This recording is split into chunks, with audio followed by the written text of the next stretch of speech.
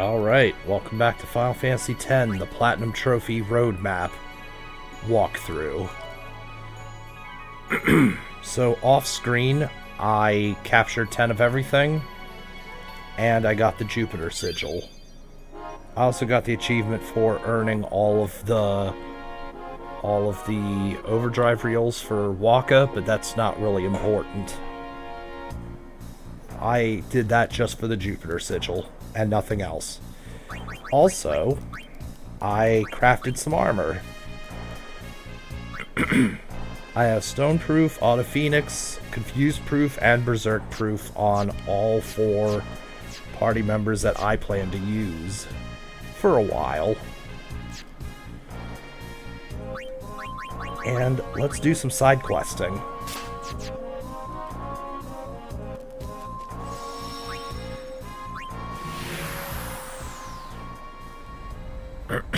We do have a fair bit of side questing to do, so let's get right on that.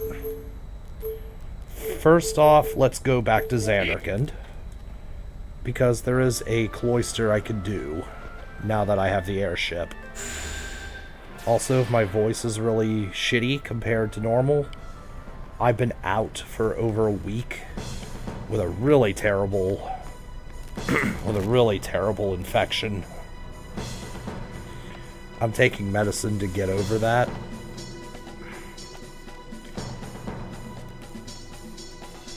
Yeah, it was bad.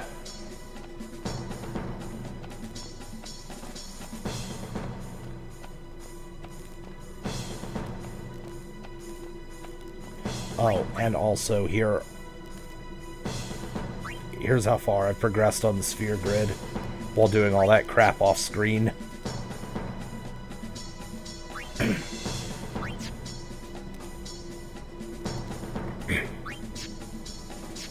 And Auron has his 1,000 kills.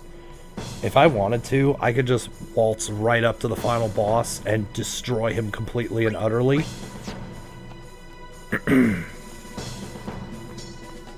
But we can do better.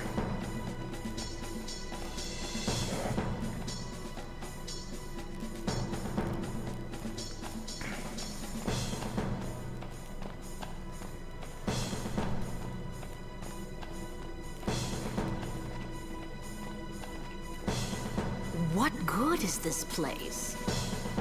All that trouble getting here only to find ruins. Well, a lot's happened. You should know. There's no more final summoning. What do you mean? Hey, we've got a plan, okay? And this plan's going to work? It has to! So, you're saying it's all in your hands now? Fine. You do what you like, however you like. I'll just wait my turn.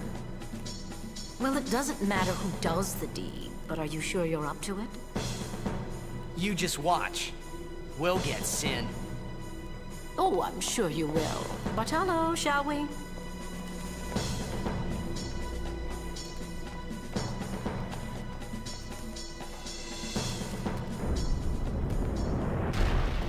Now, you do have to come back here after the airship. I think you also have to trigger the cutscene with the Faith at Bevelle.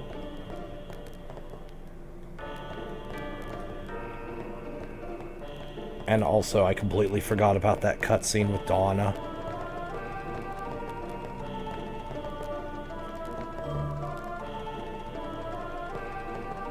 So the goal here is to step on all of the tiles that make the white squares appear.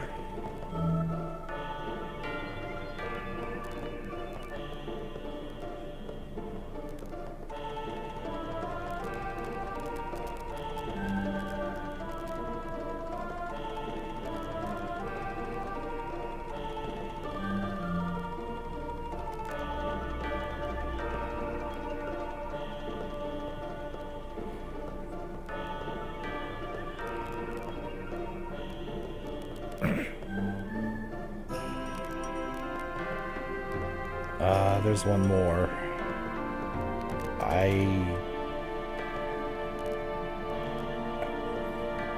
Shit. Oh, wait. I think I know where it is. It's in the other room. Yeah, I think there's 3 in this room. This one. Yeah.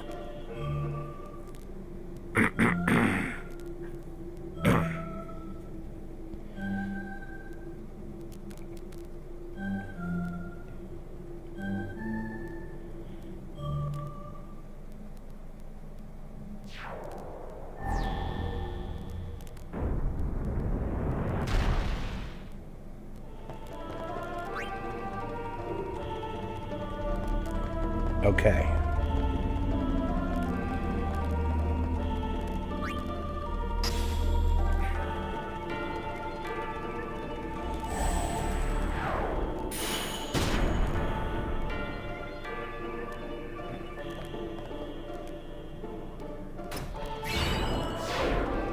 We don't really care. Jesus.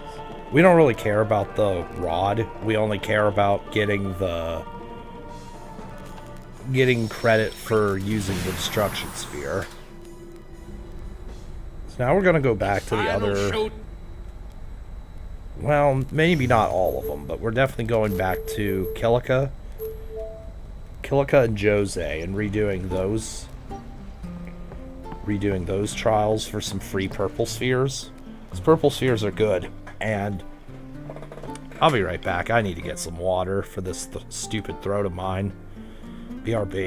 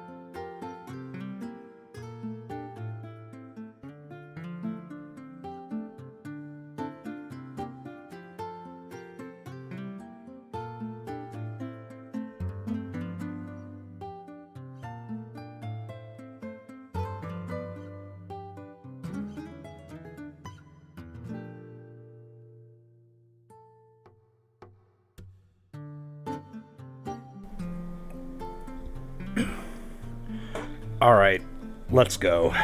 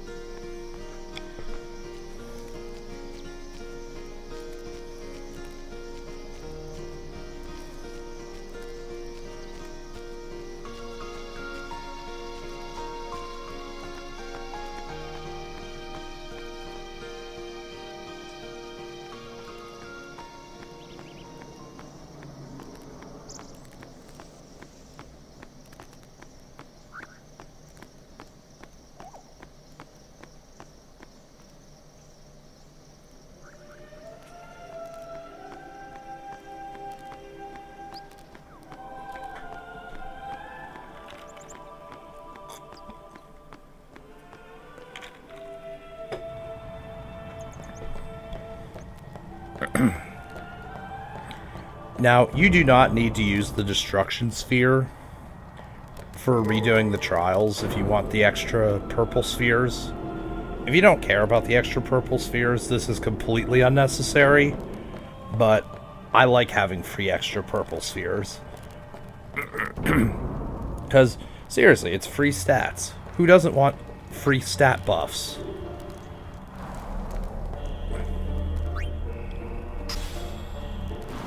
You do have to trigger the Faith in Bavel cutscene, though, or else you will not be able to do this. The temples will kick you out if you try.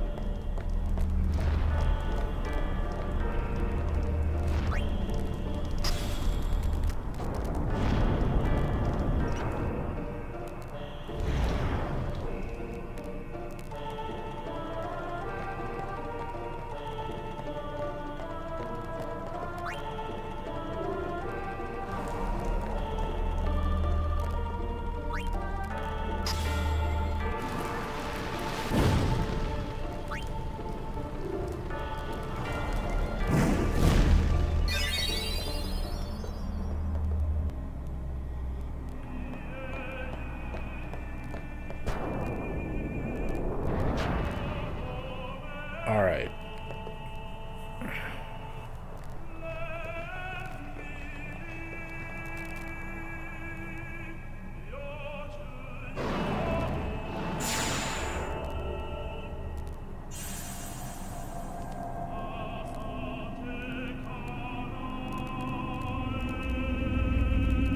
Sin swam in the sea near Xanarkand.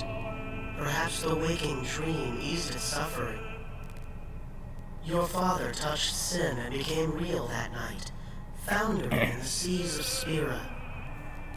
How sad now that he's caught in the tragic spiral. He is Sin. He is lost.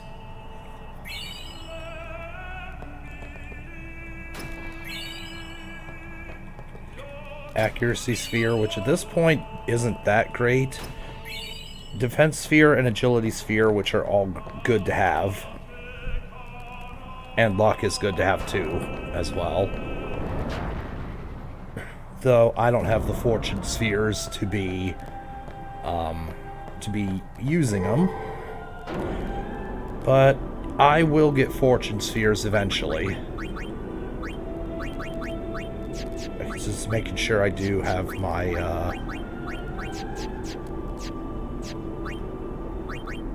okay, cool. I do.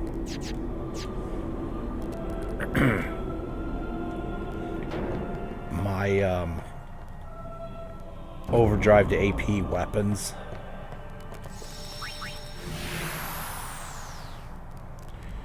Next, we're going to Jose.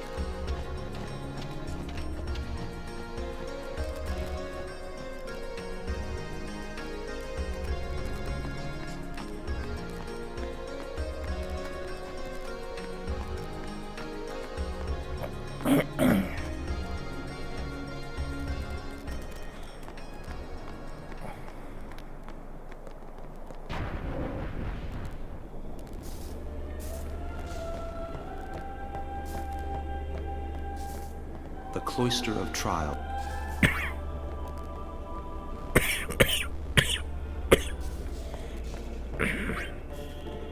Sorry about that.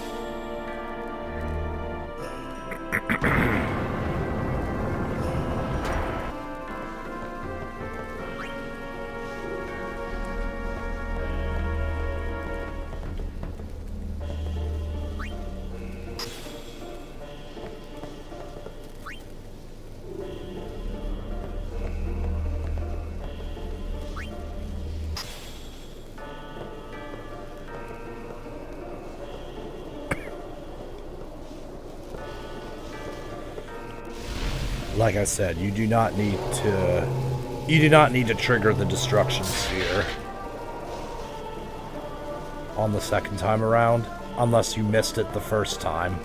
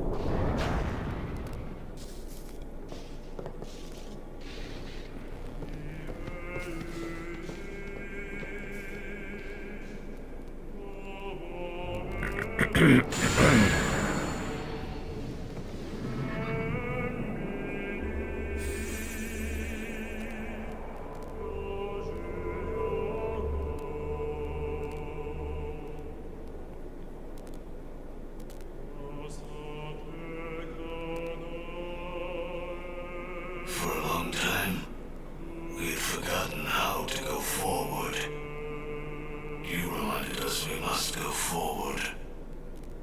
Yes, we must run. Let us go. You who share our dreaming. Come, and we will run till the dream's end.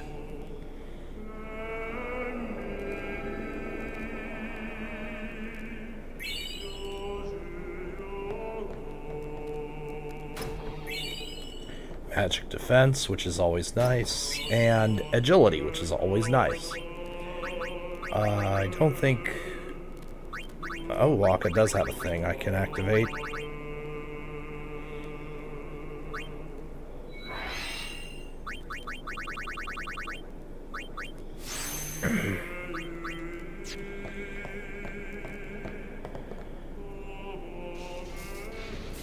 I think I missed a fortune sphere somewhere.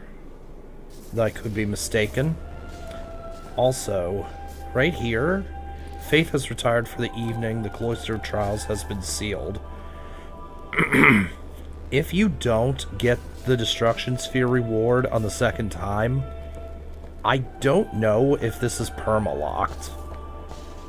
So I don't know if you can get the 1 Aeon that requires you to do the Destruction Sphere or not. But yeah.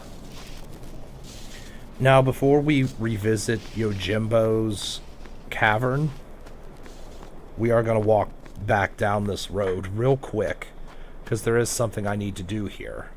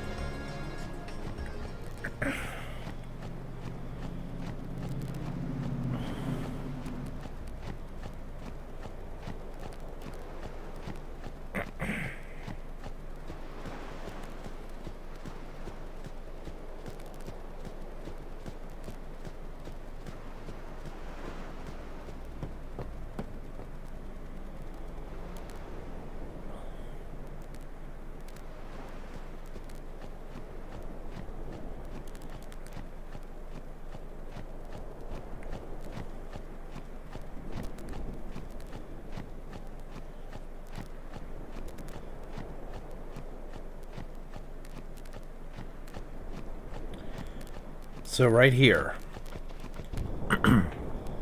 go up the elevator. With the rusty sword that we acquired in the Cavern of the Stolen Faith,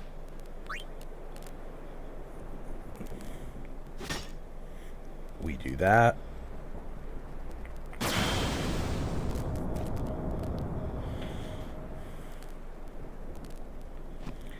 Now, Celestial Mirror seems to react. Yes.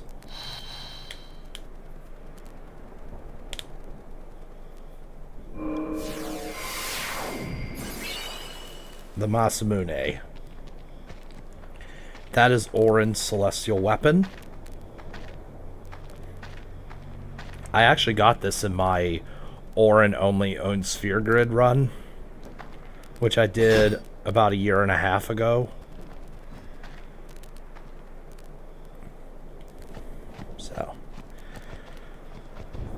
Alright, let's get out of here.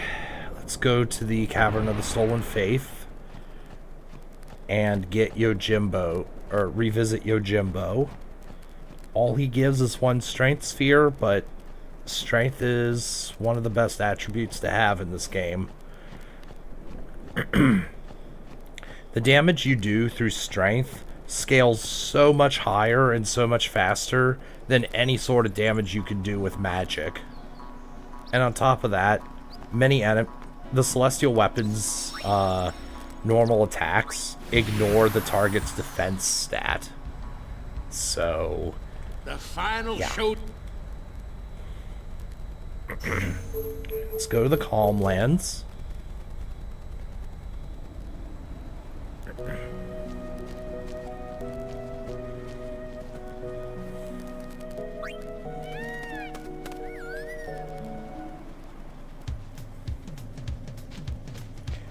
This will be a quick in and out exchange.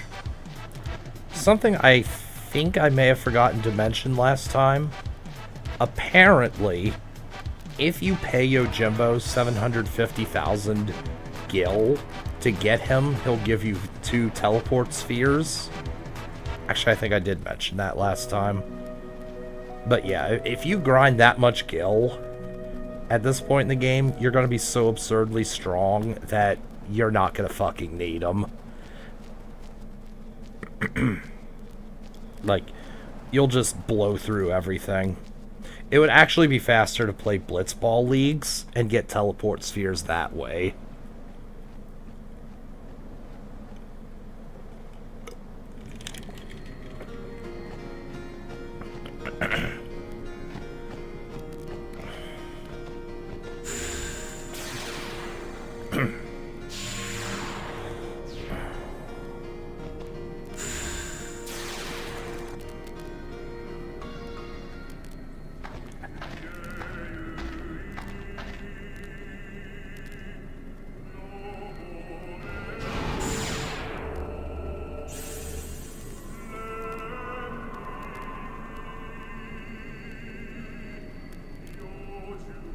You are a fading dream, but one touched by reality.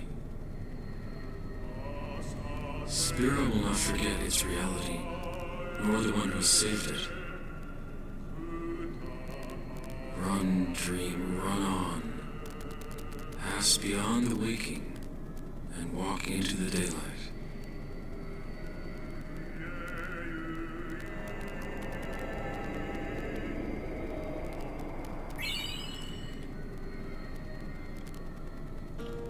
Okay.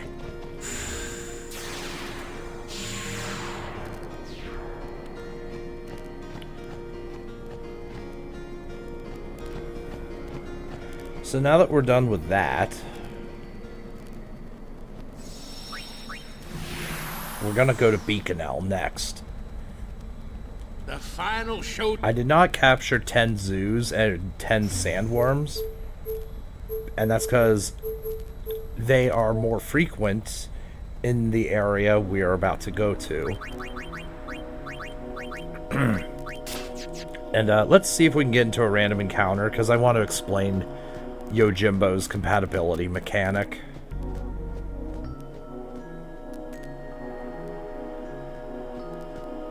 I'm not going to use Yojimbo much through this playthrough after this, because it's luck dependent and it's cheap as fuck. But I do want to explain this at least. So, you summon Yojimbo.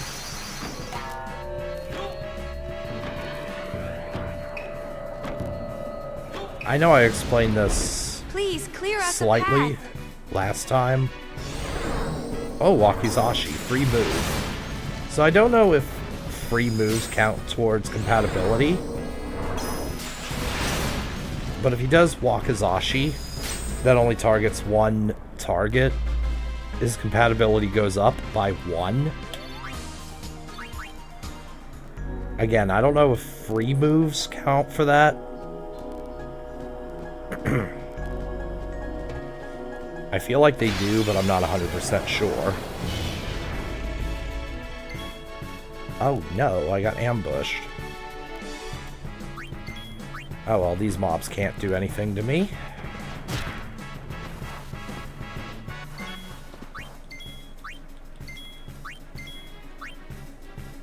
But basically, the higher the compatibility Yojimbo has with you, the more likely he is to do his ultimate move. So, you pay him a certain amount of gil. If you pay him 0, he gets really pissed, and he'll auto-dismiss himself. So never give him 0. But, the odds of him doing his ultimate move depends on how much gil you give him. the chances go up when you pay him factors of 2. Or, I'm trying to think how to explain this. Like 2 to X power. So like, if I pay 16, that's a certain percent. For the next highest, I need to pay 16 to 32, 33 to 64, 65 to 128, and so on. It's based on hexadecimal, basically. Or not hexadecimal, it's based on powers of 2. We'll pay him 129 and see what he does here. The higher his compatibility is, the less you can get away with paying them.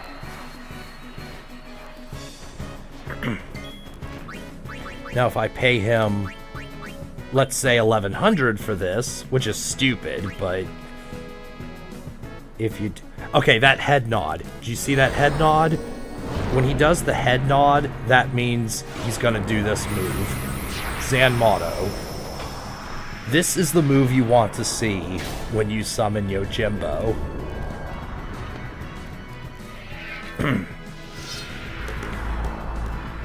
This happens.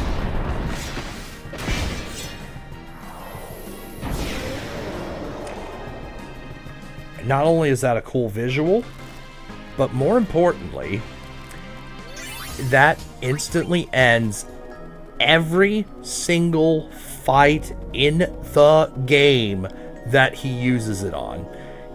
Even the final super boss, if he uses that move on the final super boss, the fight is automatically won for you. Now, you do have to pay him a lot more money for those sorts of encounters than you would the thing that I just fought.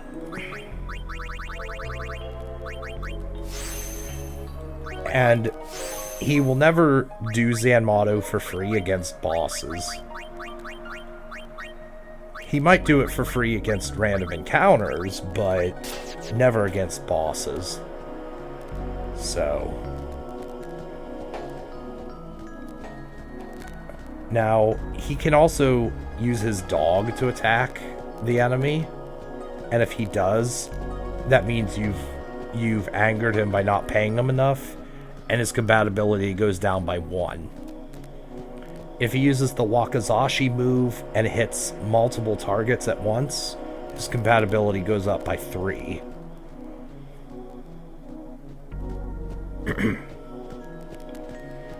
And I think the compatibility caps at 255, though someone can correct me if I'm wrong on that.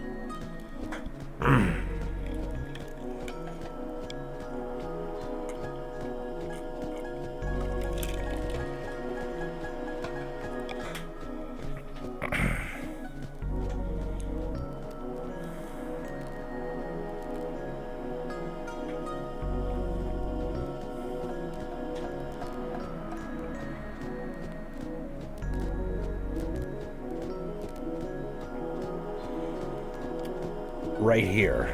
This is why we came to Bikanel. Song of the Gatekeeper. 10 little gatekeepers play in the sand. Tomei's gone to fetch the water. Be back soon. Using spheres to control the sands, the Cactuars defend their village. They are the gatekeepers. Present all 10 of the spheres they bear to the stone altar, and the way to the village will be open.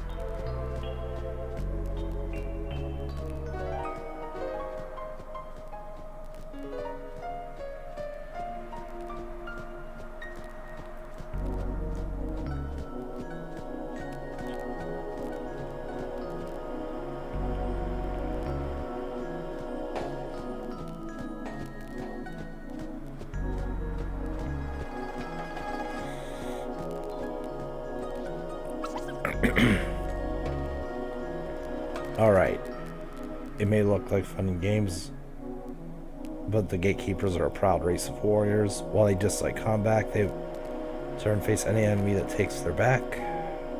Should you fail to sneak up on them, they will realize they've overestimated their enemy and depart in disgust. Sneak up on the Cactuars when their backs are turned to confront them. It's better that way, believe me.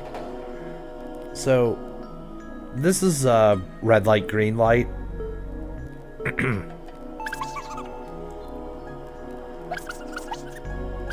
Yeah. Needle time. Now, unlike Cactuars in the wild, these Cactuars never run away. So that's why I recommend capturing Cactuars here. See ya! There we go.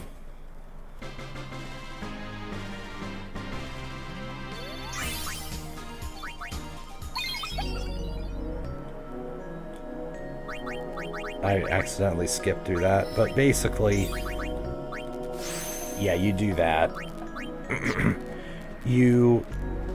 I think you can actually run away from the Cactuars, but anyway, you capture the Cactuar, or kill it, whatever, and then return the sphere to the pedestal. Rinse, repeat.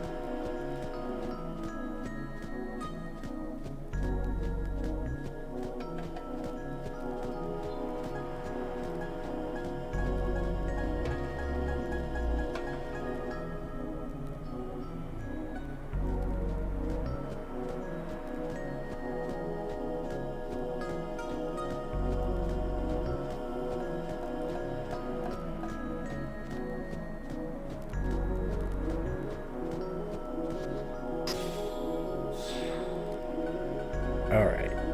9 little gatekeepers. Rovivia's gone walkabout. Be back soon. I forget exactly where this is, but I think I know where it is.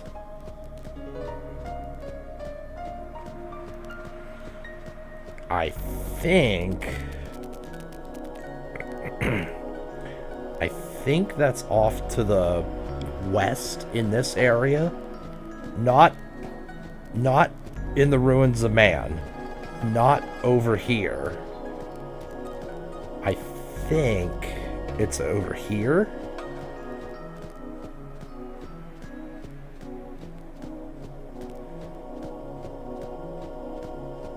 No? Okay. Well, there's one more area that I think it might be at. I always forget where this one is.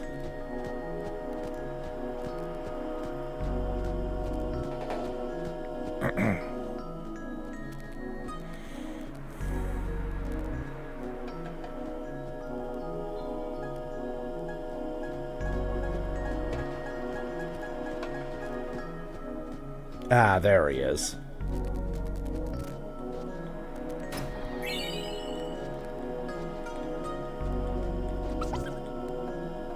There we go.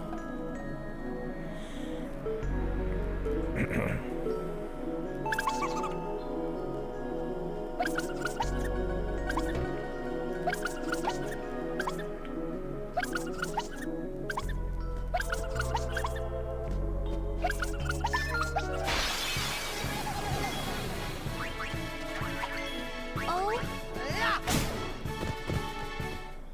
You like that?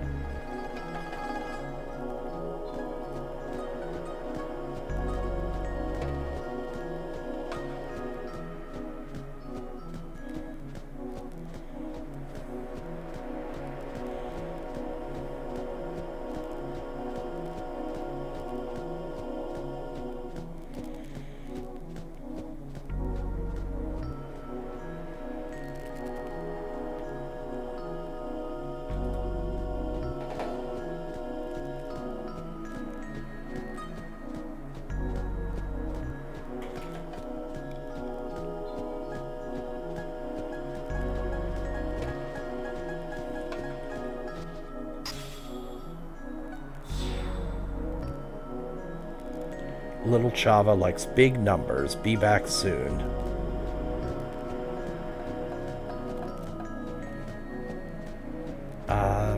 I don't think... Is it this sign? I don't think it is, but maybe it is.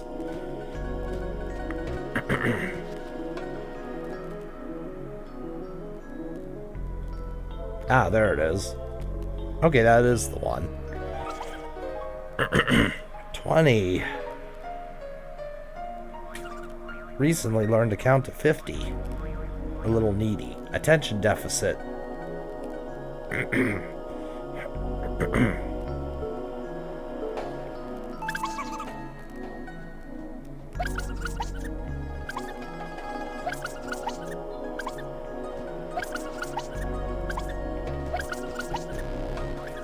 Oh, bullshit.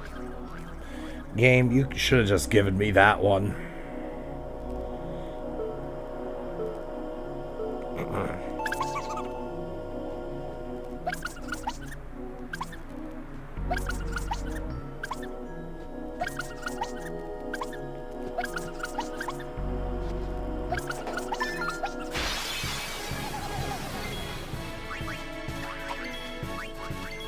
It's over.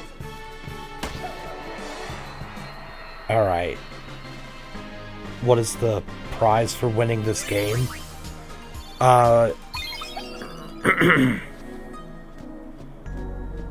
You mean capturing all the Cactuars? The reward is being able to go into Cactuar Nation and get the Mercury Sigil. And you can farm a lot of Chocobo wings for doing this. That's the reward. Also, if you're missing Cactuars to capture for the monster arena, you can just go down there. Alec and Aloja play tag in the ruins of men. Be back soon.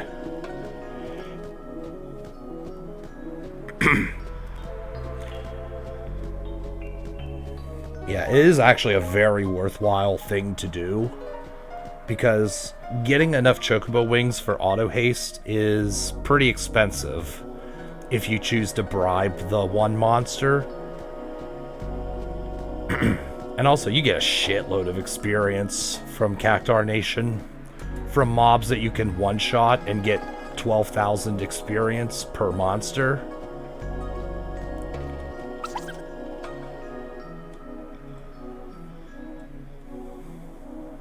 Also, you can get zoos and sandworms down there.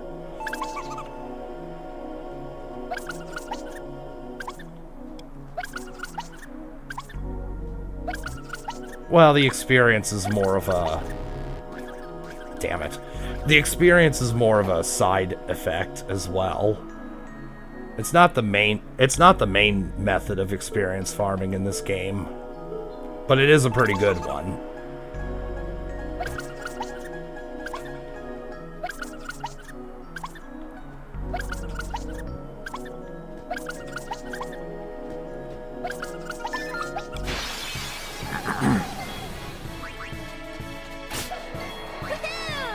Take that. I'm good, yeah?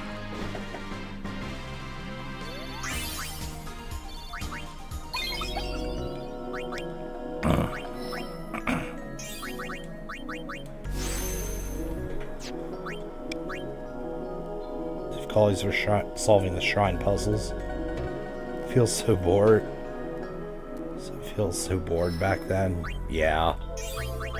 You mean the Cloister of Trials? Yeah, those do take some memorization.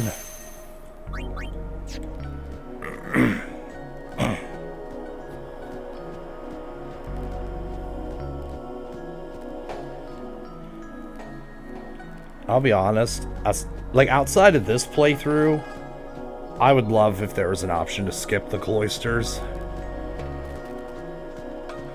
But unfortunately there isn't.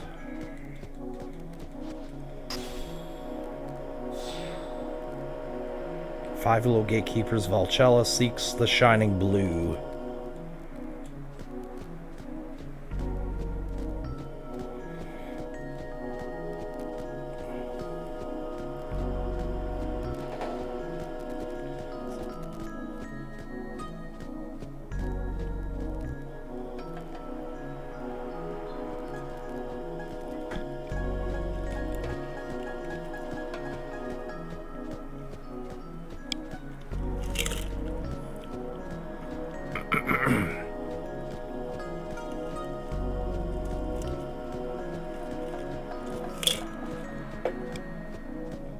Have I won against the Dark Aeons? Not in this playthrough yet. I've done it before. I've actually beaten all the Dark Aeons in one character runs before.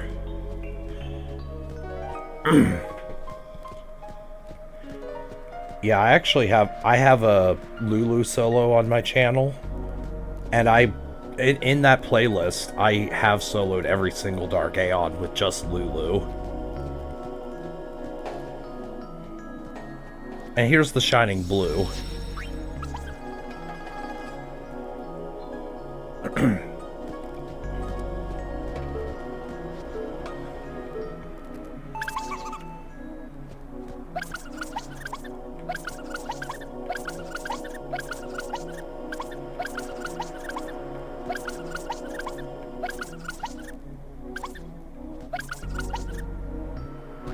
Okay, this guy's just...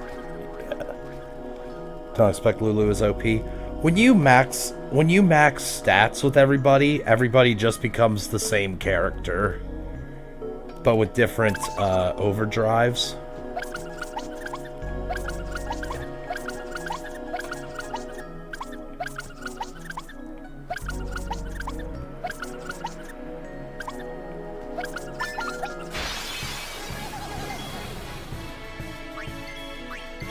It's over. I'm on a roll.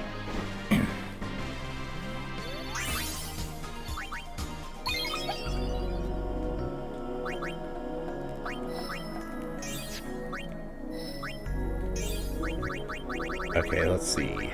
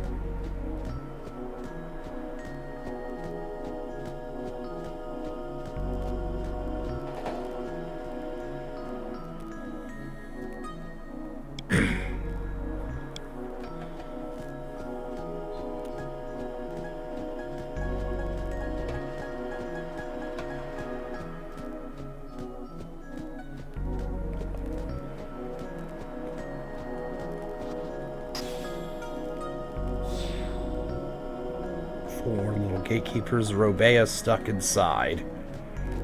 So Robea is in the central area.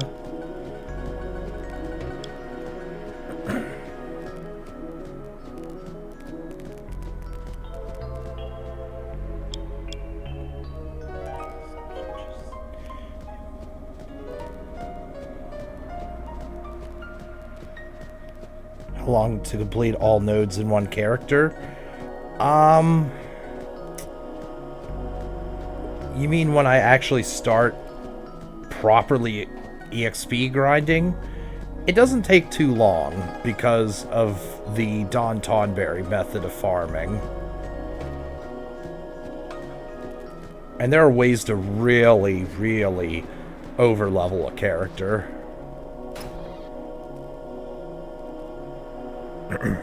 I actually showed this at the end of the last part of this.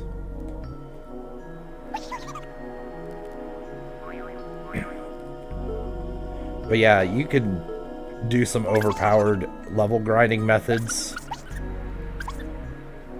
to where even the Besaid mobs, if you kill 3 Besaid enemies, you get like damn near 13,000 experience. Also, for those treasure chests that I ignored, the rewards aren't that great. You can get them if you want, I'm but good, yeah? I don't really get them. They might be useful, sort of, in no sphere grid, but in a normal run, nah, not worth it.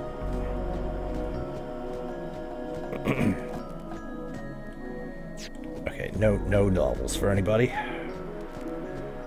I'm keeping Lulu where she is for right now, because I want her there for when I get a level 4 key sphere.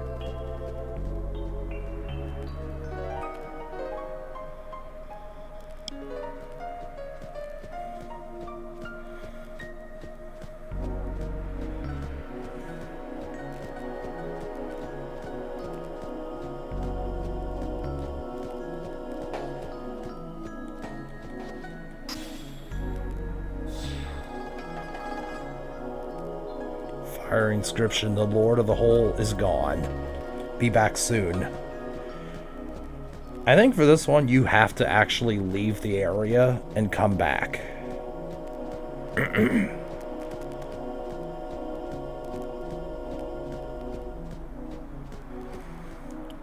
So leave, come back.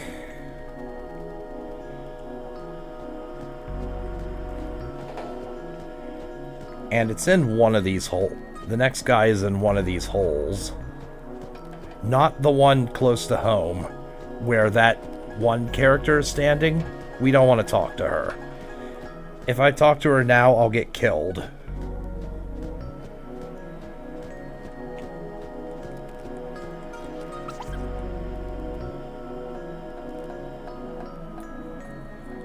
Okay, so this one... take the hole in the ground. That's why the map is there.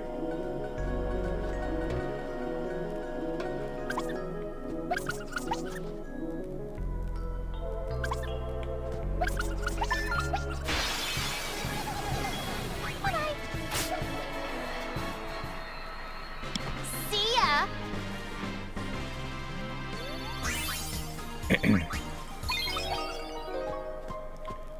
Okay. There's 2 left, and I know where both of them are.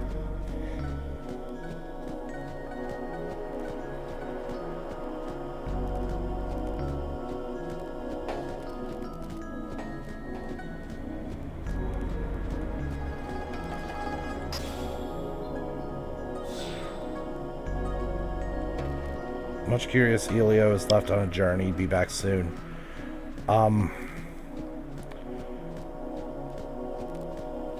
So, leveling up one character completely, like with max stats, if you do Don Tonberry, it takes about an hour. Not counting the time that it takes to get the spheres you need to activate all the nodes. Alright, so I'm gonna make a quick shortcut back here. The final show.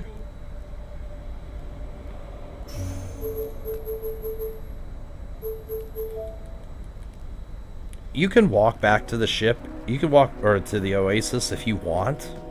But if you do what I just did, you have to leave this area and then come back.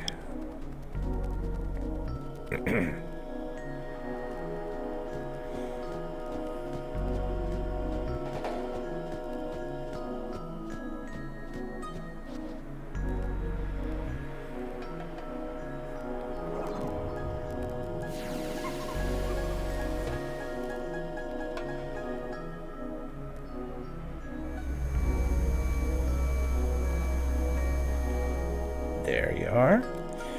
Alright, back to the ship.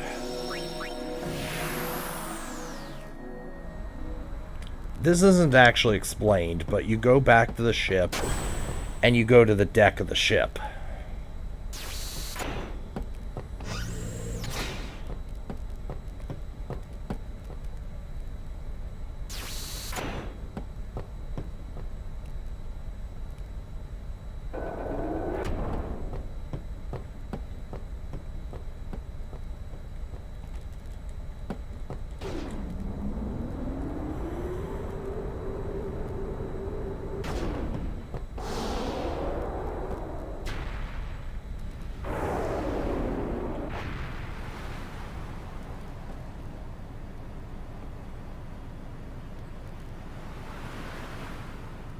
Okay.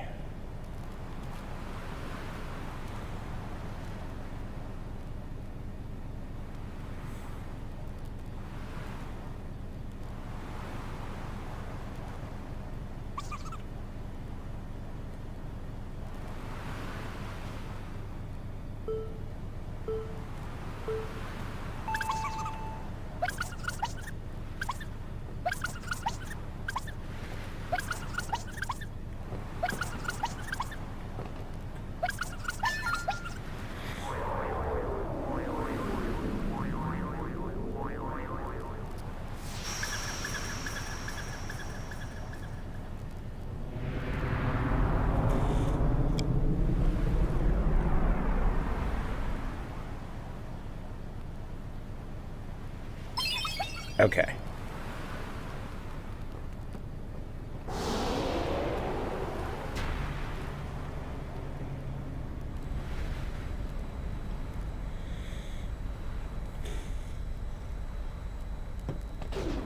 Okay.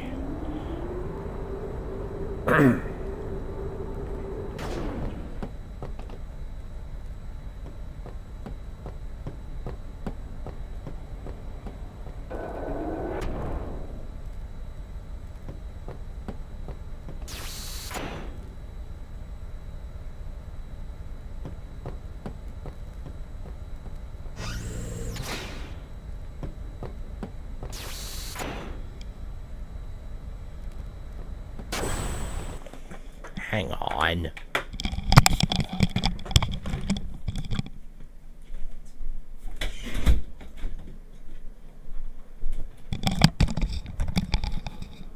Okay.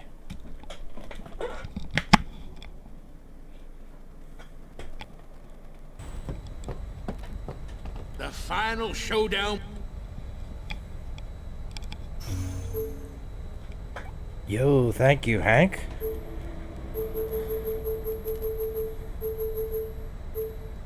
Speaking of profile pic, I am thinking of playing through D2 Resurrected sometime in the near future. Don't know how much of it I'll play through, but I'll at least do normal and probably nightmare difficulty.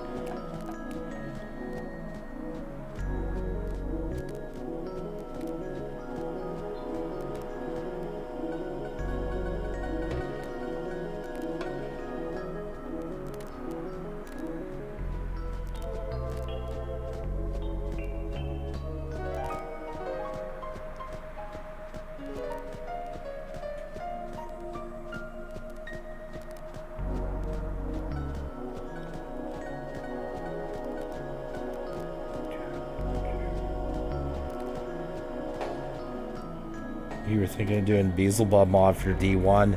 I played that years ago. Like last time I touched that mod, it was actually on this channel. I have 2 playthroughs of that. That was back in 2020 when I last played that mod. It was a damn good mod from what I recall, too. One little gatekeeper plays in the sand. Flaily is always behind. Be back soon. The guy you never invite, but he shows up anyway. Cheeky.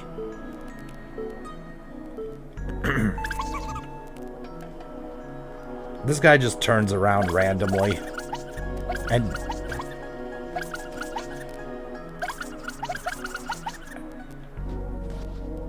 yeah. Out of my way! It's over! Piece of cake!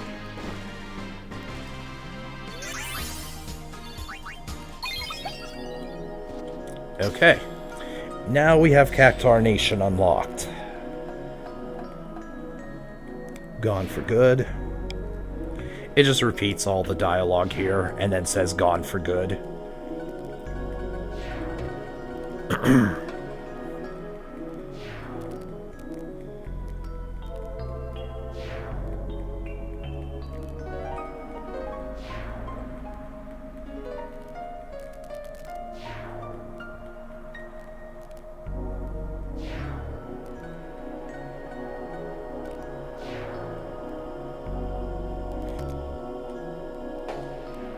Alright, now that we've unlocked this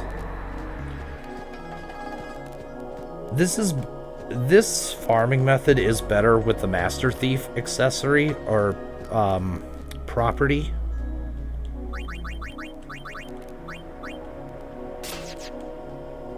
But yeah.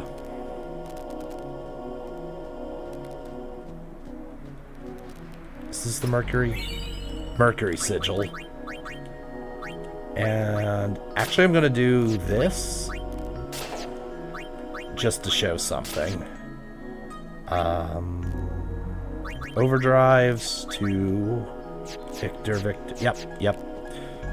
Already in place. Well, this is not conductive to farming, but whatever, I need to capture these anyway. Take that. Piece of cake.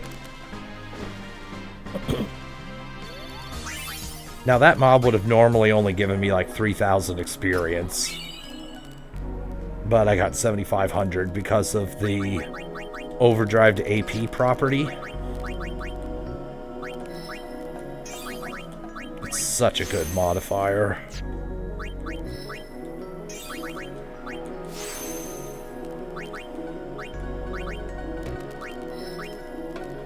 No, we don't go that way, Riku. We go this way. I'm definitely going to need more power spheres before too long.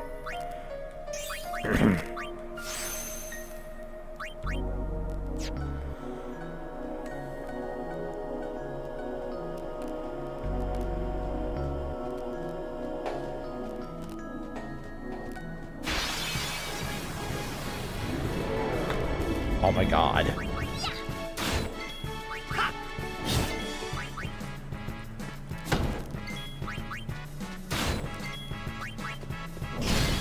Booyah.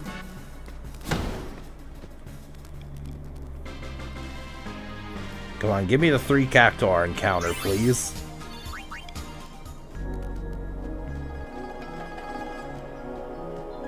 I've beaten 4 or 6 before. Most people say 6 is one of the best in series. Also, my god, is this the Cactuar Nation or Sandworm Nation? This is not even that frequent of an encounter here. I'm good, yeah?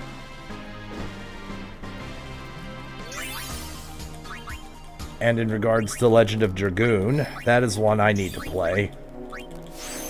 I have it downloaded on my PS3, I just need to get around to actually playing it.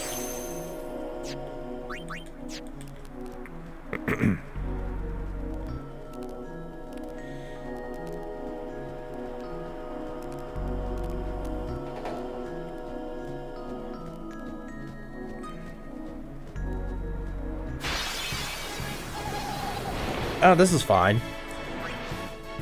Let's see. How many characters have Mug? I think it's just Riku, actually. Oh no, Waka has it too. Alright, that's cool. So, if you have two characters with Steel and at least one character with Mug, what you could do is have 2 characters steal from a Cactuar, and the third character mugs and kills Cactuars. Whoops, I did not mean to do that. And if you have the Master Thief accessory, you're guaranteed to get Chocobo wings. Chocobo wings are the thing you need to craft auto haste, which in my opinion is the single best modifier in the game.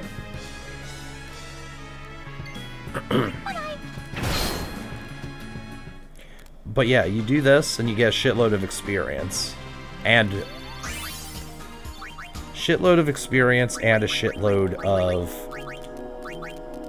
wings if you have the Master Thief accessory. I'll show this actually quite a bit later in the stream. Because I do need some money for getting the things I need for that.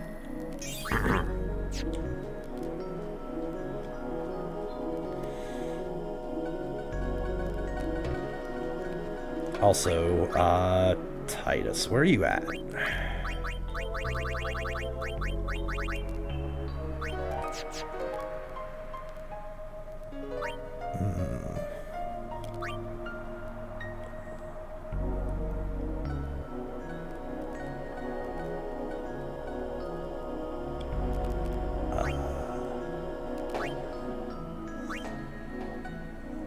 Where the hell? Alright, well, I need to get Titus steel for sure. Actually, I don't even think Orin has steel, does he? Oh, he does. Oh, okay, cool. Yeah, I power grinded Orin big time. I wanted him to have 1,000 kills because his celestial weapon causes him to do less damage, or more damage when he's low on health.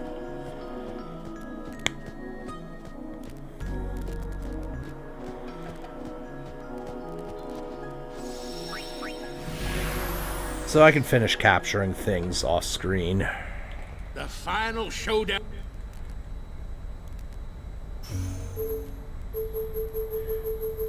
Real quick, we're gonna go back to Thunder Plains to get Kamari's ultimate weapon.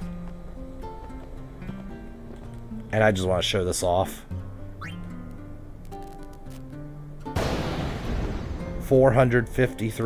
63 lightning bolts have been struck towards me. He successfully dodged 419 consecutive bolts. Yeah, I kind of went overboard with how many lightning dodges I did. I wanted to make sure I got 200.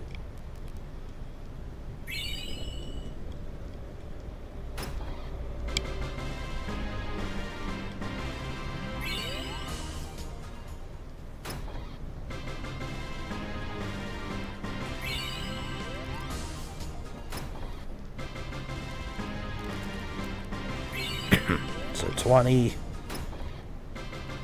50, 100, 150, and finally 200. And there's the trophy. The Venus Sigil. Quite frankly, this alone is one reason I don't use Lulu in my main party often, because I don't want to do this all the time. It's the same reason I sometimes don't use Titus, and I'll use a different party member, because I hate Catcher Chocobo. Just a quick reminder, you do this with no encounters, and you do that for like 20 minutes.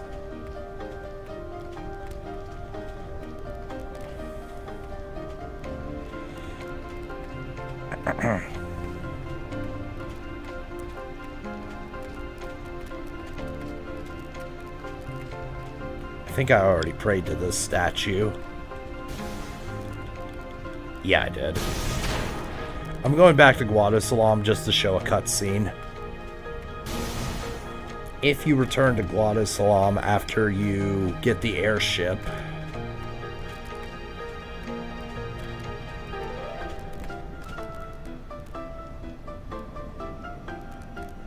why are you in Guadosalam? What business have you here? You want to start something? If it would please you to harm a defenseless old man, then burn me, boil me, it matters not. Huh? Lord Seymour is gone. No lord rises to take his place. The Guado merely wait for sin to come and finish us off. Why should I care what you do to me? Oh. If it meant rejoining Lord Jyscal and Lord Seymour, then your taking off my head would be the greatest kindness.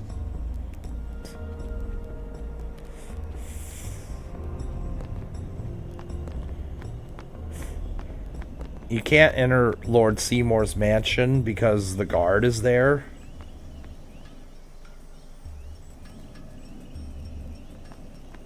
Also, that's not where I entered this place from. But they allow the LeBlanc Syndicate to just do whatever in there in 10-2. And make that big underground labyrinth too, apparently.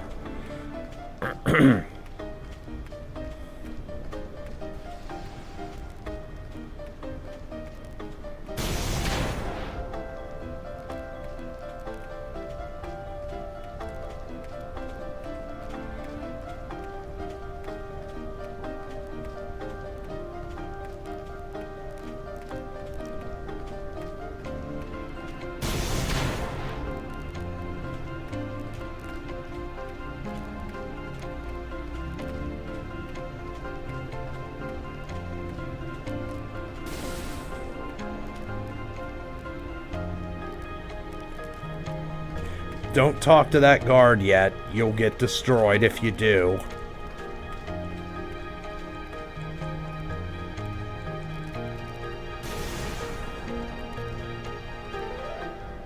Alright, I'm just gonna...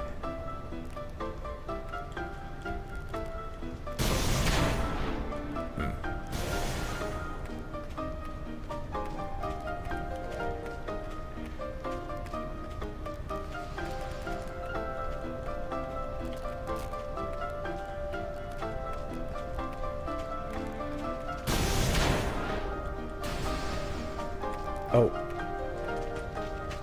Yeah, press the button when the Cactuar statues illuminate. You can get the one in the south part for free, because that's the only one down there.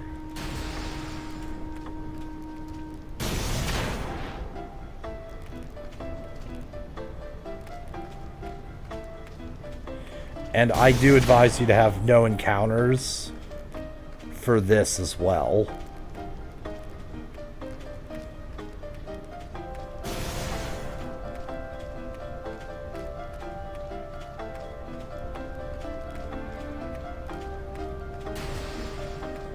Right, I'm gonna drop a save. Since it's been a little bit.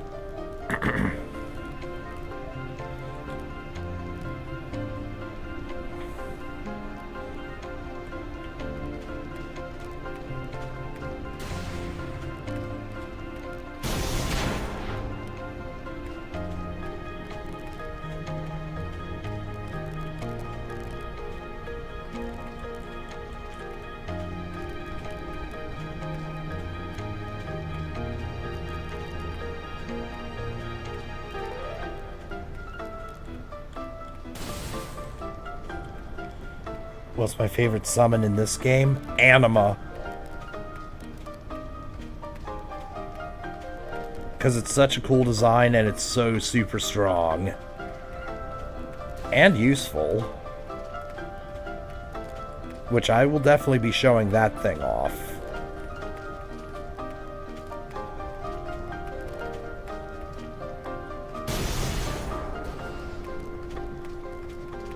Okay. Can we...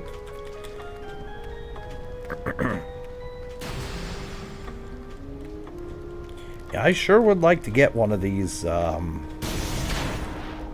sure would like to get one of the last statue here, because I do need another statue. I need to pray to one more to finish what I what I want to do.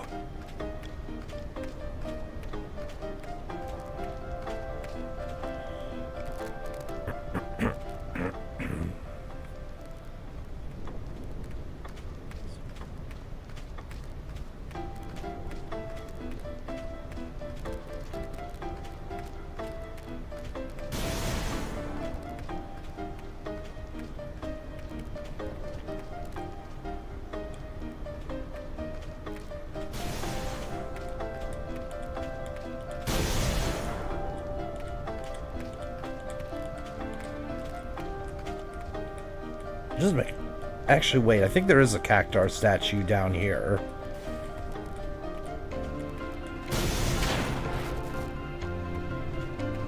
Is there?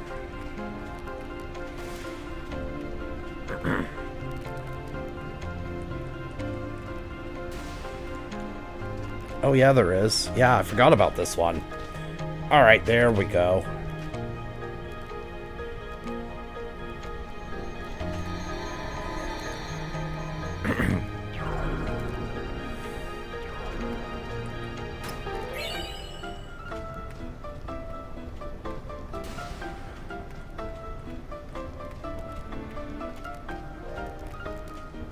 I prayed to one of them really early on here, so that's 3.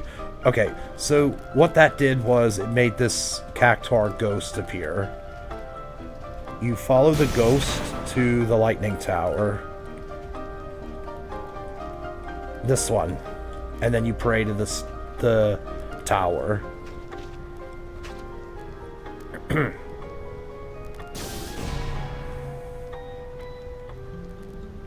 Need the celestial mirror.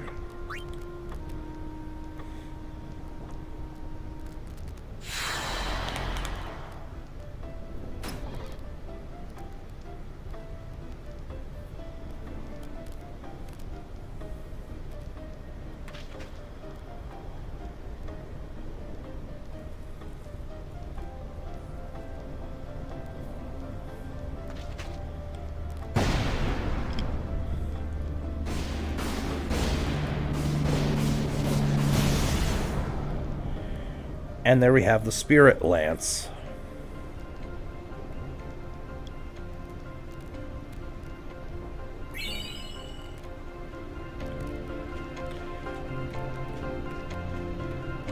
There's 2 more celestial weapons to pick up. One is the World Champion, which I know where that is. You just go to Luca for that. Actually, before we do, what's over here? I actually don't know what's in here. The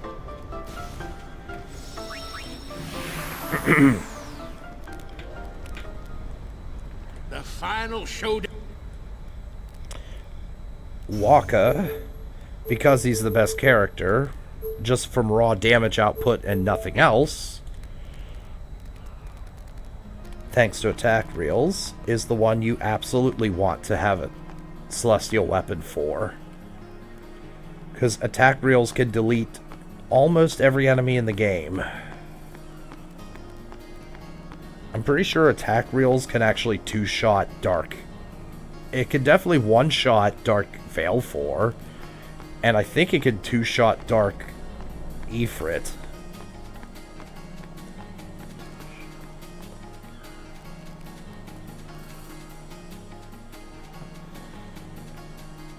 Ancestors received this artifact from O'Holland. Okay, well that's where you get the World Champion. Okay.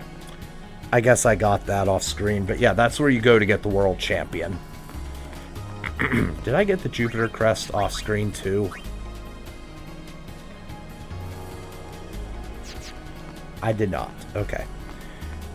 I did get the Jupiter Sigil off screen, but that's just through playing a bunch of Blitzball. And I already showed the method for that, so... Yeah, it just... You play Blitzball for a couple hours. It's really only bad if you insist on staying with the default Aurochs. Mostly because Keepa is such a bad goalie.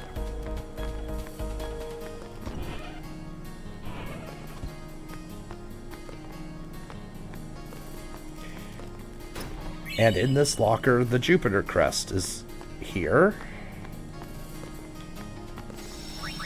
Great, so now we have everyone's celestial weapon except for Lulu. We'll get hers in a moment, but first, back to Lake Macalania. And because we've already captured 10 of everything, Well, I have anyway. Because I've already captured 10 of everything from Macalania, I'm just going to equip the Celestial Weapons and kill well, not random encounters, but I'll kill the encounters that I might accidentally get for messing up the butterfly minigame. A lot of people hate the butterfly minigame. I personally don't, because the butterfly positions are not random. They are set in stone, so it's basically a memory test. But I understand why people don't like it.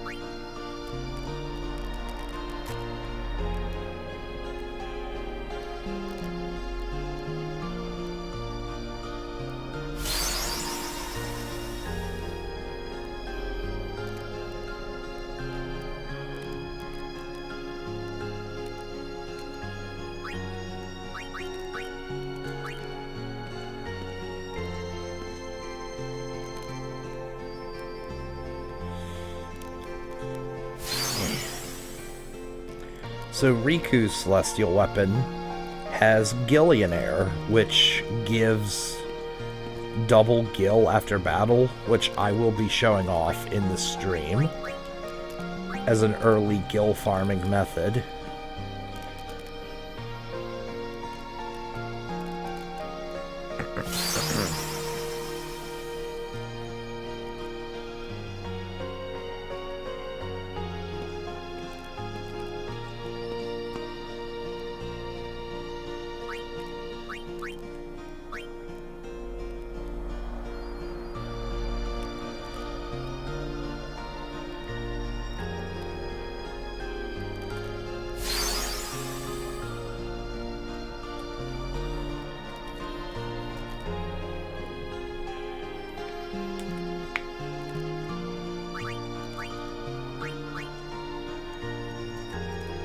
Oh, right, I didn't get that yet.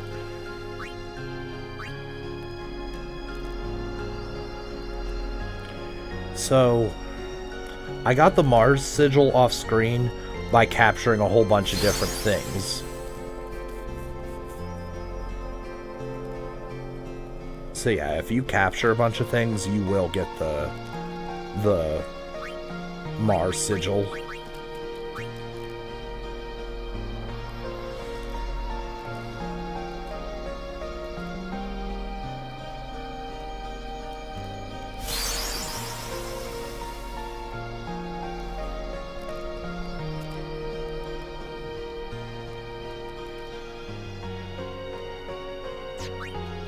And that's all for now. So, let's get Khalid Bolg, World Champion, and the God Hand. Oh yeah, and we'll keep the No Encounters armor on for now.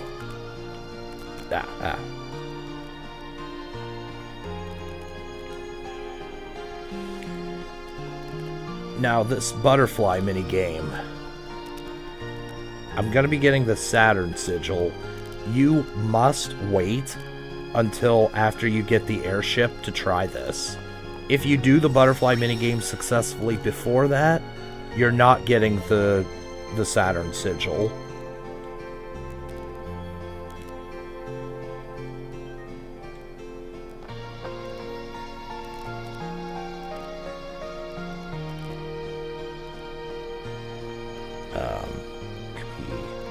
Okay, yeah, touch it. There's one back here, which is a really trolly thing to do to the player. Also, I was nowhere near that butterfly. Now, enemies that you encounter from here cannot be... Like, when you touch a red butterfly, you cannot escape it. Their stats increase, I think. If they had 100 defense, they have like 150 defense. And their magic defense goes up from 1 to 90 or something like that. I forget the exact specifics, but basically they get a defense buff. Pick up. 2. Okay, I'm gonna fuck this up.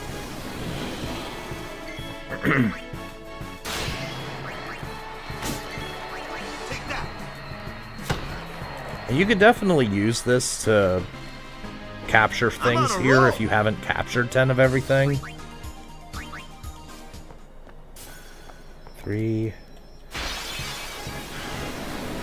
Okay, I really need to actually avoid these.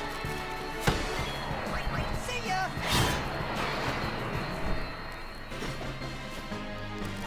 Told ya.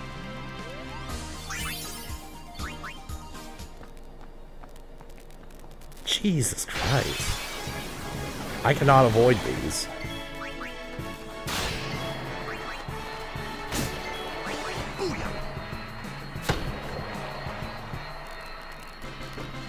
I'm on a roll.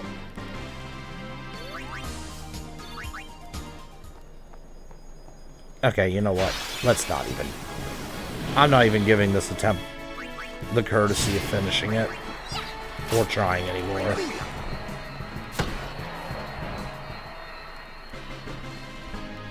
I'm good, yeah? No. Actually, I'm gonna go ahead and see... Okay, well, I can't take that path. Here we go. Yeah. See ya.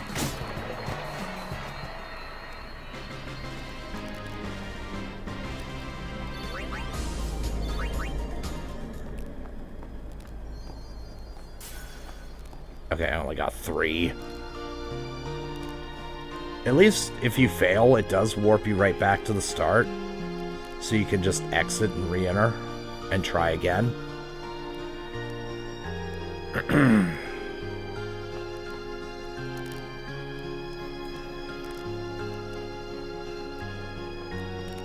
Where's the there's the thing. Hey, Blue Hedgehog Man. Good to see you today. Also, bullshit, there was not a butterfly there. So either you have to take a perfect path through there, or that's unavoidable. No, I'm not fine. I've been ill for a week plus. I've only just now felt acceptable to do this. There we go, that's how you dodge it. There we go, that's more like it.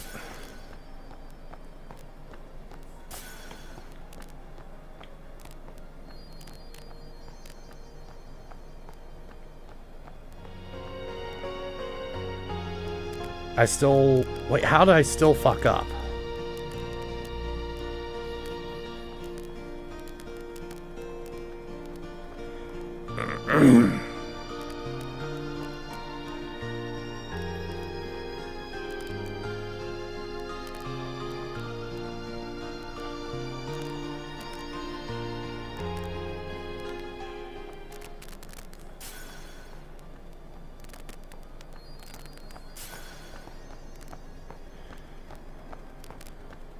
Long story short... Oh, fuck.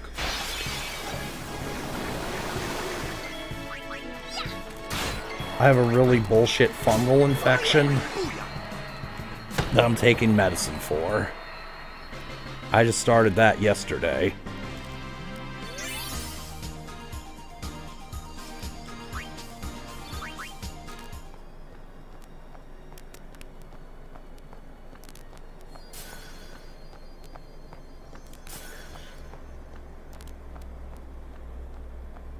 Oh, bullshit. Well, I feel better than I did. Take that.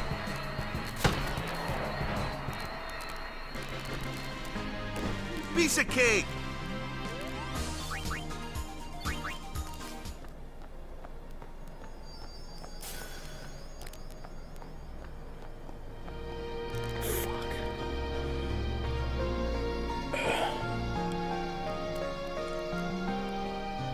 Okay, I could do this. I'm very, as you can tell, I'm very out of practice with this crap.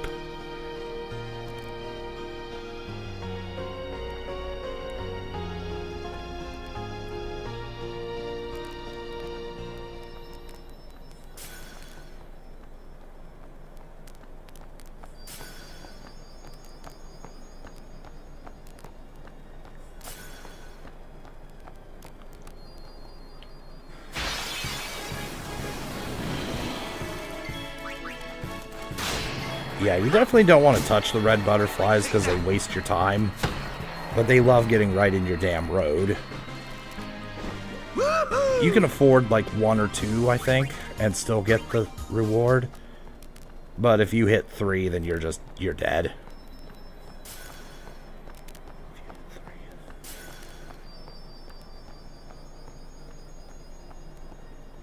Oh, and fuck that butterfly too.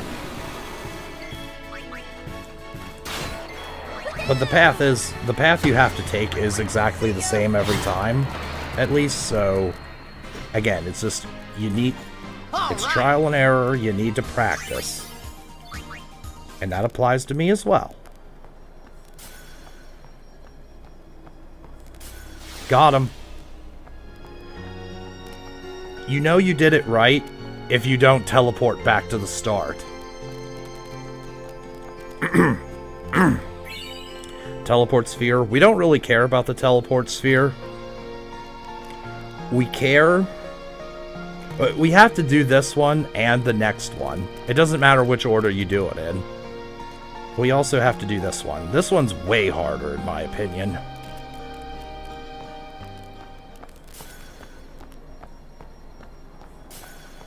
Two. 3.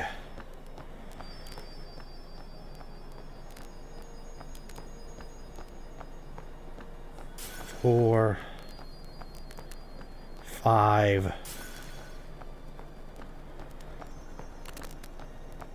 Yeah, there's like 10 of them there. I don't know how the hell you avoid all of them, or even if you can. But yeah, I take the inside of the track.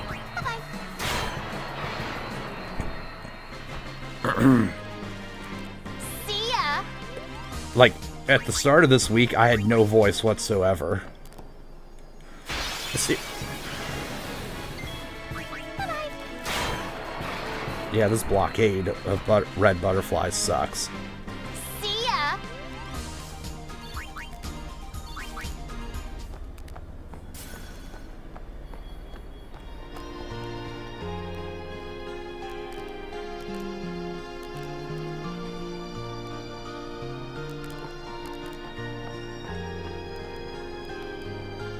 And also, I'm sure you noticed, but that last butterfly is literally like on top of the exit. And if you take the exit, oh fuck. If you take the exit and leave the area, you have to redo the thing again.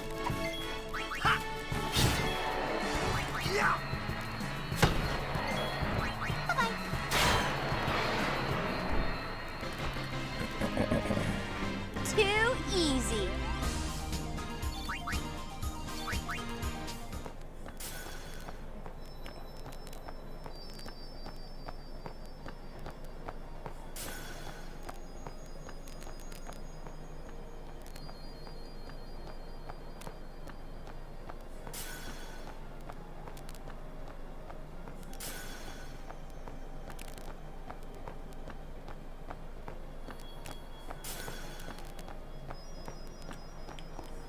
Okay.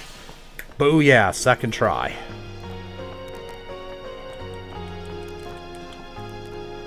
And there's the Saturn sigil. Yes. There we go. A little obnoxious, but not nearly as bad as some people make it out to be. Again, it's trial and error. You gotta know where to go.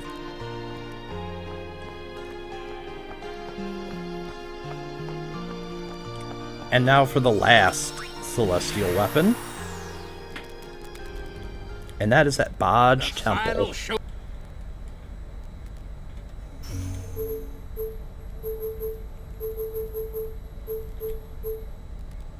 Yeehaw! Here we go!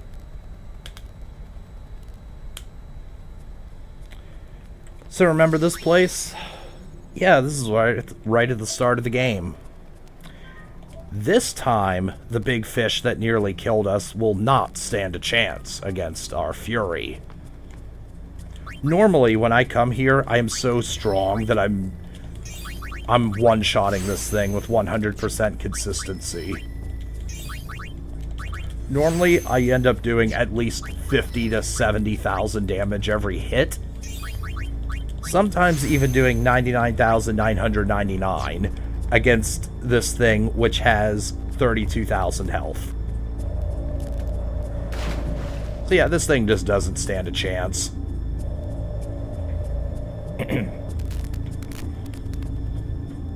What's up? Something here? I almost got eaten by a fiend here. Payback time. I get the picture. All right, let's go.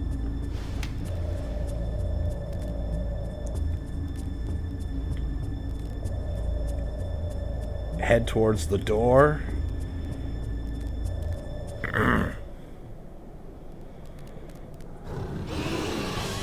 Oh, hey, Gia Sagano.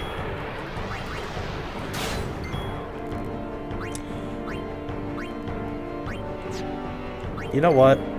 Let's see if I can get attack reels. I need to practice actually doing this, so... Yeah, let's see how much damage this does.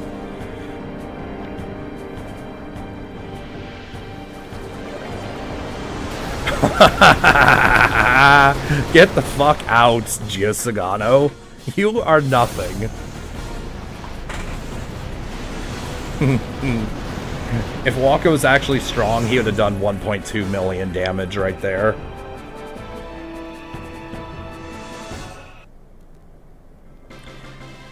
I'm not explaining that fight's mechanics. Just overlevel and crush him. Crush him like the insect that he is. Anyway, now that he's dead, we go swimming for a bit. There's a chest down here somewhere. I actually forget exactly where. But somewhere down here has the Onion Knight.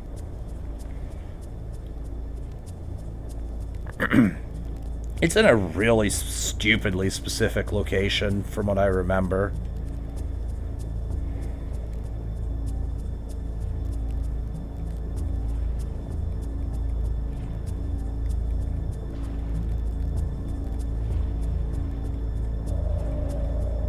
Ain't it like back here, maybe?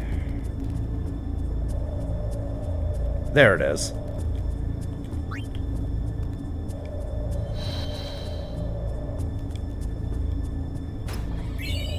Onion Knight, yep. Your collaboration might be tonight if your internet's fucking up. Oh, rip. What was that?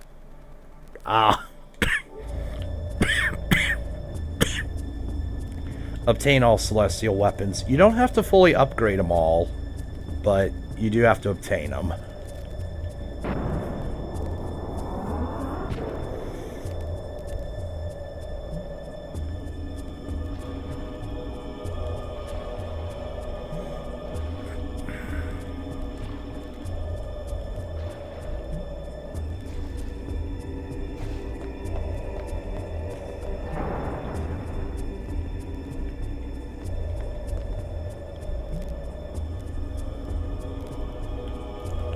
Okay. This isn't explained, but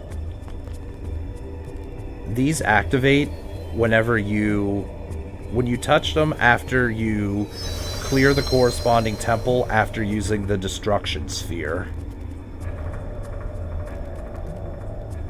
In each area, including Zanarkand. That's why I did Zanarkand at the start of the stream.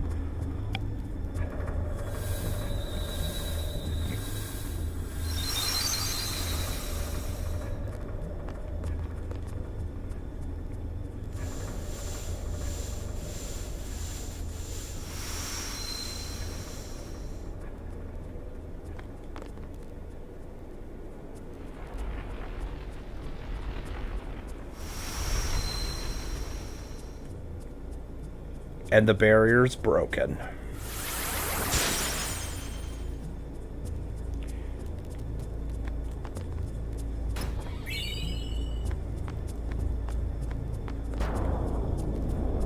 Now,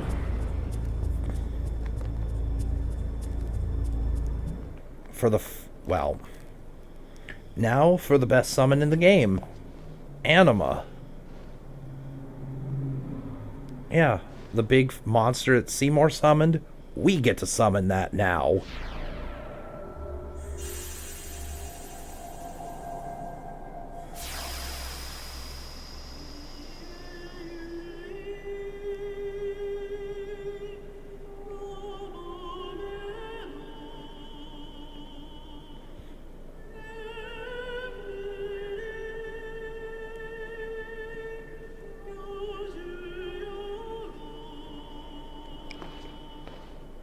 You are Maester Seymour's mother.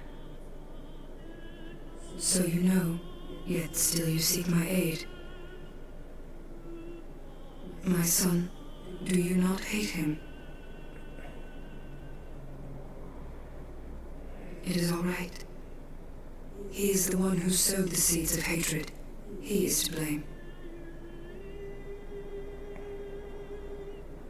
But I am at fault for letting him become what he was.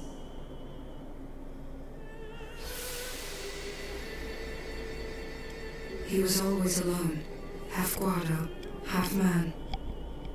I wanted to give him the strength to live by himself. And so I became a faith. But because I let him taste power, he began to thirst for more. He was not satisfied with my Aeon. He wanted more power.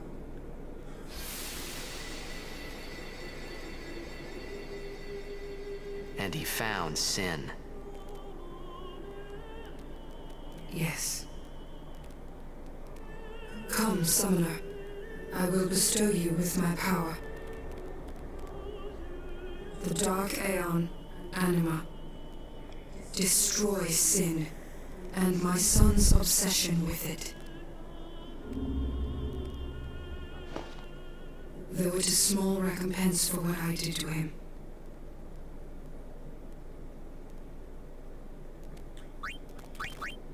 And there we go. Now that we have Anima, we're going to go back to the Calmlands, or specifically Remium Temple. Because now we can actually do what's inside the temple.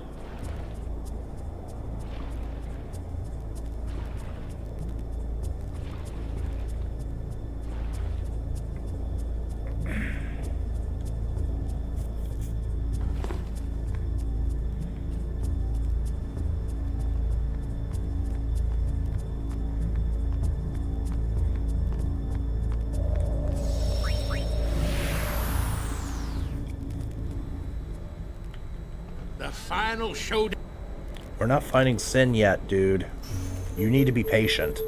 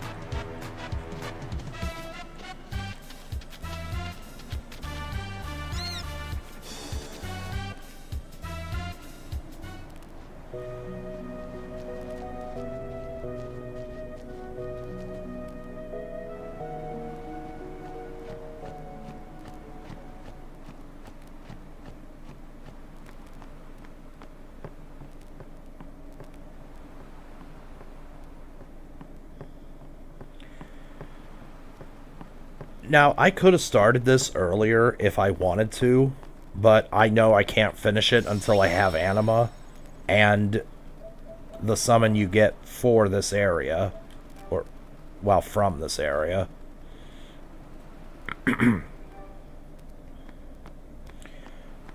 So...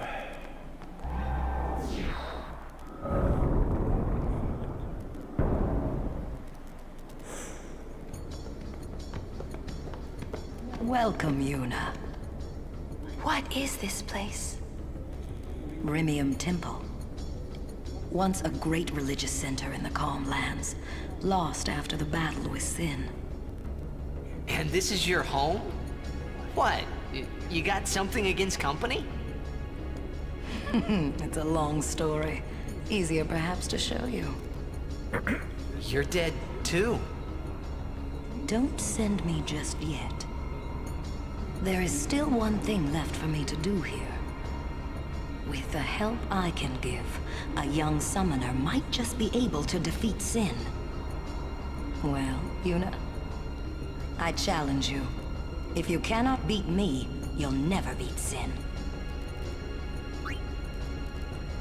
Very well. Before we begin... Now, are you ready? And so we get to challenge her to several more rounds of Pokemon.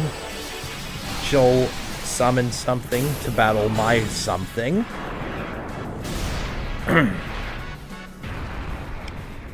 Choose your Aeon Well, Summoner. Alright. Anima, I choose you.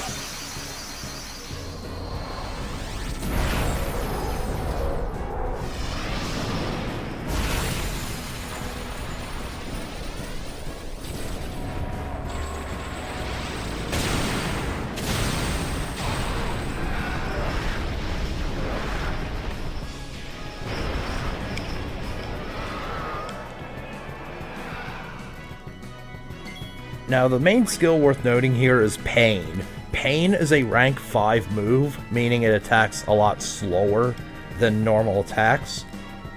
But it does special magic. What this means is, it ignores the target's magic defense stat. So if Anima has high enough magic, it will always do 99,999 damage to the enemy, unless it is immune to magic. And there are a few enemies that are just immune to magic. Namely Dark Anima. Or it inflicts death on the target if the target is not immune to death.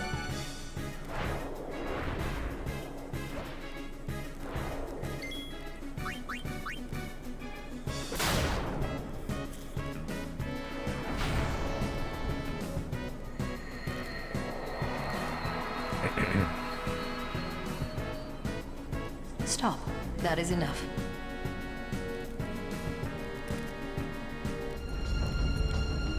Ah, you have made some progress. And for that, I'm glad. Take this. It may come in handy. And I don't think I can break both these barriers, can I? I think the Flower Spectre...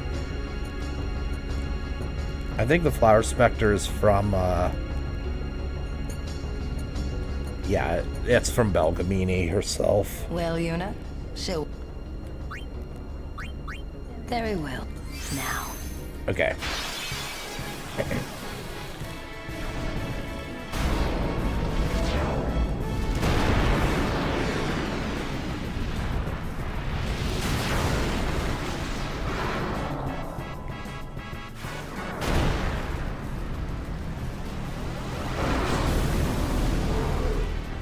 Choose your Aeon Well, Summoner.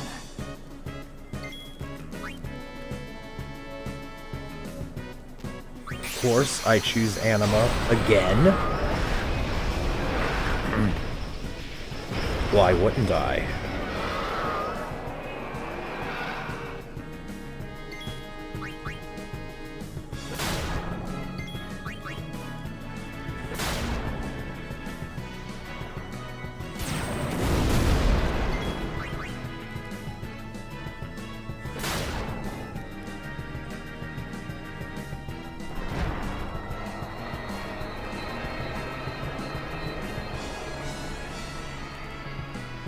Stop. That is enough.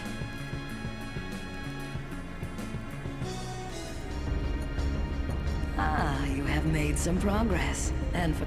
Take So yeah, this. she'll just keep saying that over and over again. You... Very well. Now. She will not let you fight Anima and Yojimbo until you have acquired both said Aeons.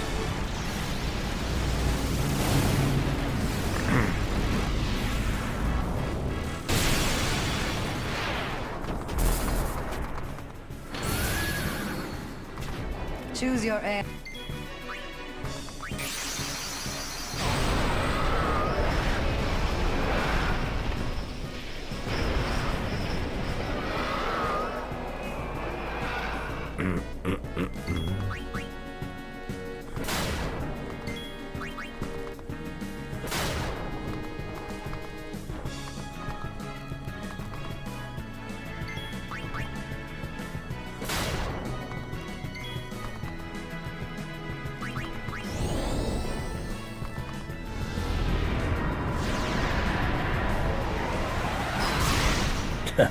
Some defense.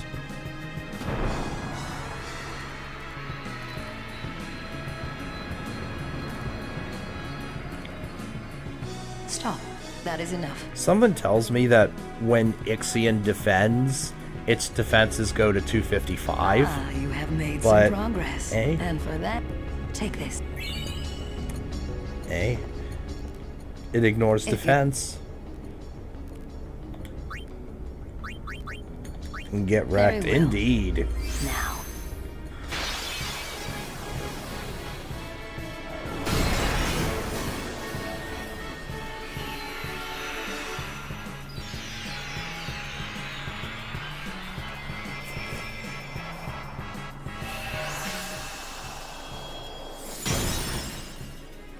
Choose your Aeon well, Summoner.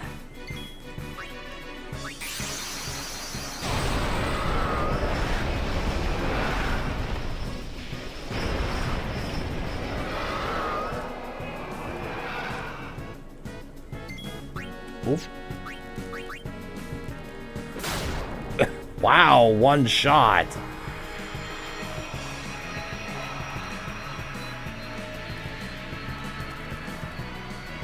Okay, I didn't think I would do that in one shot. If I had actually leveled up Yuna, then Ah, yeah, you have Anima made would just some one-shot progress. everything. And for that, I take this.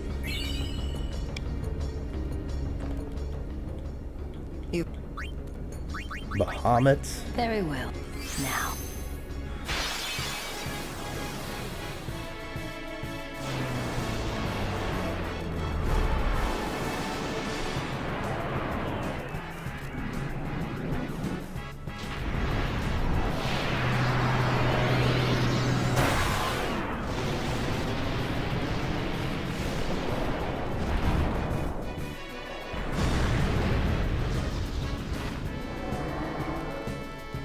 Choose your aim.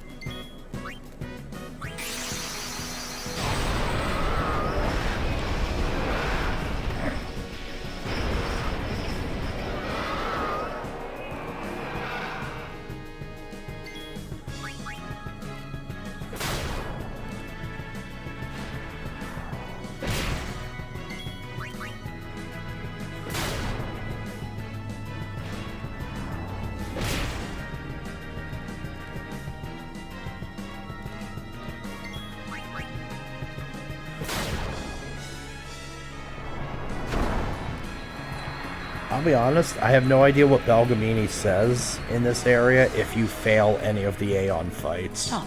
That. Because of how Aeon growth works naturally, Ah, you have made. you should be strong enough to just do this anyway. Alright, there's the Flower Scepter. Now, we can enter this. I very seldom do this one because you need Yuna and you need to summon. So, like, yeah, I'm not allowed to do this in many of my runs. And here we have these. The worst Aeons in the game by a wide margin. We've earned 2 trophies. Obtain all Aeons and obtain the Mage's Sisters.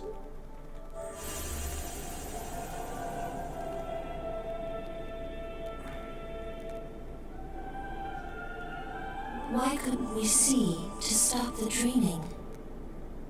Why did we stay on in Spira? We had forgotten for so long. We had forgotten to move forward. We had forgotten to change.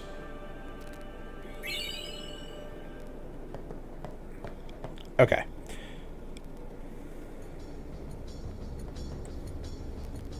You've got quite a name.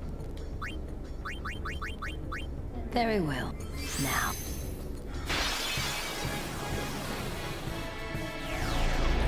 I forget if you actually get anything for completing this side quest. Since I still got a few things left to do. Choose your Aeon well.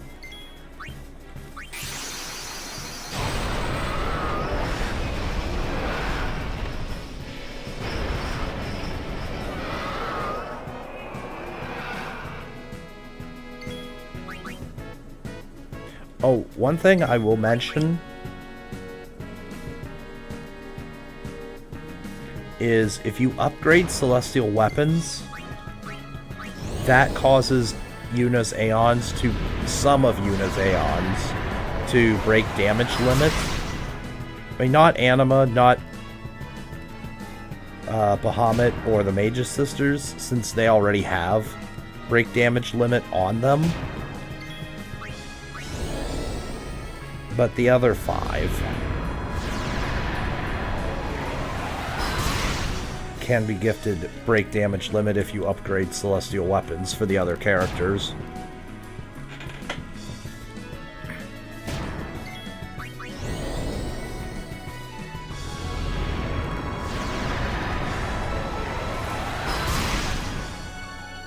There we go.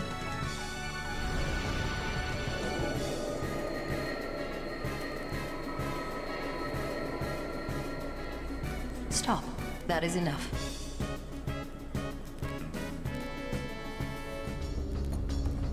Ah, you have made some progress, and for that, I am glad. Take this. It may come in handy. Now, real quick, I'm going to use the Summoner Soul to teach Anima one thing and one thing only. Haste. This is the one thing in a normal playthrough that I would actually recommend that you do, because I will be using Anima to farm magic spheres I will be the judge of your later. Aeon strength. Are you good enough, I wonder?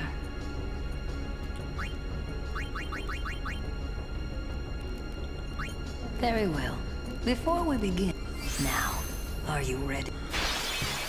Now, we will showcase the shittiest Aeon, the Mage's Sisters. Oh, these girls are terrible to use. But unfortunately, if you want to do no Sphere Grid Dark Anima, you have no choice but to use the Sisters, and hope they don't ruin you. Trust me, they're going to. Choose your Aeon well, Summon. So, a TLDR version of how these sisters work is you give them a general command and they'll choose from there, they'll make a decision on what to do. And half the time they just decide to do nothing and take a break.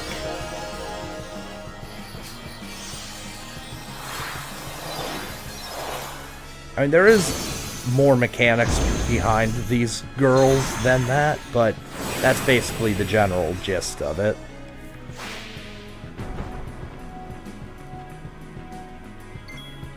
Do as you will. Oh boy, this is probably gonna... Okay, Autolife's not a bad choice. And then fight. Okay, that's fine. How about please fight? Okay, they're actually cooperating for once. Go. Okay, they're being way more cooperative than normal. Do one more time. Hopefully they do what they did before.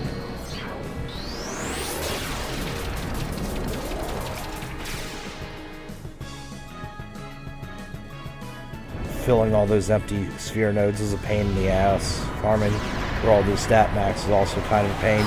Yeah, that for sure is the most time-consuming thing.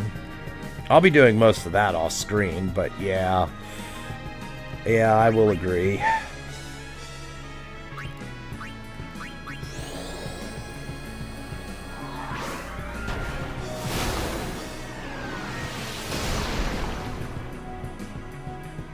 Okay, right. The sisters here were actually surprisingly cooperative. Normally, they spend half their turns taking a break. Stop. That is enough. I've seen. Ah, you have made some progress, and for that, I am glad. I have seen the sisters take like 5 or 6 breaks in a row just to screw over people's runs with Dark Anima. Very well. Now.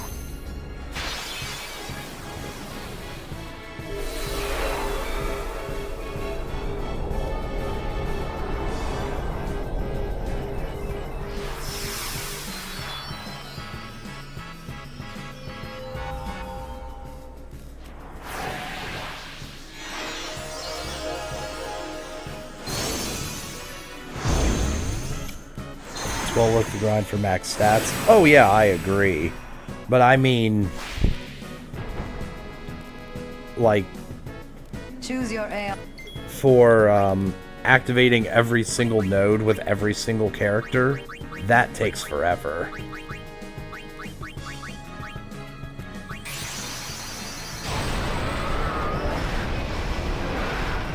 And it's worse if you elect to do Ironclad farming, because Ironclad takes a fair bit of time.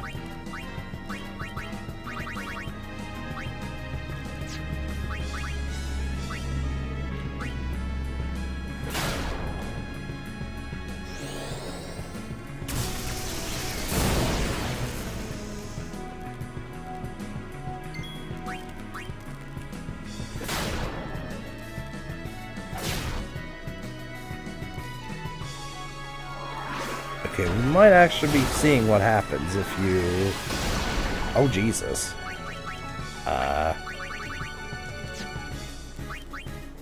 Okay, we might actually be seeing what happens when you fail this. I might need to grind up Yuna. Actually, let's...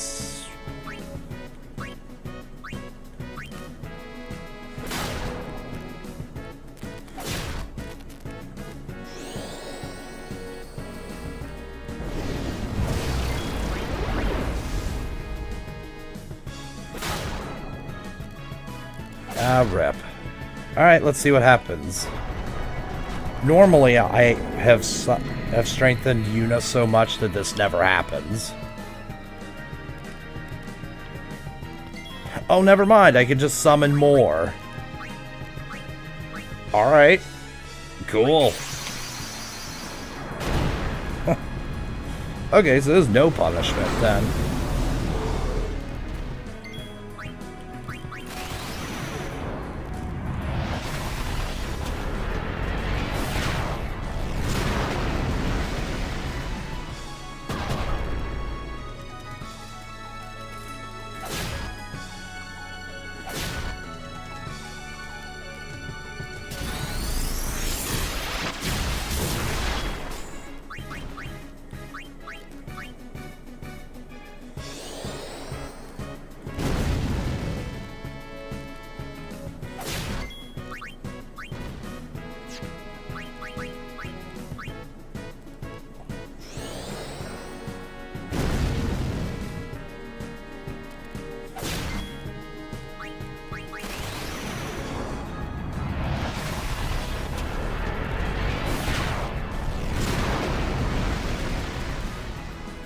There we go.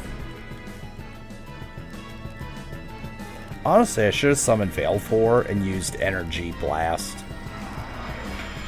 Because that probably would have one-shotted all of them. Oh well. Stop. That is enough. So yeah, there's no reason why you should be failing. This one summon gets you to use... You have made some progress, and for that, I am glad. Take One this. summon gets a It may come KO, in you handy. use the next one. Oh, I see what you're saying. Against the Mage's Thank Sisters you. specifically. Perhaps you'll teach me again someday. Oh, if that's true, then thank you. That's actually something I didn't know. You have already surpassed your father. There is nothing more I can teach you. My work here on Spira is done. Time for me to go. Send her. We're going to send her.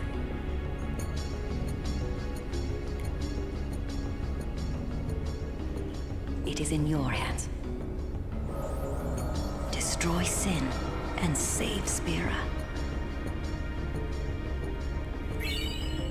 Oh, right, the Moon Sigil. Ah, okay.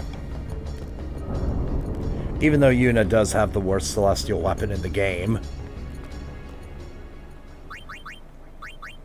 Oh well.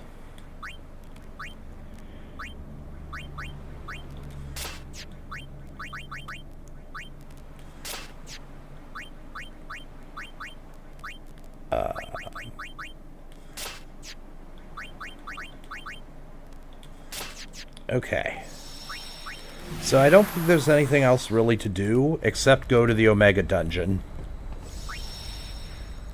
I mean, we could fight Sin, but nah. Nah, let's just go to the Omega Dungeon. What could go wrong? Well, actually not much. This is why I crafted Stone-Proof, Confuse-Proof, Berserk-Proof. This makes you immune to the... Confuse-Proof and Berserk-Proof makes you immune to the worst two ailments that the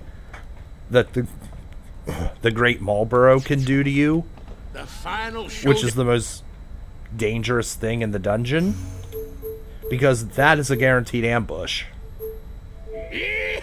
Stone-Proof is for the Demonoliths, which we'll be probably encountering some of them. What is this place? 700 years ago, a monk who defied the teachings was sentenced here. Ah, the traitor Omega, yeah? Traitor Omega, yeah? Omega's loathing of Yevon has turned him into a fiend. They say he liked it underground, out of the light. So, he's here? Scared? Not a chance. Not a chance. You're 2 trophies away from Platinum. I'm gonna assume you're missing either fill the grid with every character, kill penance, or get all the Al Bhed primers. Or a combination thereof. Am I correct?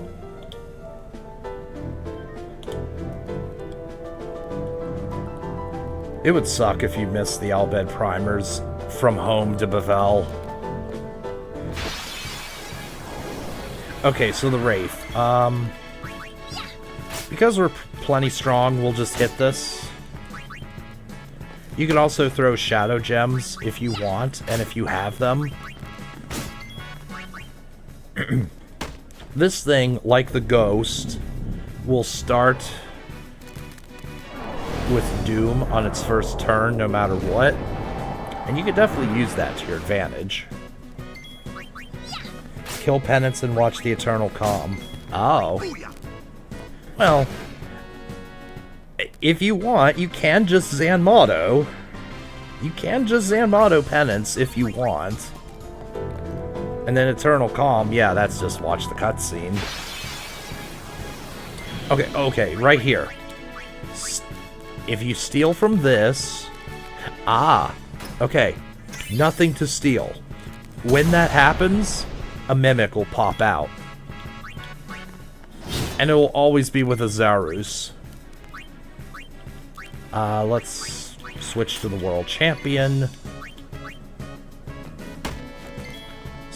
Remember, Celestial Weapons ignore the target's defense stat, and these things have a pretty high defense stat.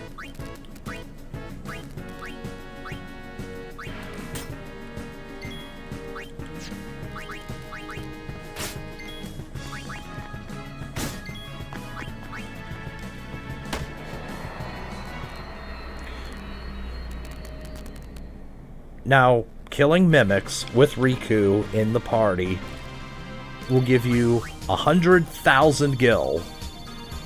This is our basic early game method. Well, early game, mid-game method for farming gil. If you're not strong enough to fight the One-Eye monster. But eventually you'll just kill One-Eye. Because we're gonna need to grind that thing anyway.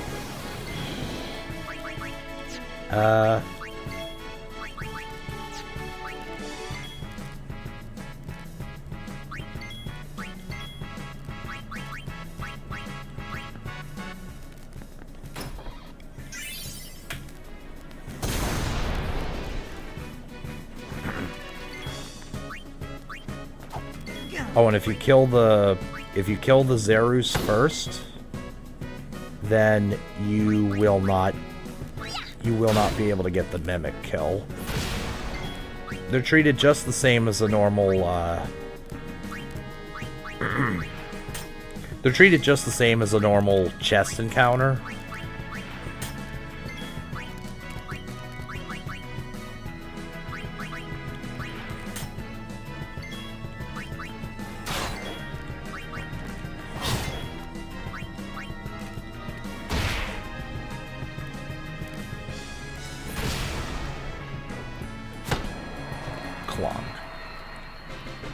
I'm on a roll.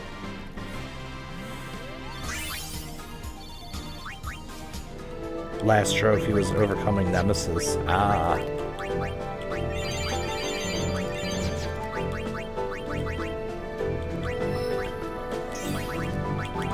That is definitely the most grind-heavy achievement as far as killing things go, because you need to be strong enough to kill Shinryu. And right here, these level 4 key spheres... Well, actually, I should just say... These chests here are part of a side/mini quest you can do. Defending Bracer. That is fucking worthless. Oh, I'm using the normal sphere grid for this. Just because it's easier for potential beginners to understand. No problem. Oh, this encounter. Okay.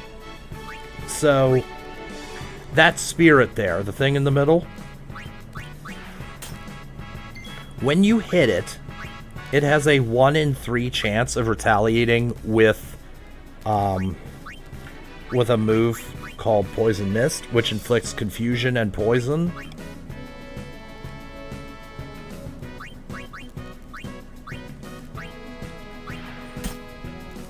And it has 10,000 HP, which is exactly the amount of HP. I'm gonna throw a smoke bomb real quick. I do have one, right? I should have one. Do I not have any smoke bombs?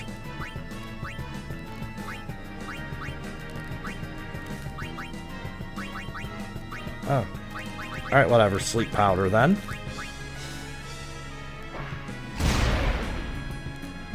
There's the Poison Mist counter.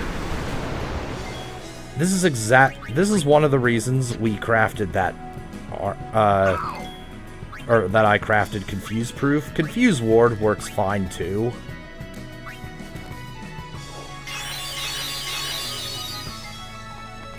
And as you see, it does raw spells, which do quite a bit of damage. But we have an answer to this, and it's called Provoke. Hey, you! Take me on! And now, this thing can do absolutely nothing.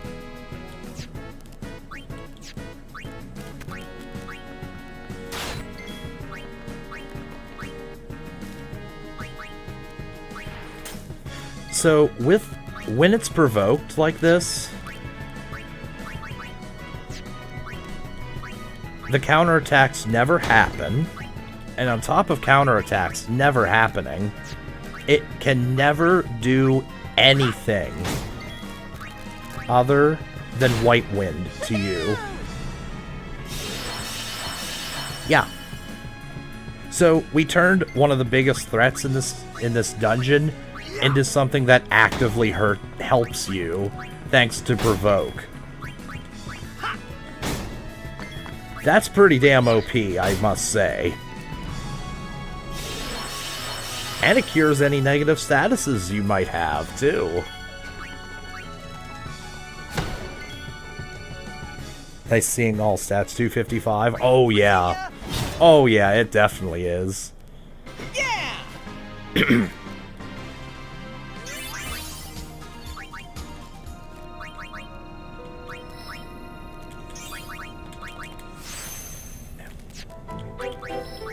Now, you can use this area as a grinding area if you want. It's a little dangerous, but you can do it.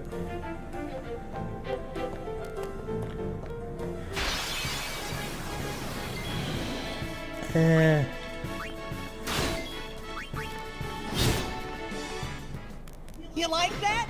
I'm not going to worry too much about,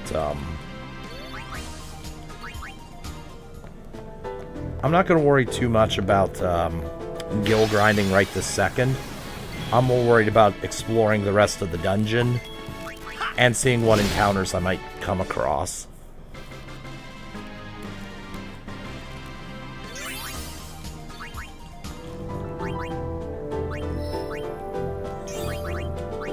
By the way, Tidus is at the end of Orange Sphere Grid right now. Demonoliths. Okay. Who makes these things? So, when you hit this, they counterattack with that ability there, Pharaoh's Curse. Not a pleasant thing to have. So we'll cure that.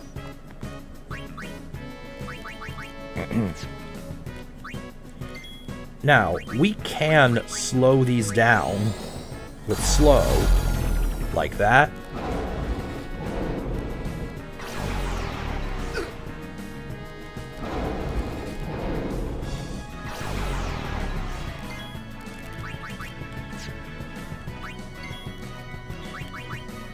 And if you use a silence grenade, like so,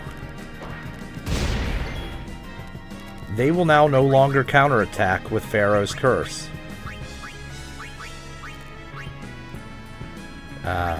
Remedy.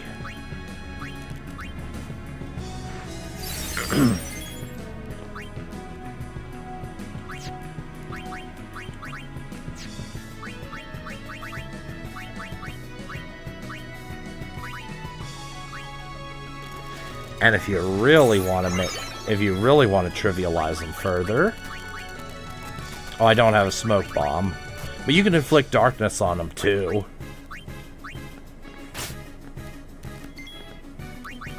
And armor break.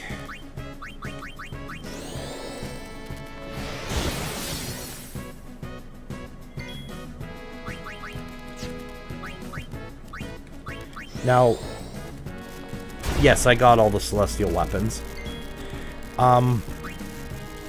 After being targeted 3 times, these things will use Stone Breath, which will very likely inflict petrification on the whole party, unless you have Stoneproof, which I just happen to have Stoneproof on the whole party, so I don't have to worry about that.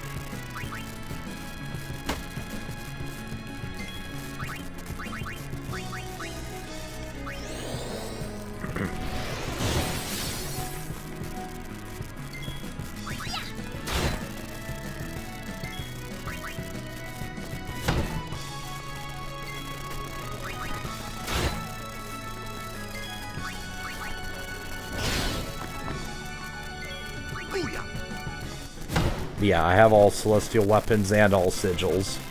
And crests. Also nice, I got a level 3 key sphere.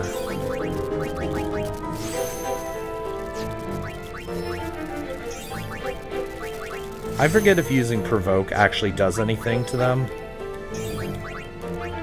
If Corypheon were here, he would know.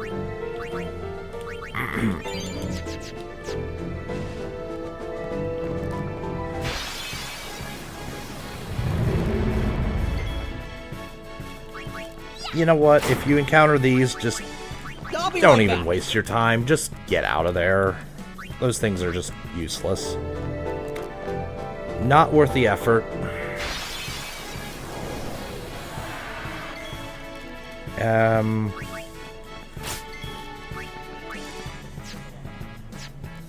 Oh, whatever. I guess we'll fight this. Just because I do need to capture a few of these. By which I mean I need to capture 10 of them. I'm on a roll.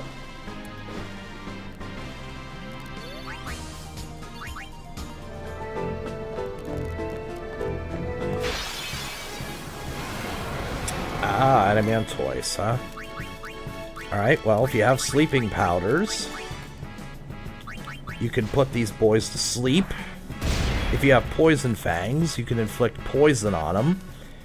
If you have stone strike, you can petrify these things. I forget if you can inflict slow.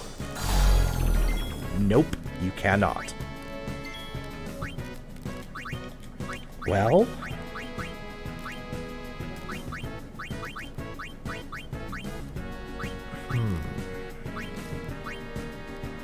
I do not have armor break. Or... Oh, Ornn doesn't have a bar.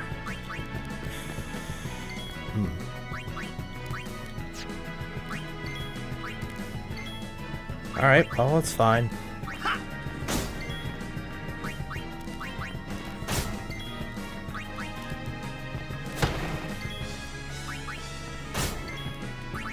I think these things do have like a 50% resistance to armor break, though I could be mistaken. There's breath. If you have fireproof, then you'll take no damage from that. I think it's fire damage that does.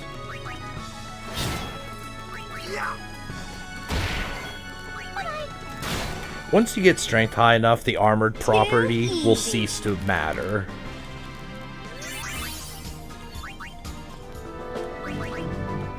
Also, is that a blank 3... I hope that was a blank 4 socket armor. Fuck. They do have a chance of dropping blank 4 socket armors, which is what I really want. Oh yeah! Alright!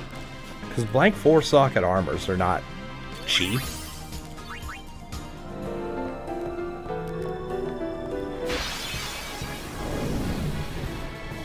Oh no, I got ambushed by a spirit. Guess I'll have to provoke the spirit. Hey, hey, hey! And render it completely helpless. Oh, and, Ornn? As you You have views, right? Yeah, you do. Could you please silence the elements? Thank you. Should've done that. Well. And, a silenced element is a harmless element. Sit back and watch. Yeah.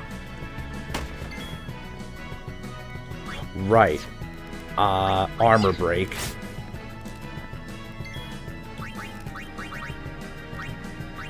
If you elect to craft Death Strike on your capture weapons, Death Strike works for capturing these too.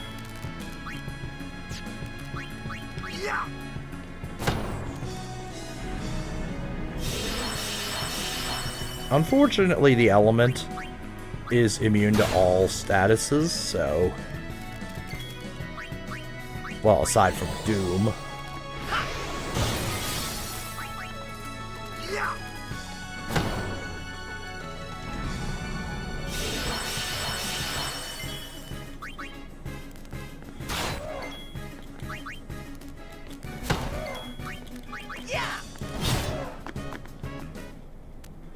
All right.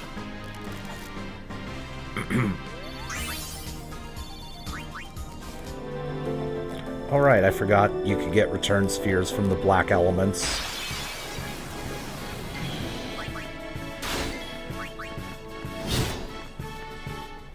Told ya.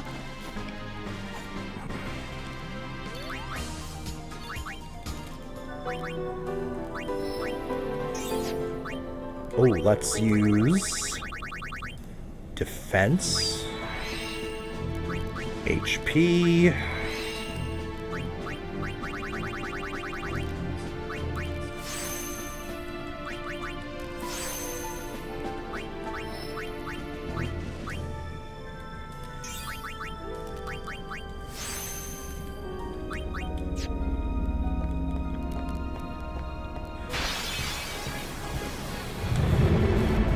just run away from these. Not worth fighting unless you I'll be right back. specifically need level 2 or level 3 key spheres.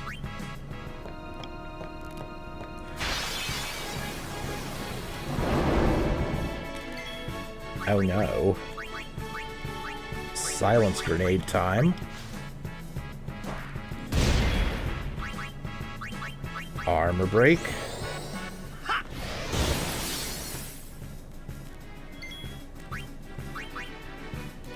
Yeah. Now, I think the chance for petrification with Stone Breath here is 80%. So Stone Ward will not help. Or it might help, but not enough. You want Stone Proof.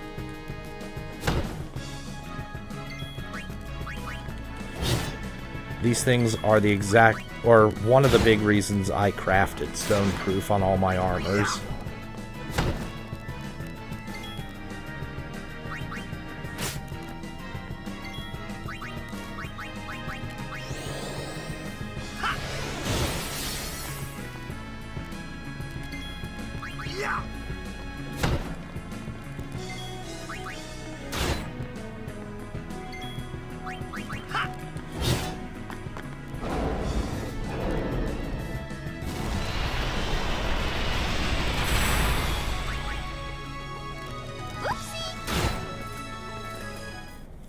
See ya!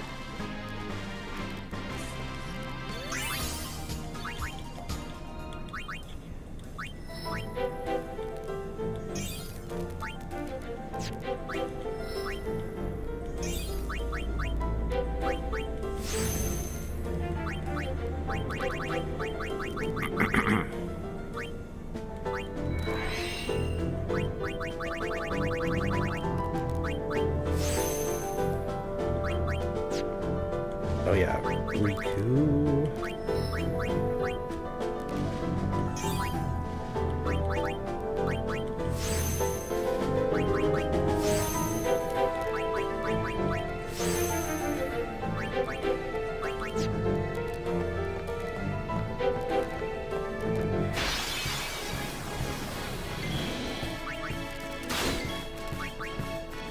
Oh yeah.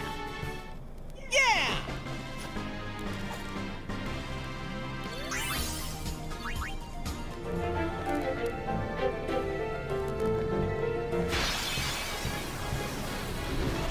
All right.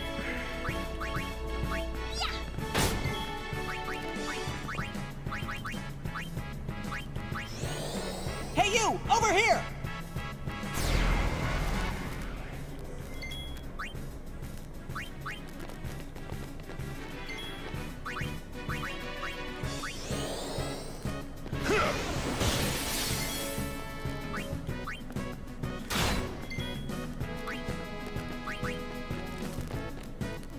Sit back and watch.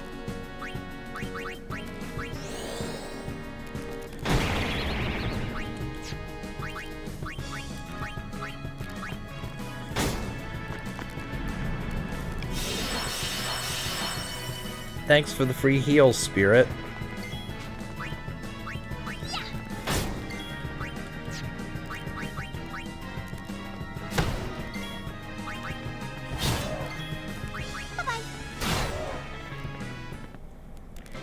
I'm just waiting for that Great Marlborough encounter. So I'm pretty sure everybody knows and has probably fallen victim to a Great Marlborough ambush down here.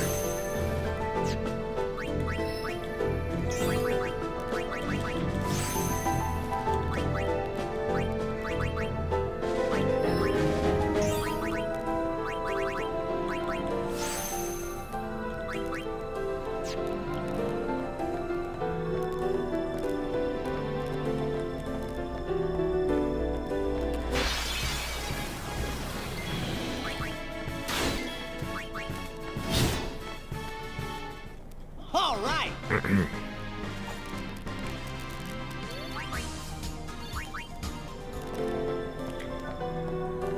Okay. Turnover. If you do absolutely perfect on this treasure chest opening mini thing you have to do, you can get 99 warp spheres. I have never once gotten that because you have to get like 11 perfect things in a row. Can't go back into the Chamber of the Stolen Faith after you get the Strength Sphere. That is correct. You cannot go back into the Chamber of the Faith afterwards. You want some of this? Oh wait, did I use Threaten or Provoke? I've never heard that line before.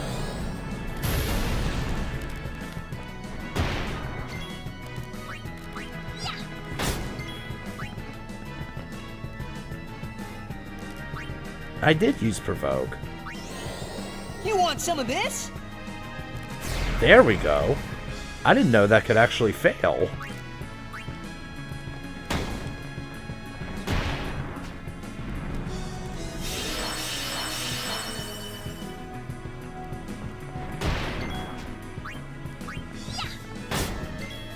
Was the Strength Spheres 4? It just gives you a free +4 to Strength, which in this game is huge.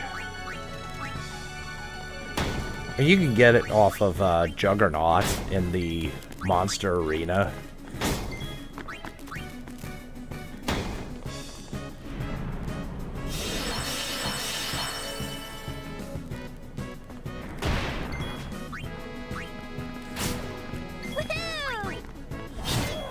Take that. I'm on a roll.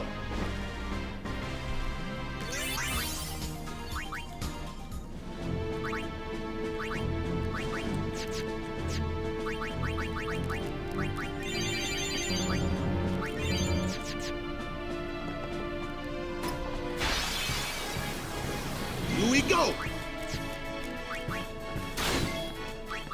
Now this is a guaranteed Mimic encounter if you open a chest and it leads to a battle.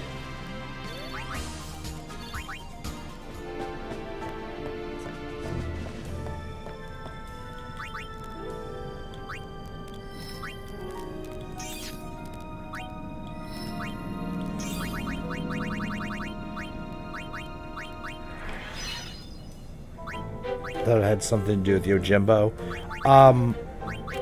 You talk to Yojimbo in the cavern, but short of that, nah, the Strength Sphere doesn't have anything else to do with them.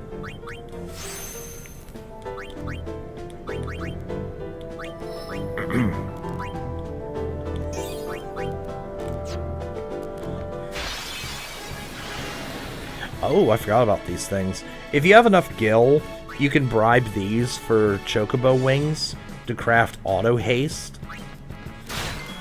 But it costs like 500,000 gil for a certain amount of them. If you have the money to burn, do it. But I'm going to assume you don't have the money for that.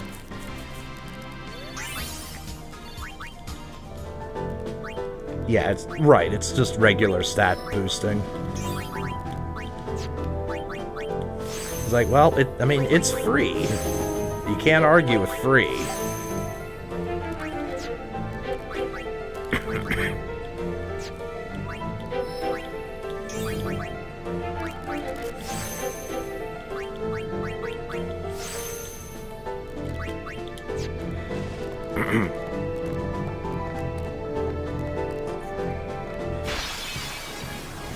No problem. Oh yeah! You like that? Surely I'm going to encounter a great Marlboro at some point, right?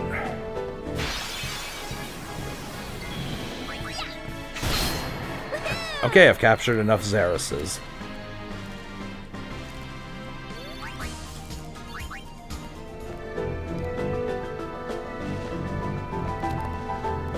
Marlboro.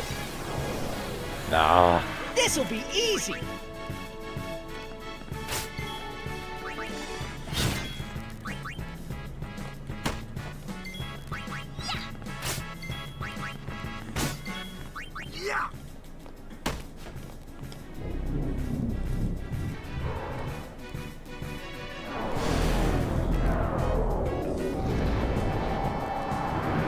Am I doing post-endgame stuff or still running through story? This is not... What? This here is not the story. Easy. But yeah, I'll do everything. I'll kill Nemesis, kill Penance, because that is part of the Platinum Trophy.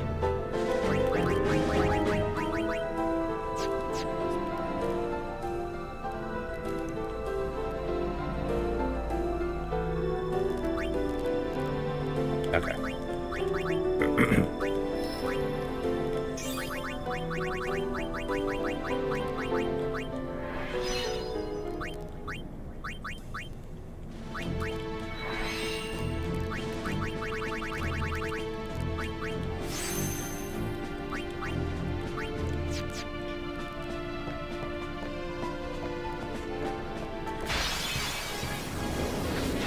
Oh, I forgot about this encounter. Floating Death. Okay, so you can put these things to sleep. Let's see what this does. You know what this does. And then, if you want, you can lob some Shadow Gems at it to weaken these guys. If you want. I don't need to, but just showing off that you can. How far in story? Oh, right before fighting Sin. Like, in the story, I just I just went to the Faith in Bavel.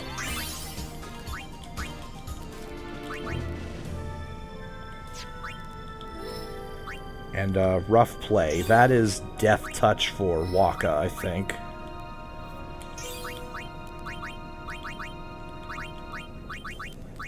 Yep. I know my equipment drops.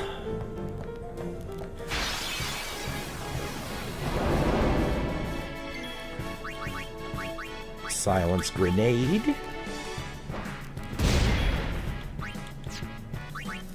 Armor Break.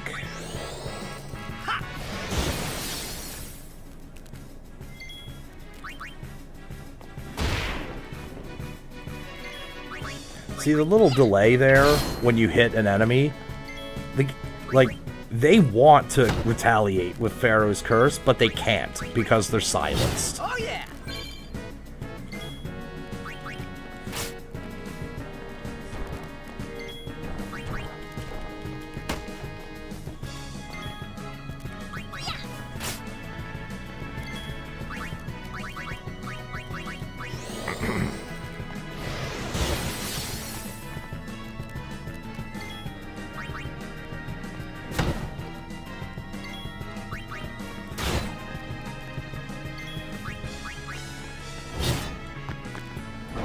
Stone Breath, you have no power here.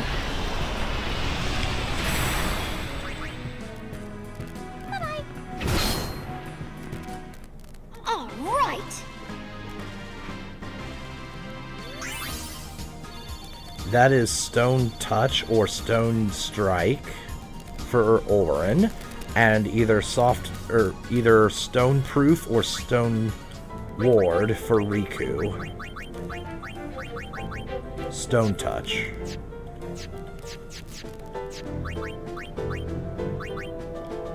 If that was 4 sockets, that would have been a really pog drop. But unfortunately, it was only 3.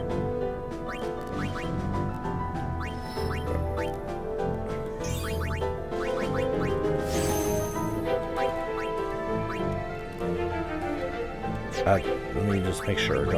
I don't have a level 3 key sphere, do I? Nope.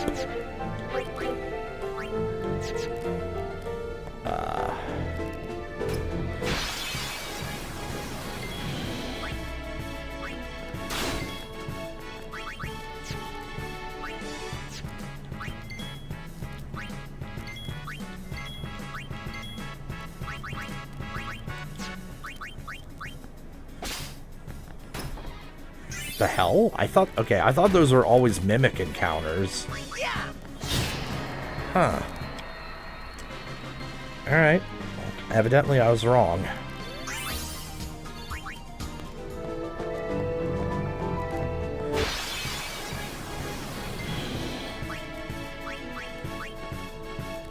Okay.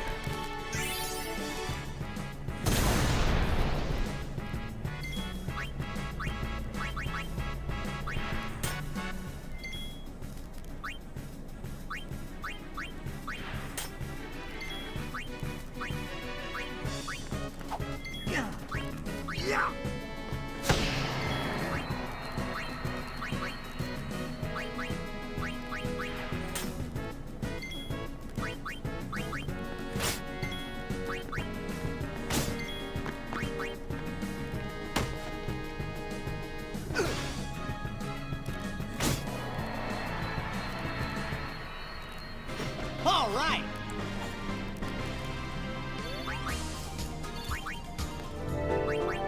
Equip the...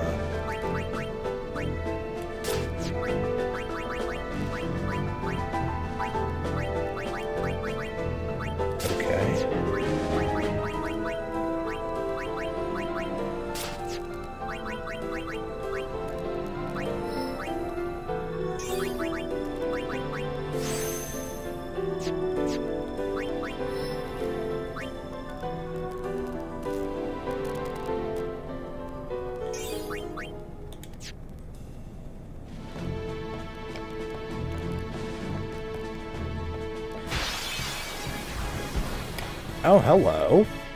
You're not a very frequent encounter. Alright, well this thing starts with haste, and it will just keep recasting haste, so it's usually not even worth trying to dispel it.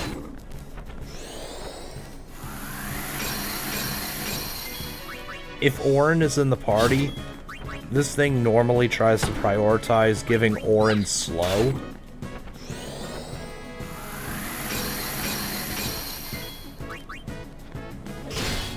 It's over.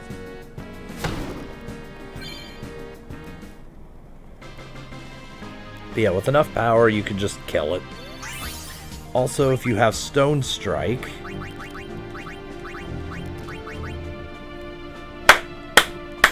Fucking Pog Drop, bro. That is fucking amazing. That's 100,000 gil I just saved right there.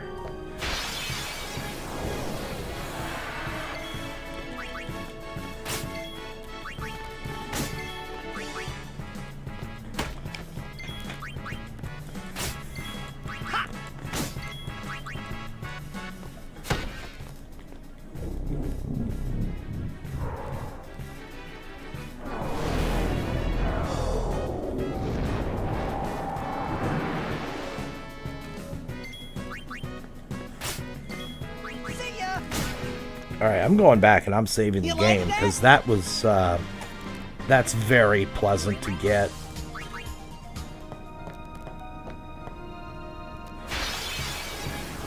This'll be easy.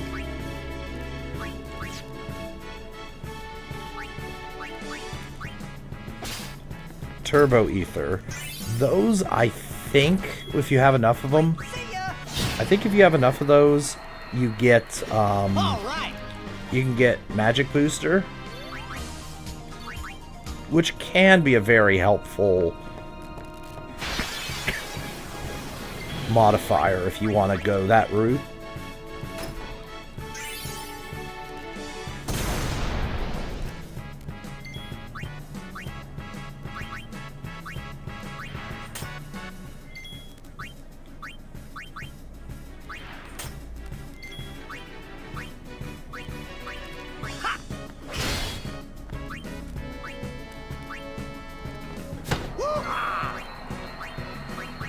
Oh, actually, okay, I didn't have the God Hand equipped when I killed that.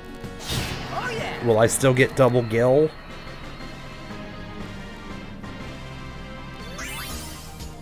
No.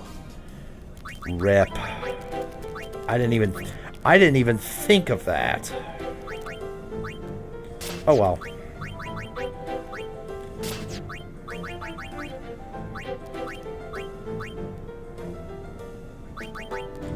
Okay. Let's go.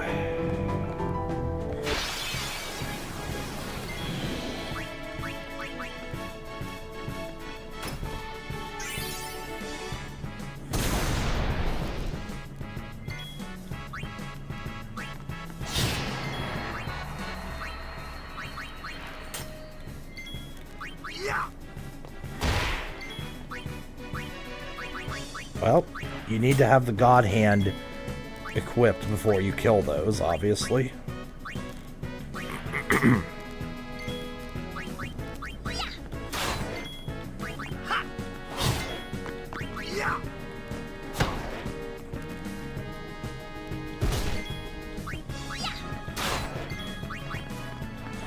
Now, right there, Riku did like no damage.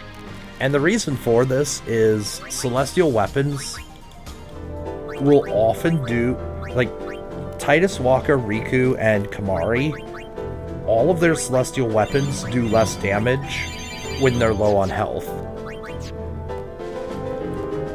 Auron's celestial weapon, as mentioned, does more damage when he has low HP.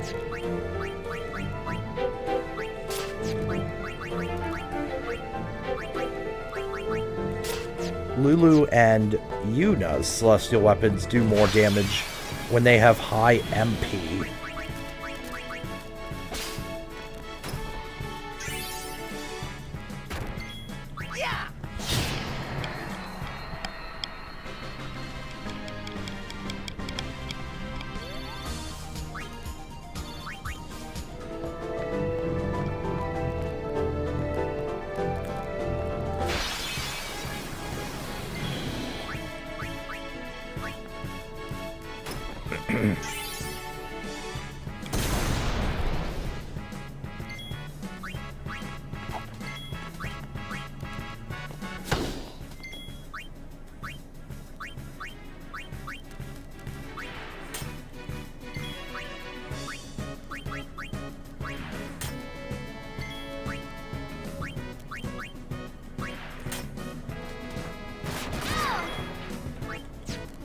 Oh no, I've been silenced. Riku now can't use her 0 spells.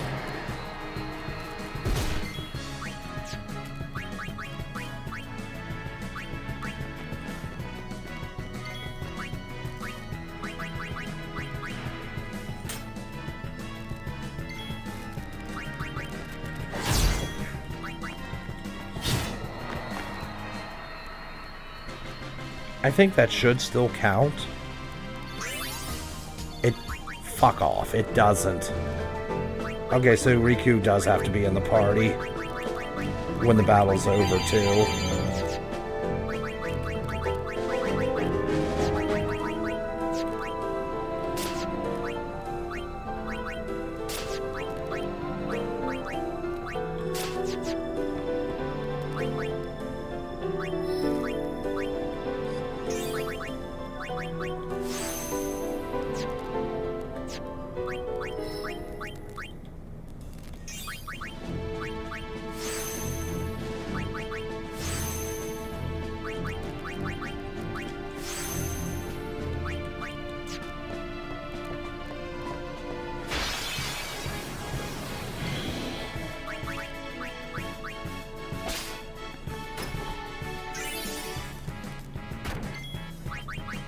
I'll be right back. One more thing about Mimic encounters. If you open the chest and a Mimic pops out, the fight is then inescapable.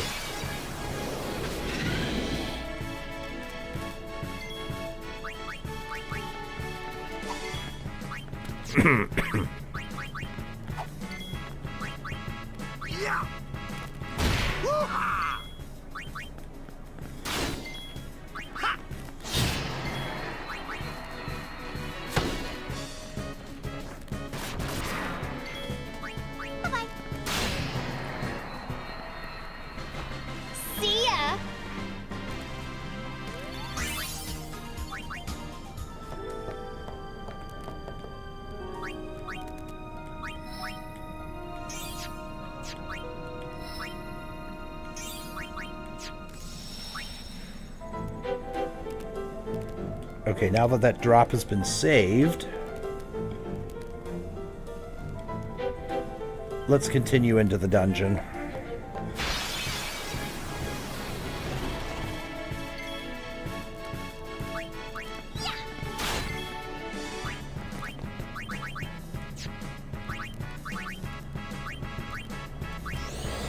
Hey you, over here!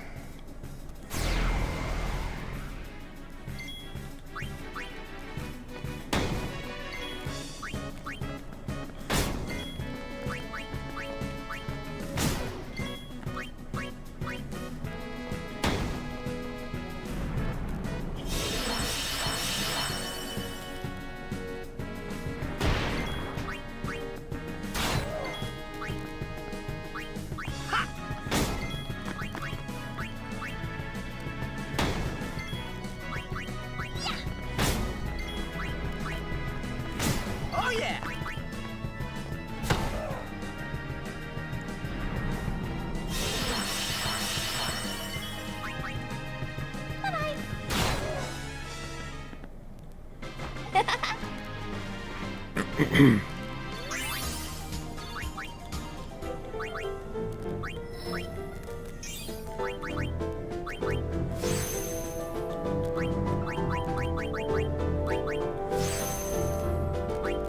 Alright, return sphere.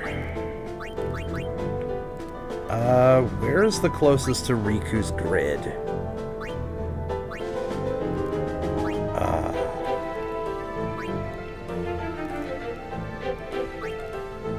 Wow. Wow, I haven't activated shit anywhere near Riku's grid. Ah, hell. Well. Alright, I guess we go back to the start of Tidus's grid, go through Kamari's grid, and cut through to get Steel.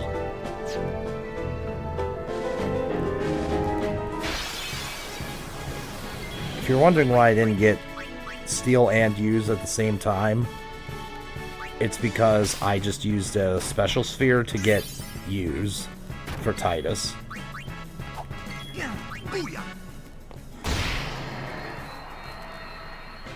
Piece of cake!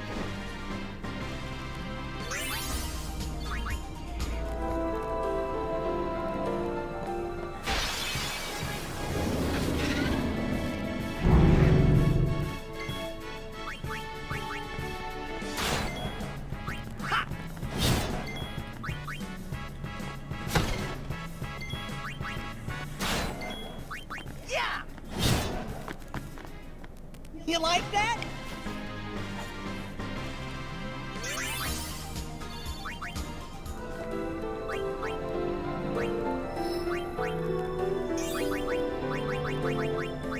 I'm gonna use one of those level 1s right now.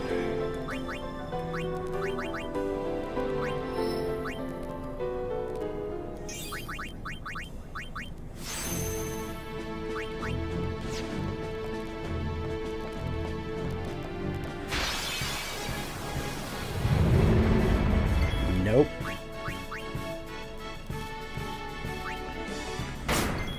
Not fighting these. Live and let live!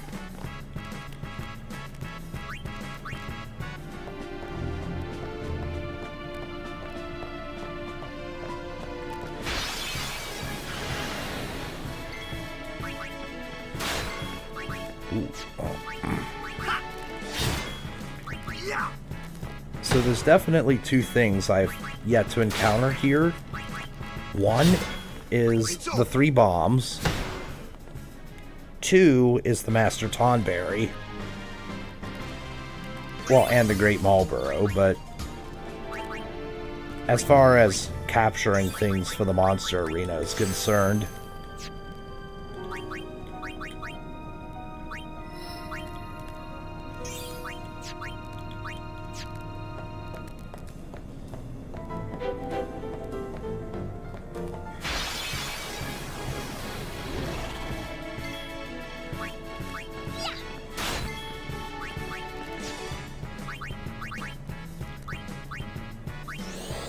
Hey you, over here!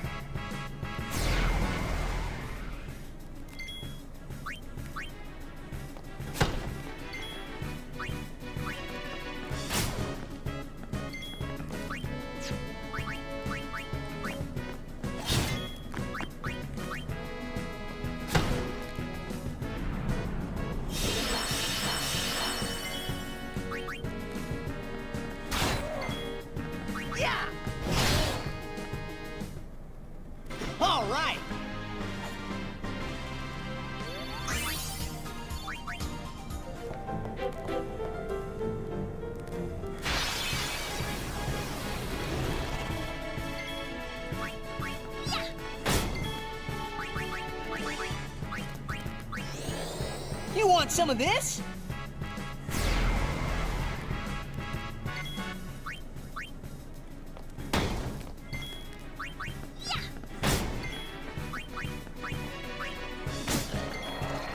Oh.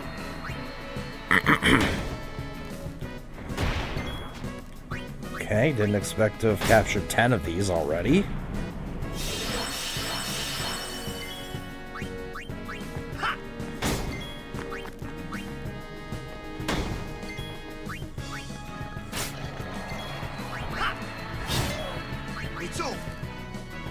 So that means I believe I've captured 9 spirits, or 7 spirits, I mean.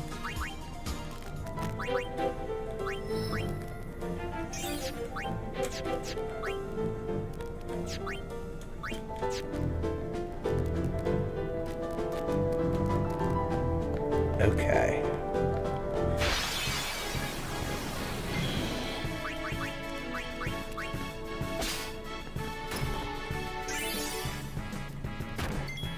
Yeah! You like that?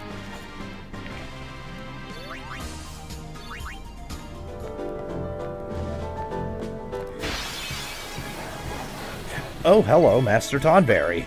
Okay. So, if you have Auto Phoenix, like I do, you could just whack them. Let Karma do its thing. Okay. Well, obviously I've not used Riku enough.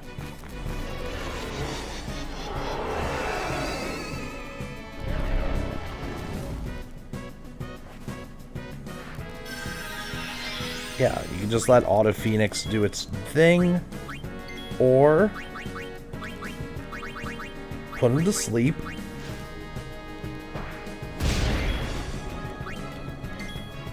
It's very highly resistant to sleep, but items like this will inflict whatever statuses they're not immune to.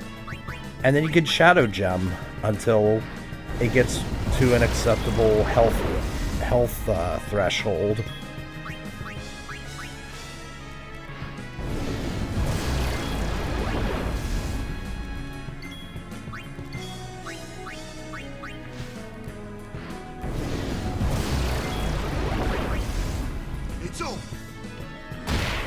Alright. And there's Master Tonberry.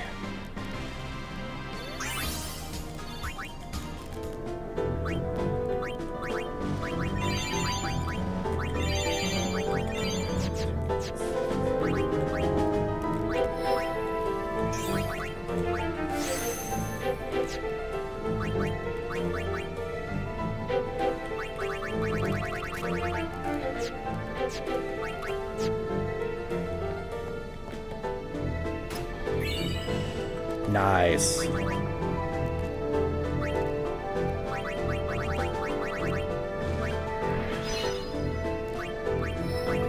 Ah. No, that is not where I meant to go.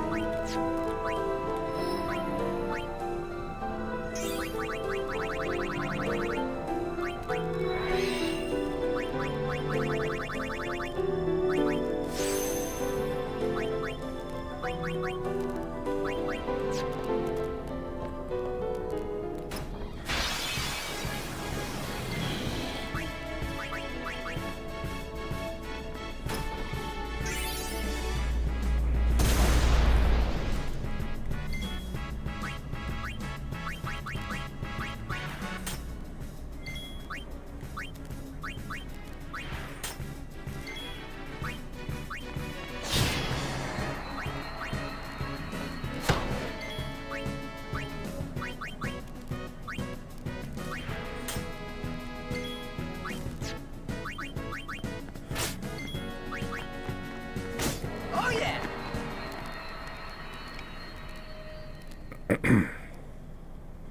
Yeah!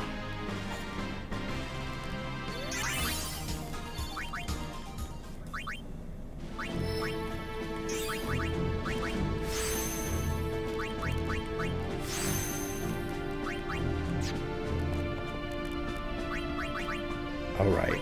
Yeah, whatever.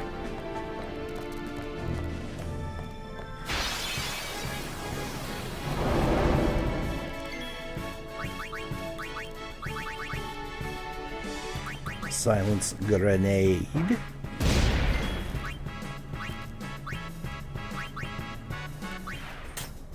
Re-equip those capture weapons, because I did forget to do that.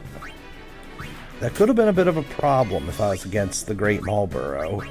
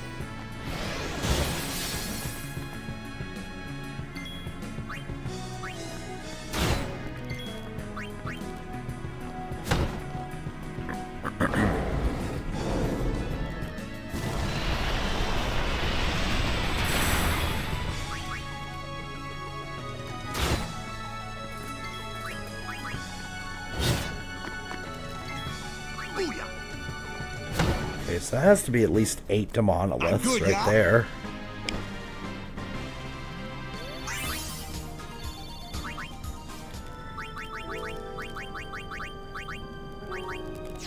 Oh, that is a terrible drop. And stoneproof is nice, but still, 2 sockets? Who wants that?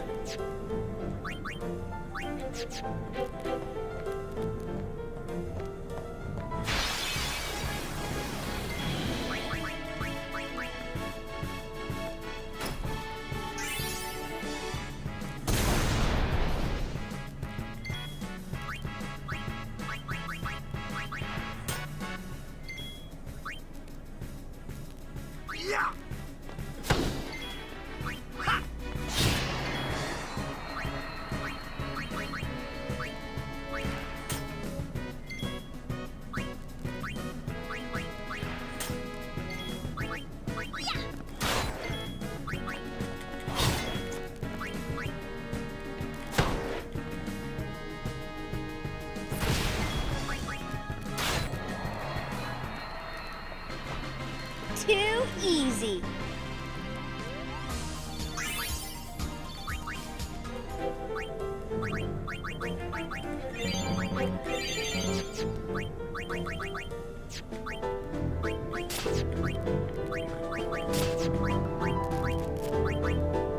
Okay, first strike.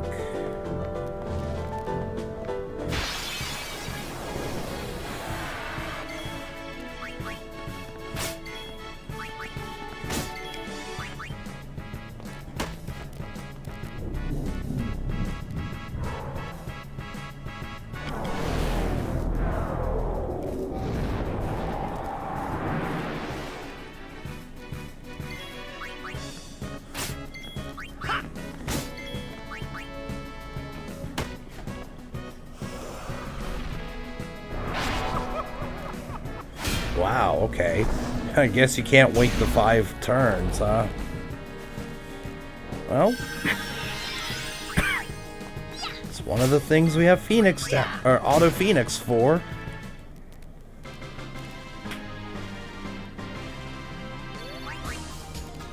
Speaking of Phoenix Downs, ooh.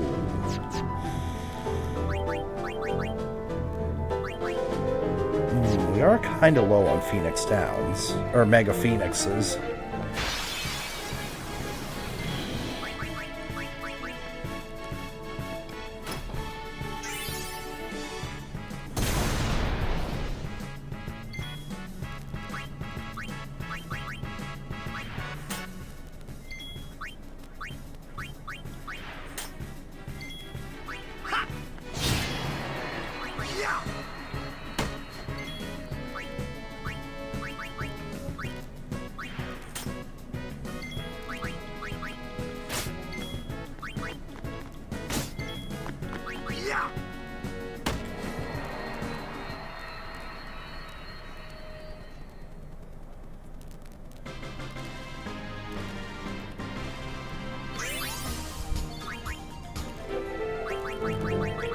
You know what? I'm going to test something here. Well, first off, we go over here to activate this thingus. I'm going to purposefully not change my weapons, because I'm curious to see if we get the Great Marlborough encounter now that I don't have First Strike.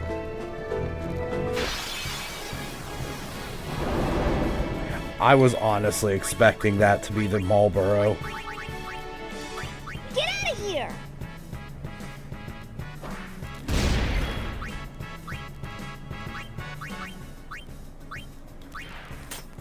Like, I'm not even gonna lie, I really thought that was gonna be the Marlborough.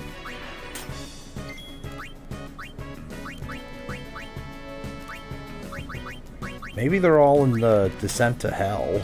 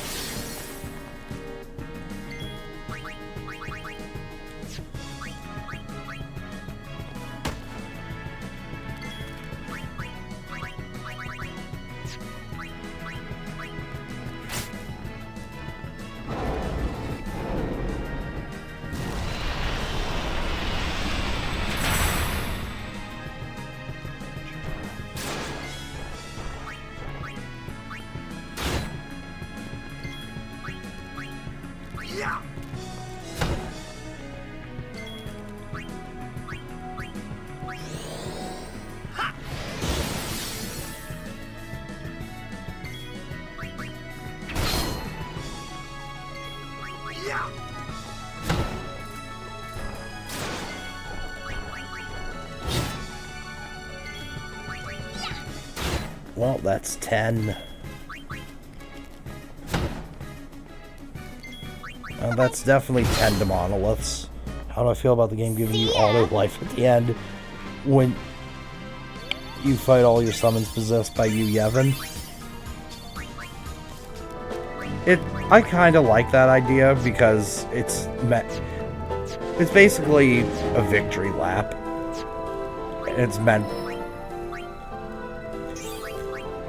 It's basically meant as you've won the game type of thing. Even though you can still game over there if you elect to self-petrify. But I do like getting auto life for that. You know what? I'm just gonna steal some petrify grenades and then leave. I won't go so easy on you next time. Because I know I have 10 of these. If I don't, I'd be very surprised.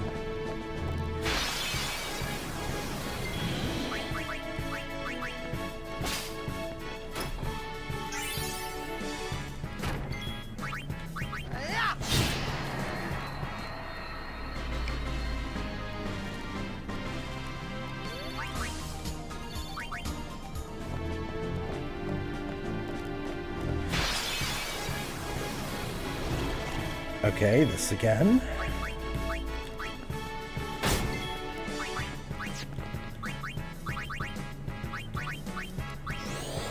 Hey you, over here!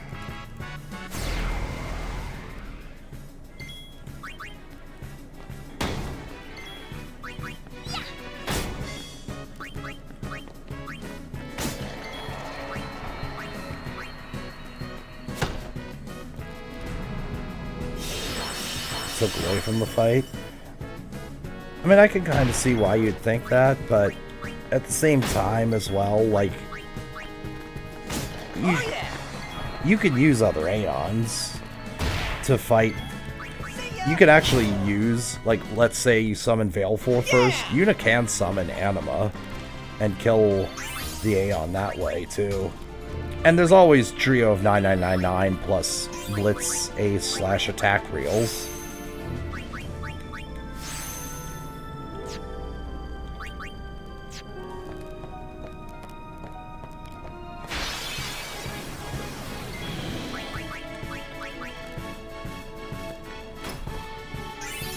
And if I stat max, well, just have Auron immediately insta-kill everything.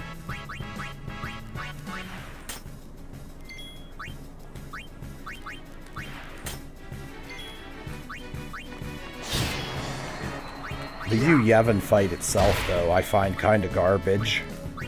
By kind of, I mean really garbage.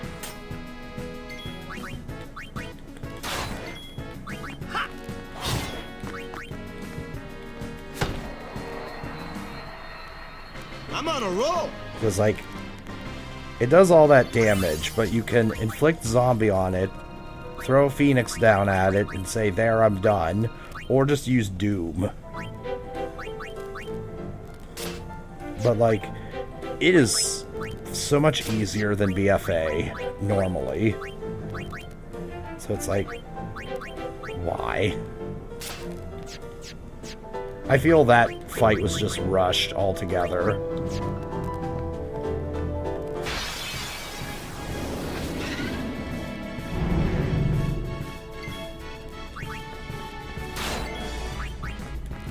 Oh yeah!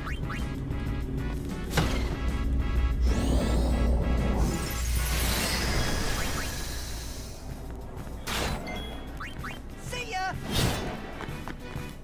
Not to mention, doesn't Gravija heal itself for 9999 health or something ridiculous?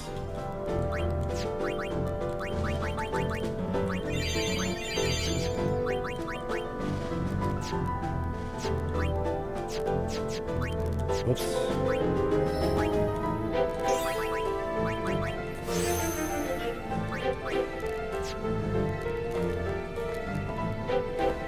Even BFA is kind of meh. It's definitely harder. It's definitely more worthy than Yu Yevon. Like I had a discussion. There's been a little bit of a discussion with another community or another part of the community about whether or not BFA was tested for no sphere grid. And I can absolutely 100% confirm that they did not test that fight for no sphere grid. Otherwise, Sword Swipe would not be what it is.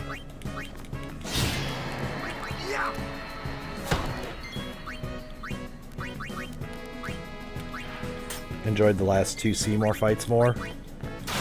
Oh yeah, I agree with that. Speaking of Seymour fights, once I'm done splunking around in here, I think I'll be doing Seymour Omnis pretty soon.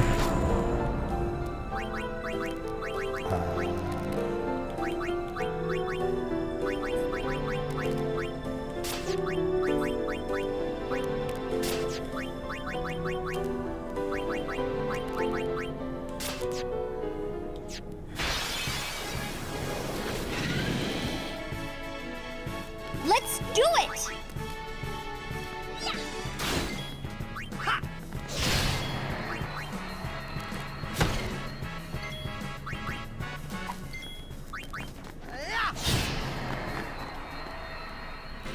Told ya! So,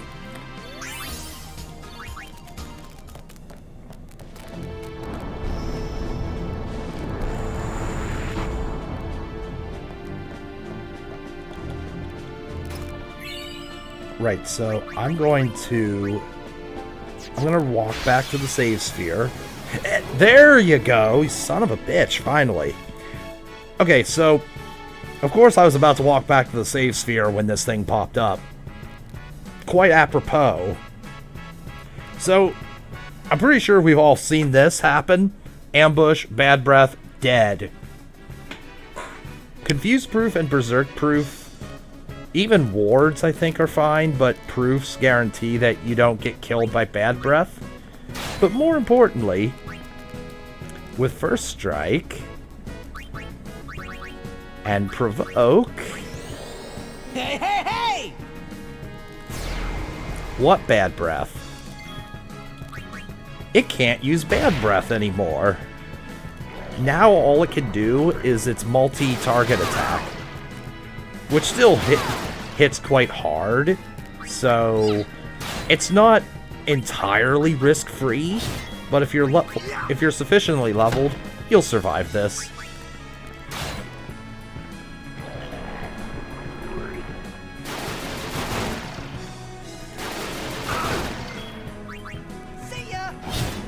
You prefer ATB over turn-based for the most part. It depends how well it's done. ATB was done great in Final Fantasy IX. And I love ATB in that.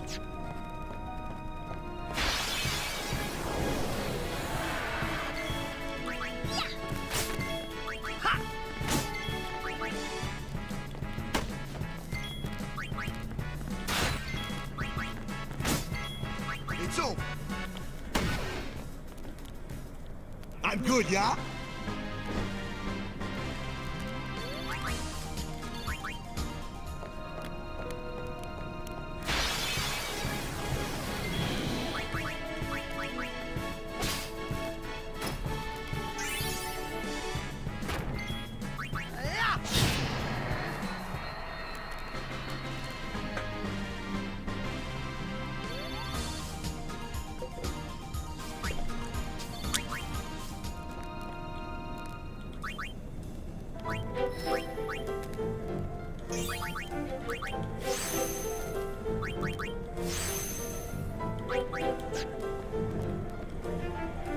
FF9 is very underrated. I agree. Did not like how the... Oh, hello, Marlboro. It's under special. Provoke. Hey, you! Over here! Yeah!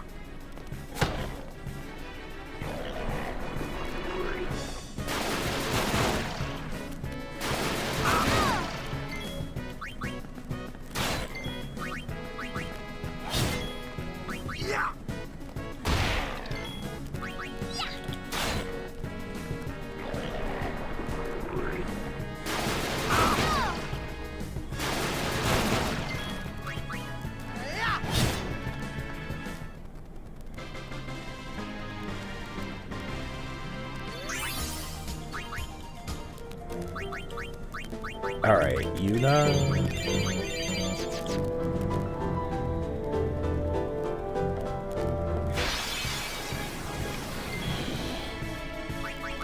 Kind of bullshit that it had auto limit trance once the gauge fills. Oh, in 9. Yeah. Yeah. That's... I would agree with that. Quite a few times it's triggered...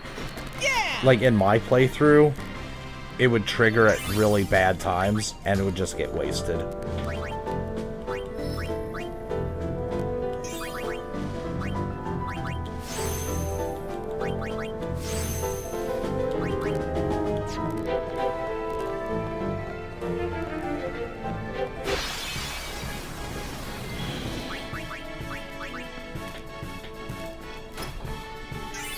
Okay, so what am I doing here?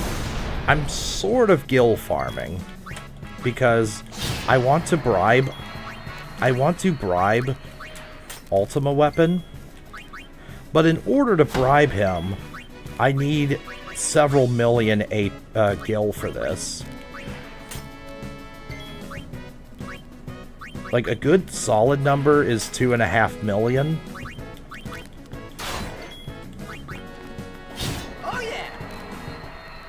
But I'll see if I can get away with, like, 1.8 million or something.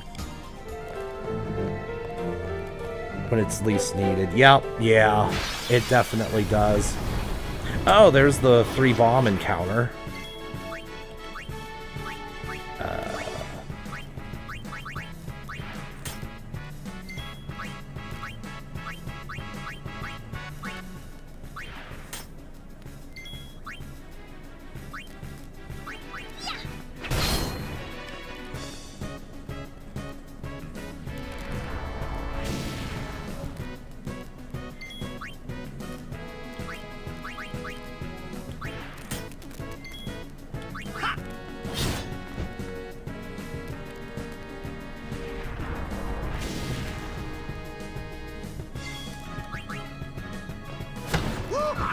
Okay. So that's 1 bomb.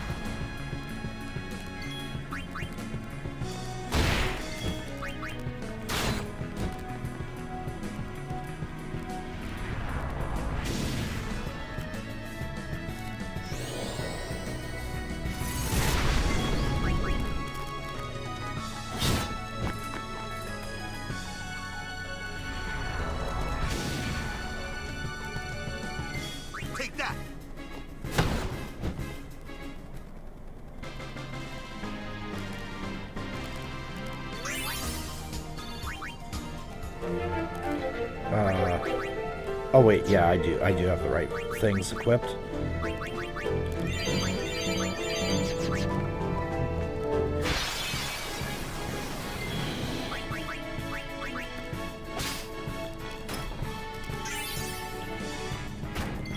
See ya! Told ya! Alright, almost 1.3 million.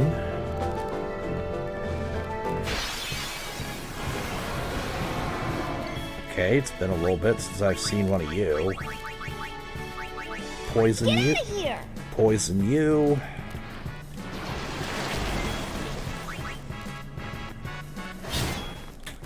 Now, unfortunately, this thing, you cannot use shadow gems to lower their health. These things, for whatever reason, are totally immune to Demi.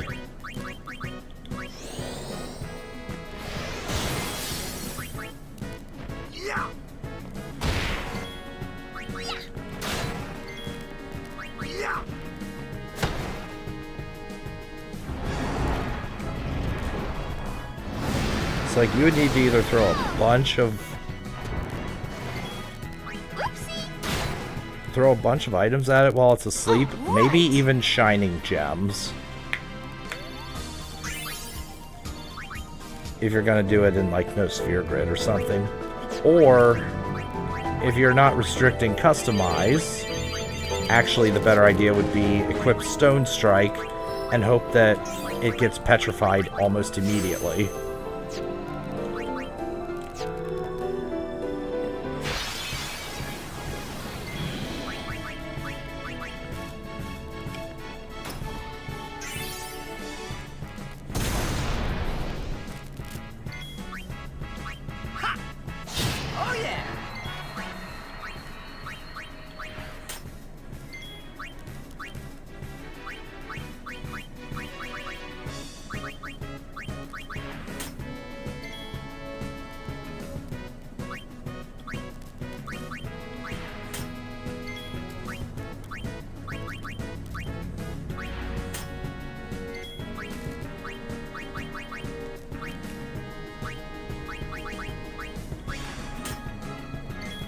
I think I just switched weapons like 5 times there.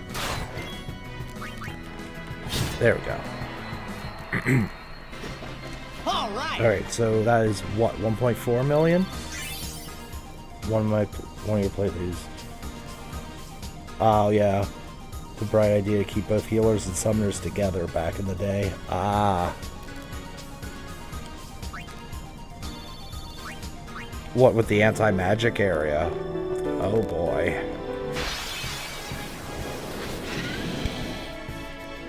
Oh,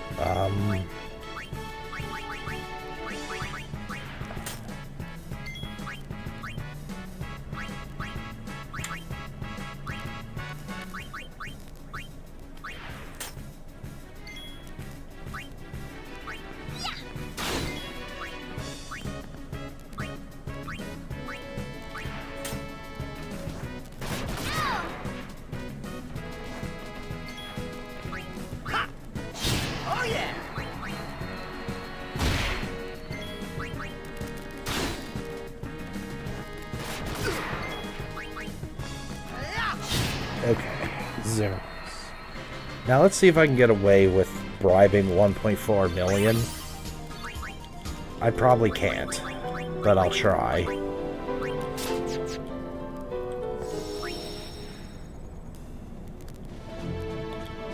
I'll try 1.4 million.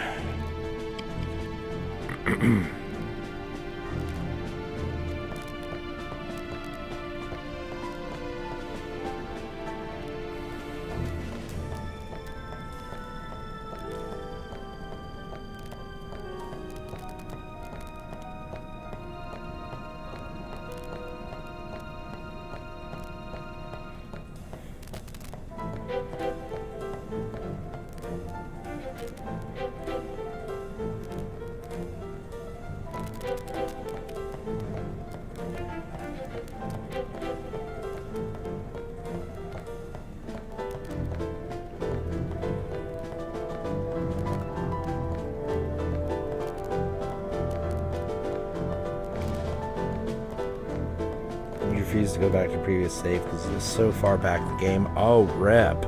Oh, rip. This is why yeah, that's exactly the reason I make multiple saves per playthrough. At least 2.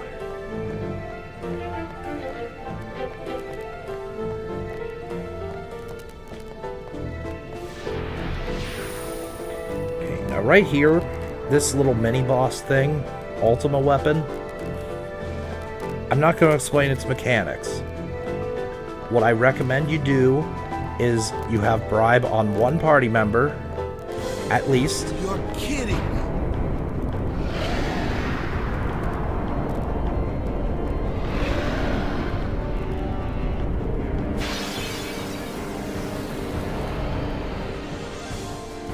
Victory is ours. Give him up to a maximum of 2.5 million gil if you have it. Take it. Leave us alone, okay?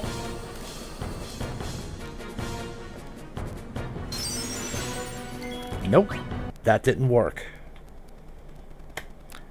So you bribe that thing because it gives you a bunch of pendulums. Pendulums can be used to craft Master Thief on an armor. Master Thief guarantees you get chocobo wings from the Cactars in Cactar Nation. You save yourself a shitload of money doing that. And also, as I said, you get a boatload of experience from farming Cactar Nation.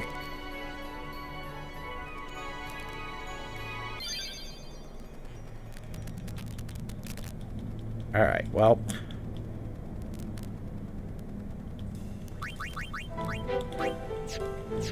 gonna do a bit of gil grinding here.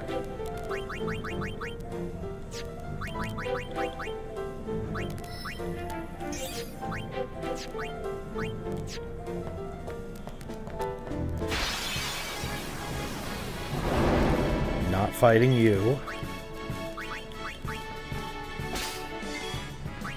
I know damn well I've captured 10 of you. I won't go so easy on you next time. Next, you had to reload a save when you got out of the Thunder Plains because you missed the Bavel Albed Primer. Oh, ouch. Ouch. Oh, that is painful. Holy shit.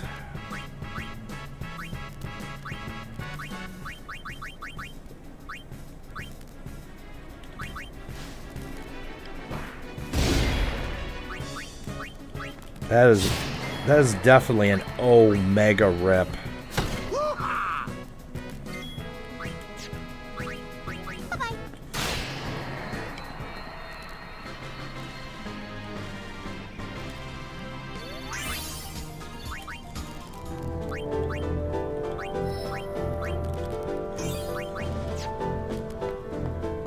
Actually, wait, where's Waka at?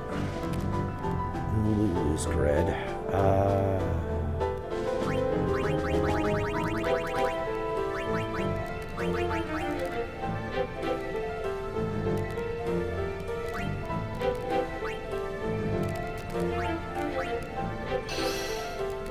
Yeah, let's just do this. This is the more intelligent thing to do.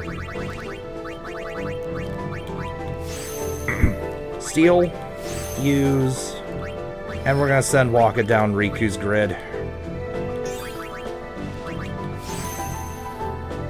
Now all 5 I say 5, but all 3 party members have steal and use.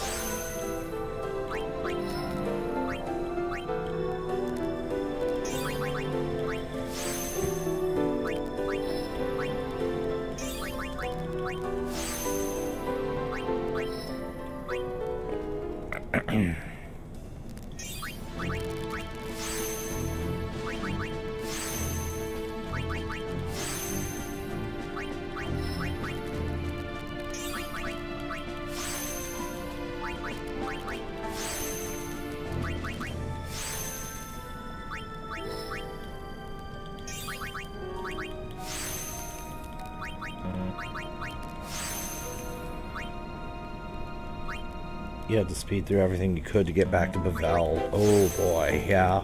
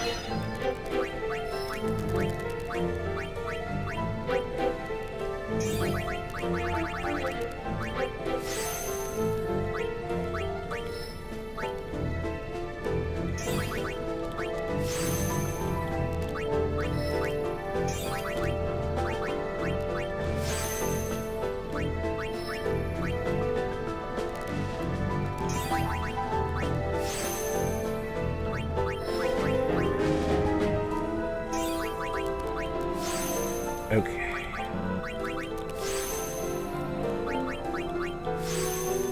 So, at this point, we are so powerful that we will just delete Vraska's final Aeon if we choose to fight him. Pretty sure we can delete Omega Weapon too. Yeah. You like that? Have I gone after all 3 girls in a separate playthrough?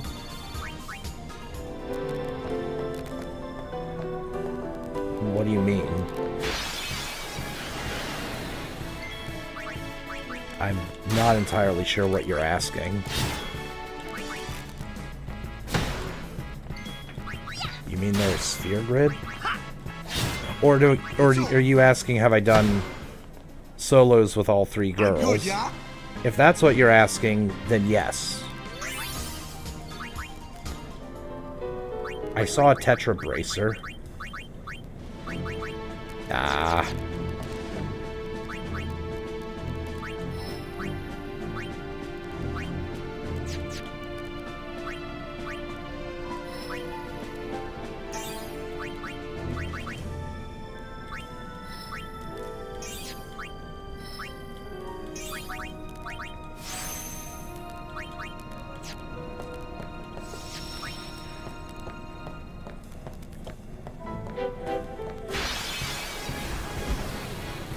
Alright, Varuna.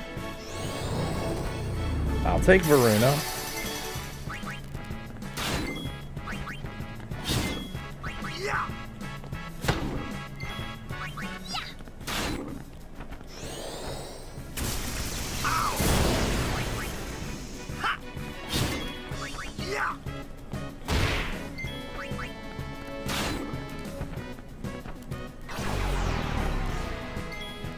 Oh.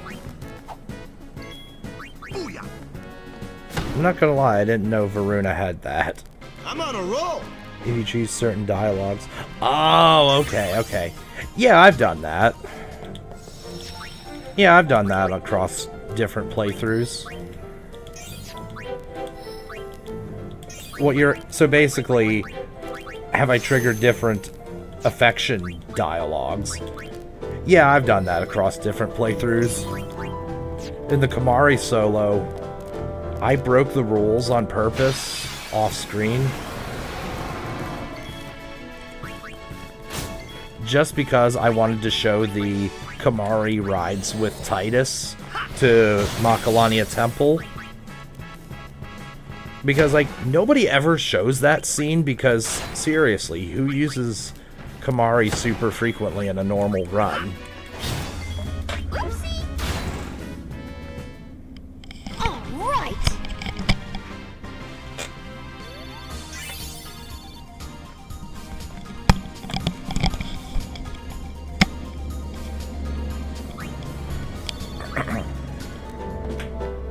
And also he tosses the ball to the... Oh, yeah, yeah, for his last limit break.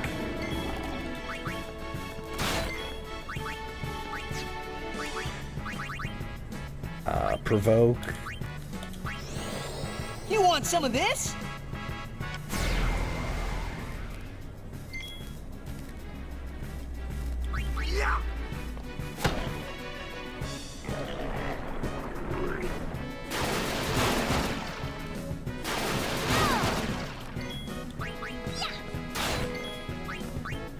Not provoke.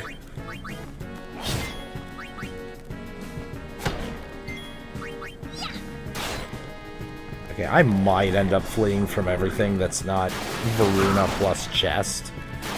Or not Varuna, Xeris plus chest. Told ya! Although, because we are right at the airship, or the save sphere, we can board the airship and sell all junk gear. Which actually I should do. Because you can get a lot for selling garbage gear. Like, you can get 30,000 plus gentle nature, yet strong as from steel. shit that you will never use. She reminds me of her parents. Yuna's old man was a priest of Yevon, but he married an Al Bhed, huh? Lord Braska wanted peace between his people and ours. He would occasionally visit the home of those days.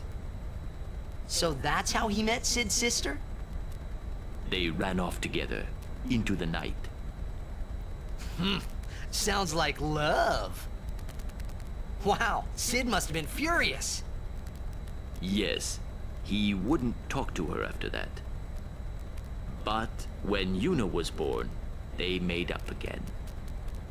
His sister took off for home at once. But then her ship.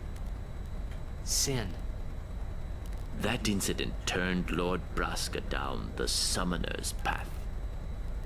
Everything leads back to Sin. But you'll put an end to it? With a vengeance. I pray for your success. May I help you? Yes, buy my crap. Garbage. Garbage. Garbage. This is now useless, but if you're doing challenge runs, you should probably keep this. This is worthless, but I'm keeping this because it's novelty.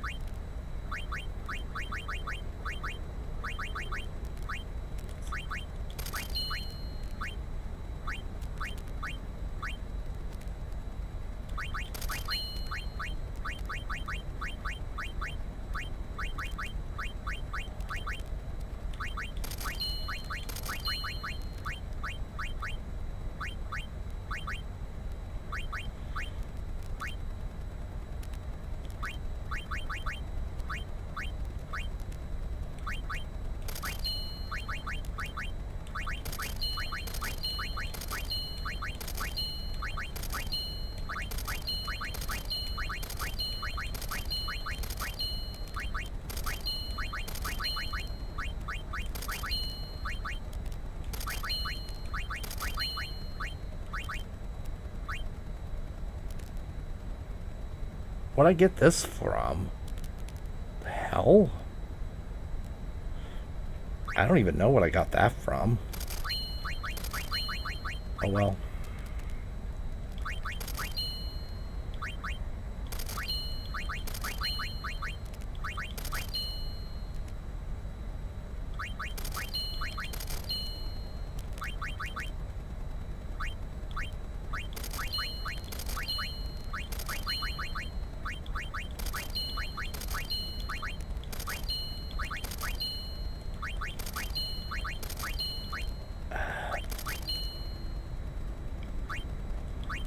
Cool, I got that for Orin. Thank you.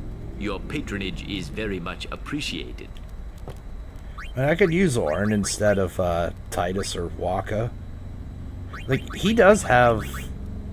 He has Steel, Mug, and Use. Okay, cool. Yeah, I could use him instead. That's fine.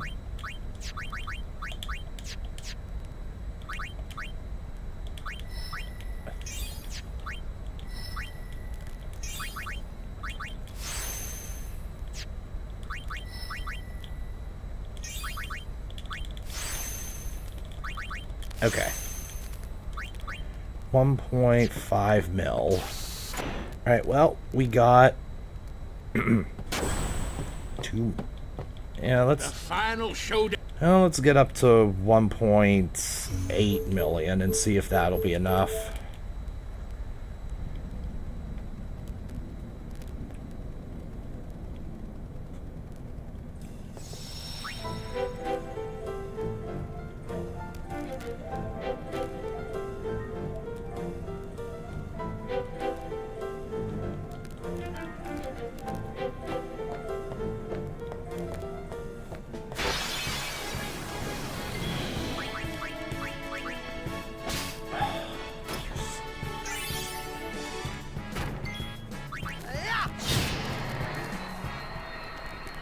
You like that?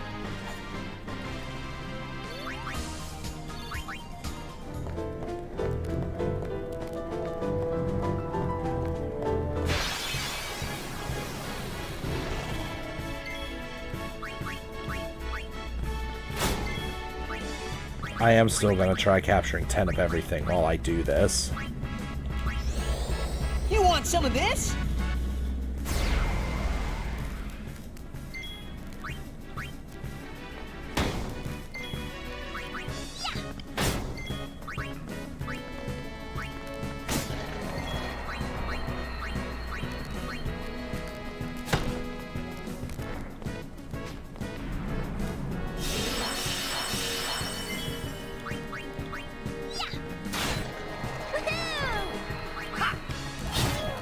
Take that.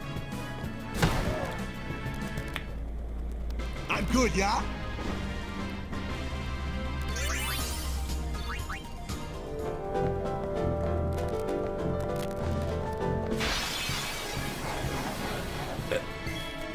All right.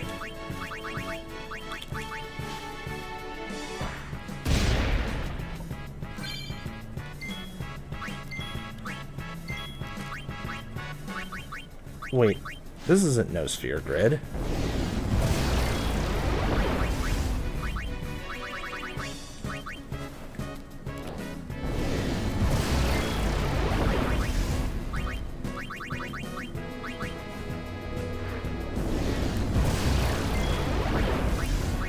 Let's see what this does.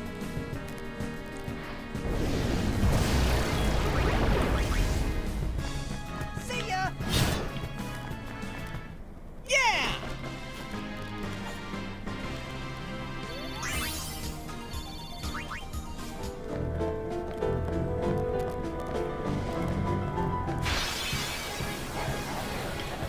Yo, 2 in a row. Hell yeah, let's go.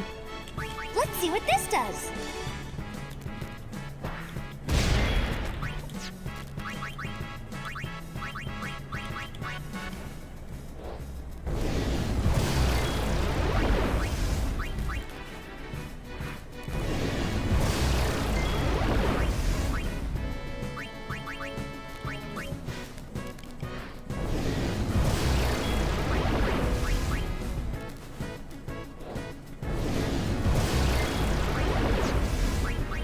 Take that. Woohoo!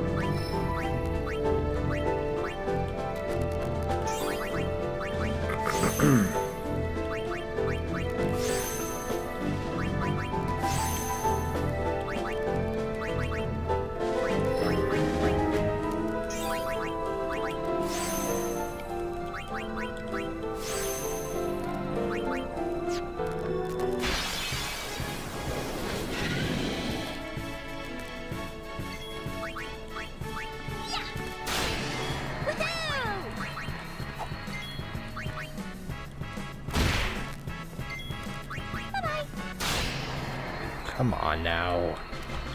See ya! Of course, now I'm not getting any mimic encounters.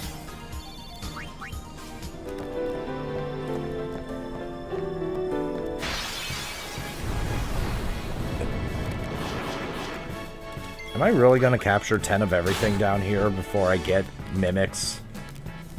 I hope not.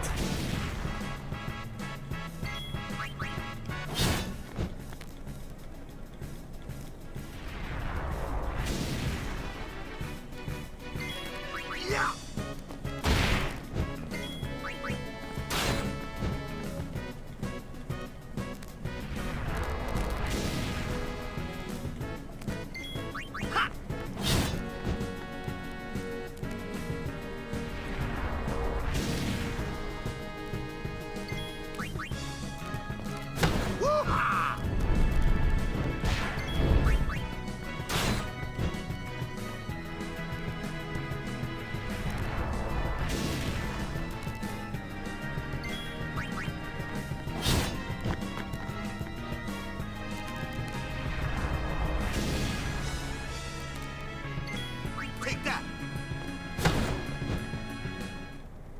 Piece of cake.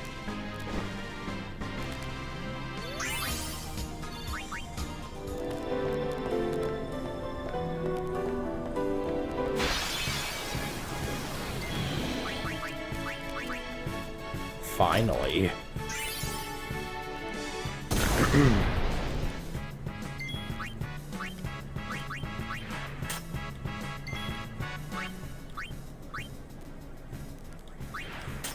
World champion.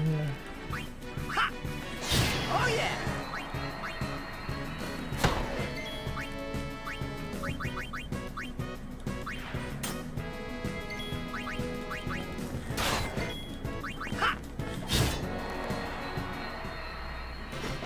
You like that? Okay. One more mimic, and I'm gonna try to bribe him again. Also, the under the table achievement, it is spend 100,000 gil on bribes. That is literally nothing. In order to bribe anything even remotely worthwhile, you're gonna be spending at least 200,000.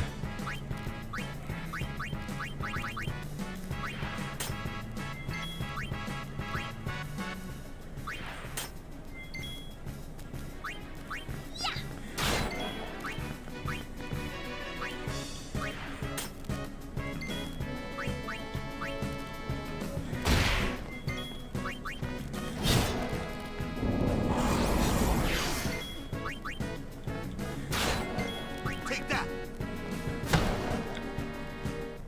I'm good, yeah?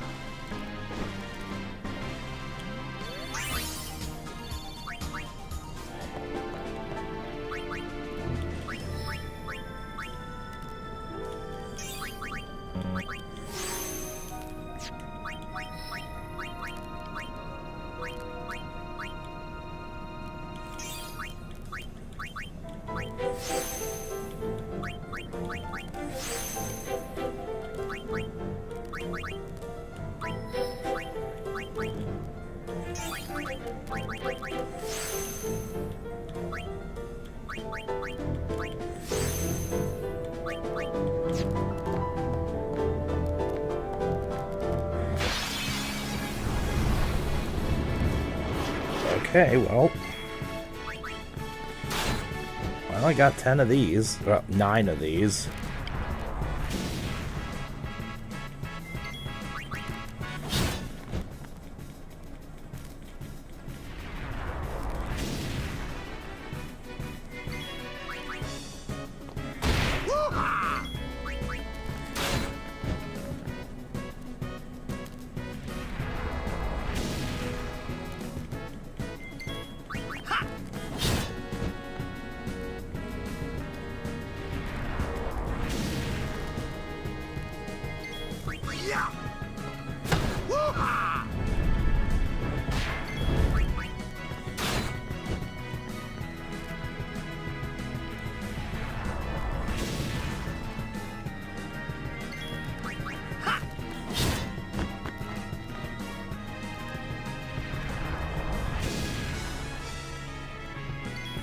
Take that. Piece of cake.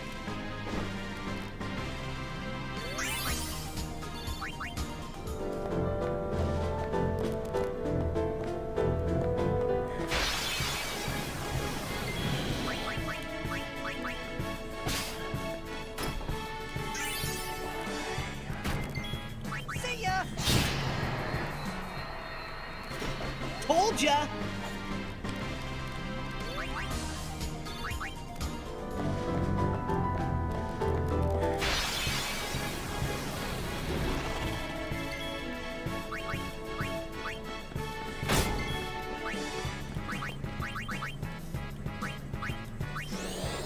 You want some of this?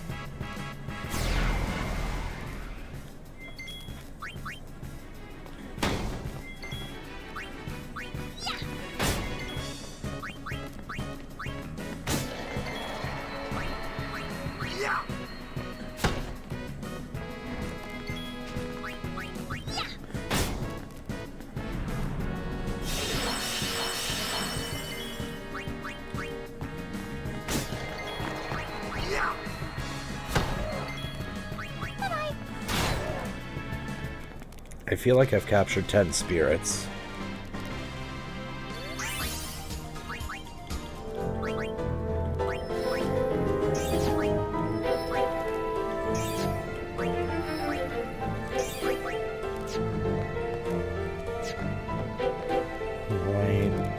$1.71 million.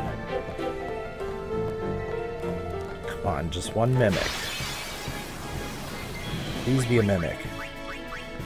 Fuck yeah, it was a mimic. Alright. Let's try again to bribe.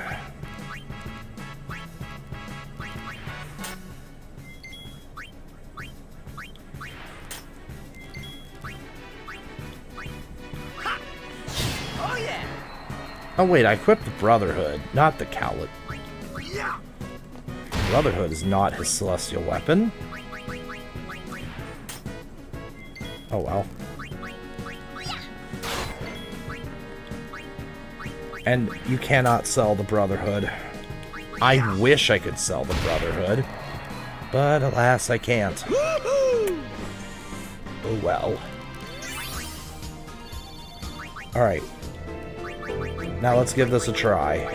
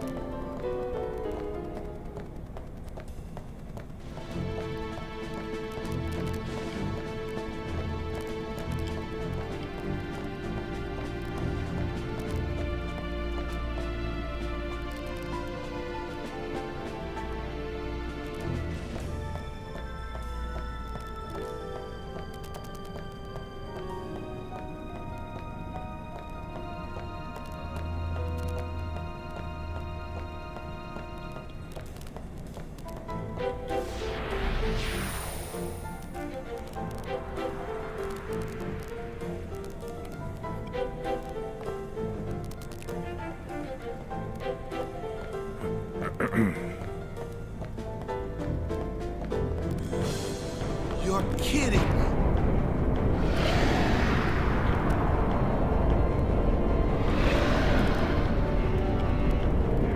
Okay.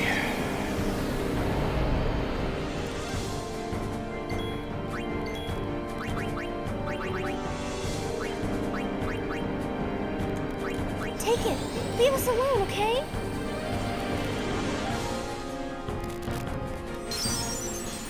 Oh, you fucking piece of shit.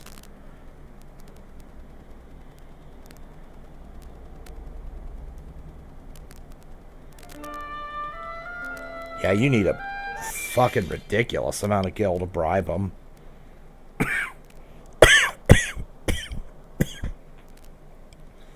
Like I say, 2.5 million is a solid number for this.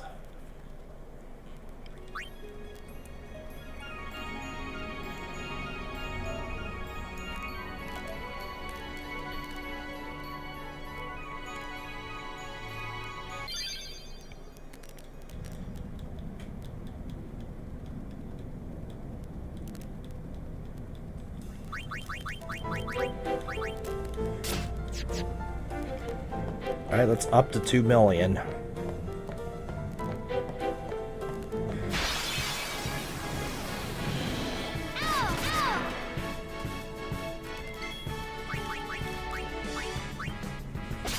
Fuck off.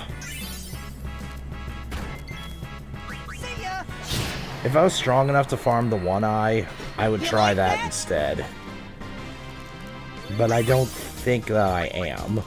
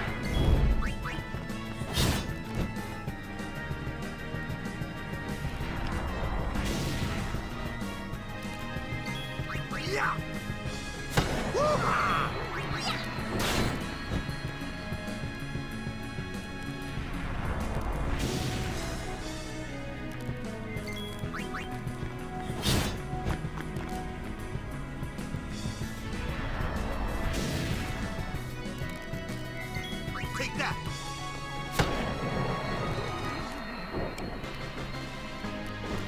I'm good, yeah? Okay.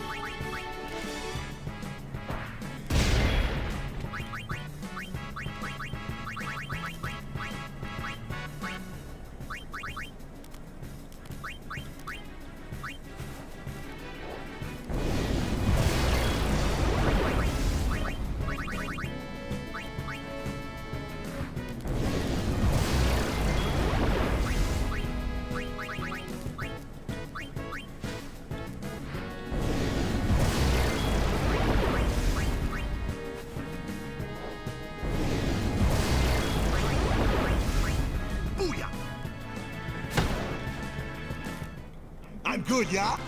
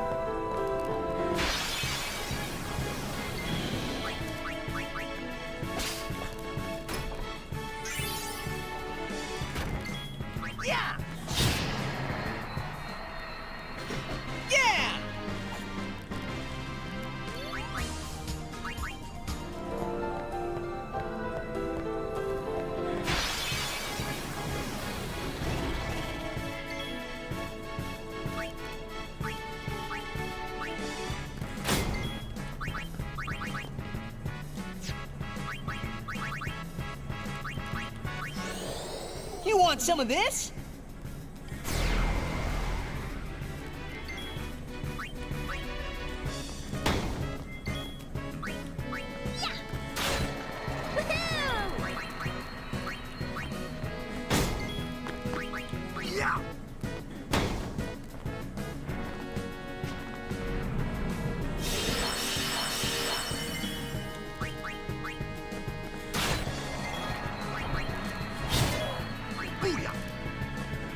Okay, so we don't need any more spirits, so if I encounter this, just flee. No reason to fight it.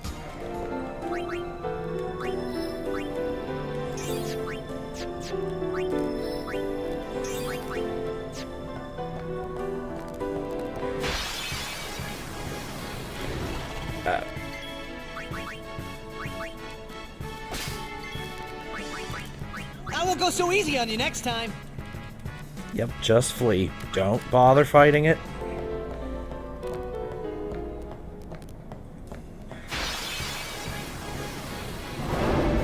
Not fighting. Say your prayers. Not fighting this. I know damn well I got 10 of these. I won't go so easy on you next time.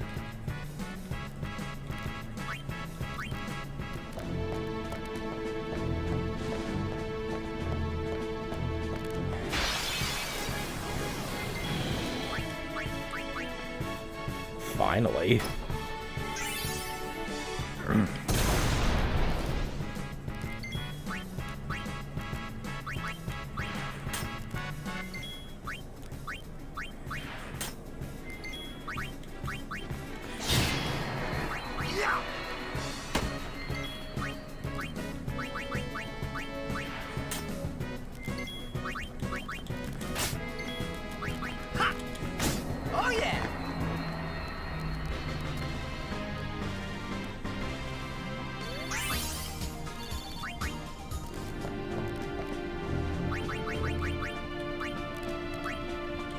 Really only Titus needs first strike.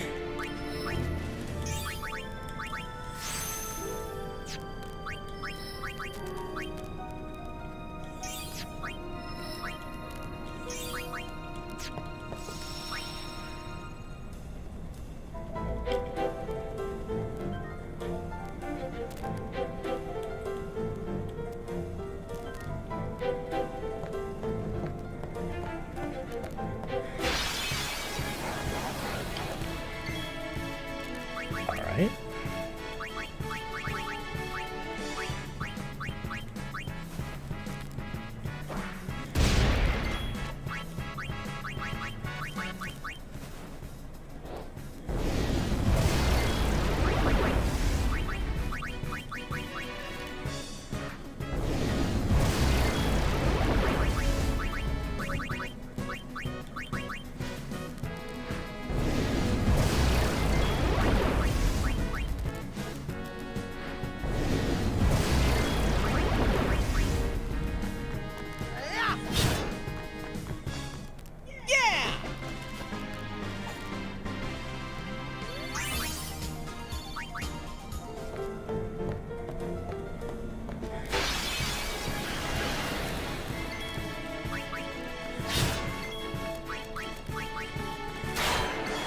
Oh. See ya. Right. They still have their Celestials equipped.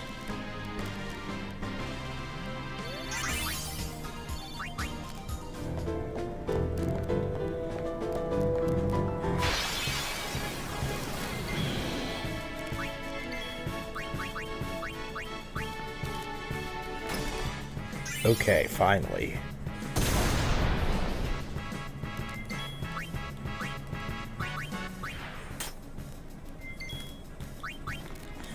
Oh yeah.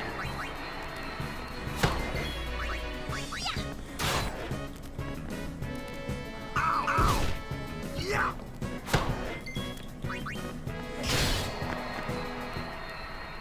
You like that? Okay, 2.3 million. Gonna board the airship again. Sell crap gear.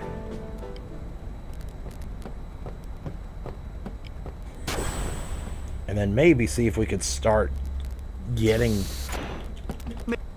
actually bribing that thing.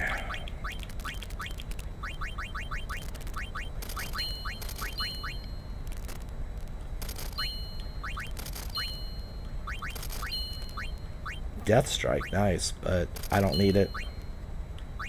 Death proof, don't need that. Thank you.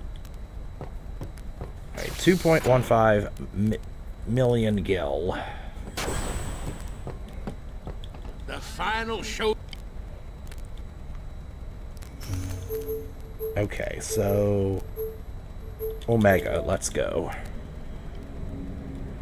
Now I will point out, in the next area, if you've captured everything except for Master Tonberry / Varuna, they are more frequent in the next area.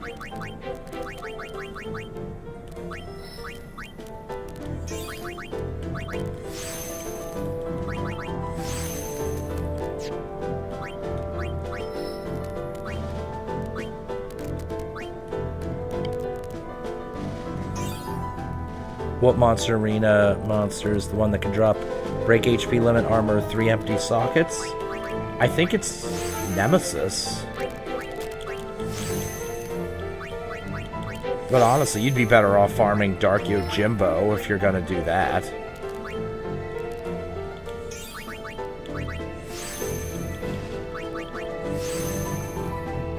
Since that can also, it can also drop Ribbon.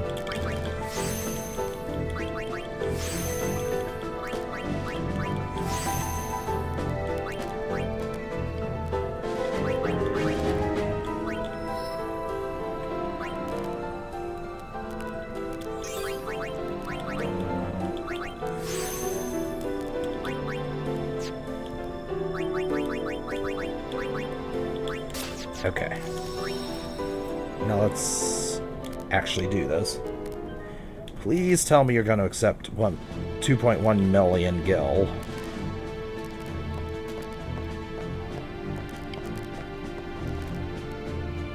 You have them, you just can't remember. Ah. Yeah, it's, Nemesis is the one you grind for that in the monster arena specifically.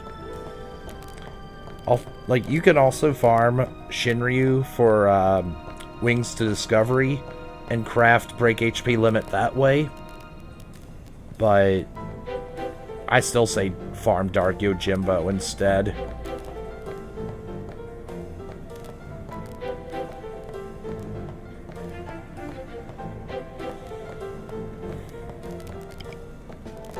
It might be Ribbon.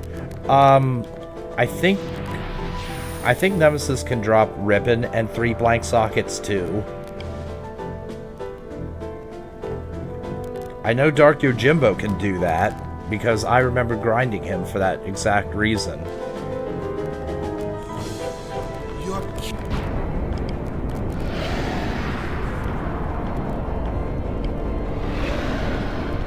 Shinryu. Well, Shinryu does not drop Ribbon. No problem. He drops the thing you need to craft BHPL, but not the armor specifically. Alright, 2.1 million. Take it. Leave us alone, okay?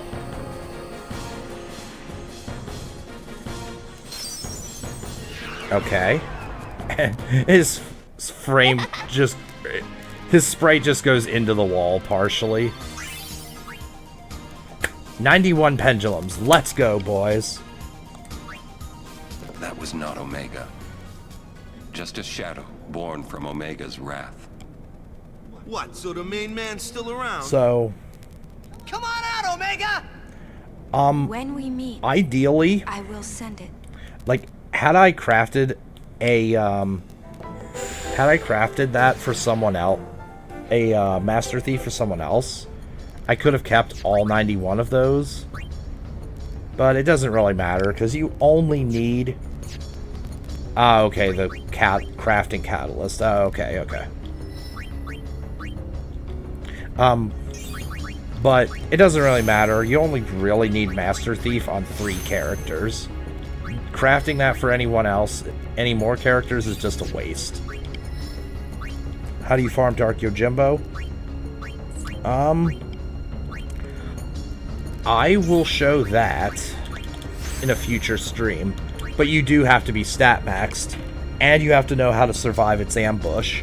Unless you just want to rely on RNG for that, but I know a better way to survive.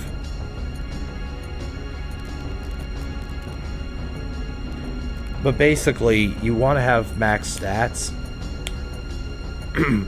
You swap out Orin with his Celestial Weapon for Riku. Mix... Mix, Ultra Null Ul with 255 defense and auto protect. And at least Stoneproof to ensure Wakazashi survival, and then you go to town and kill him. However necessary. Just don't kill him all 5 times. Here we go! In this... I'll be right back. In this Descent to Hell area, I just call this the Descent to Hell. You'll encounter some fixed things here. There are no random encounters at this point. There will be when you revisit this area after you kill Omega. Alright, Gemini. These are found inside Sin, but here's how you kill them. You Dream Powder, and then Shadow Gem. I'm also showing no Sphere Grid strats, by the way.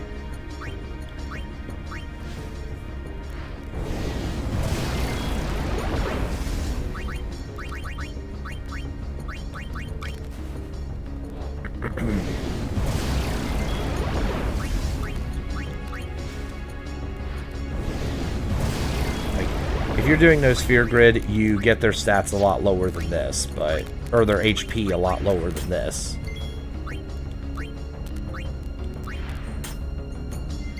before you go for the kill.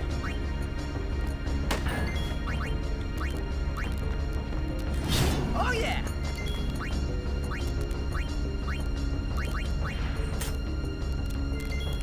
All right.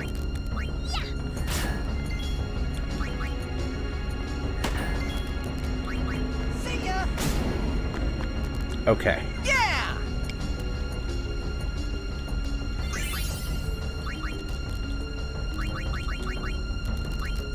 Brett Kallenborg, World Champion, God Hand. Oh, and let's get Phoenix Targe.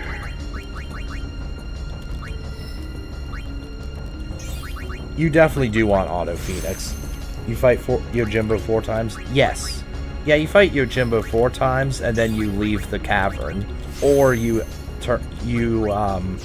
activate the Blitzball menu. Or go back to the airship. One of the above. Okay, Tonberry, I'm gonna capture this because these are not common. Though Master Tonberry and Varuna are a lot more common here than they are up above, in my experience.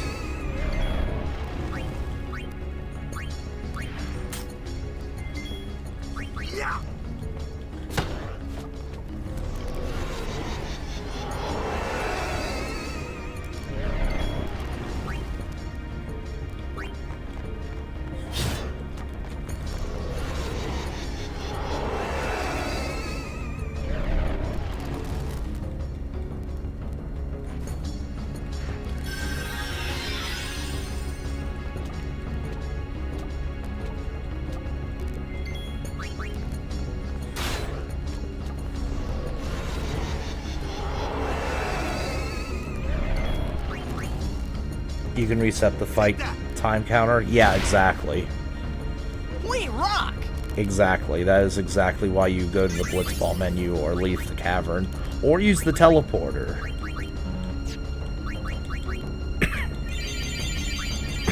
Yeah, any of the above work. Oh, you never played the International. You only played the original version. Oh boy. There's a lot of balance changes then.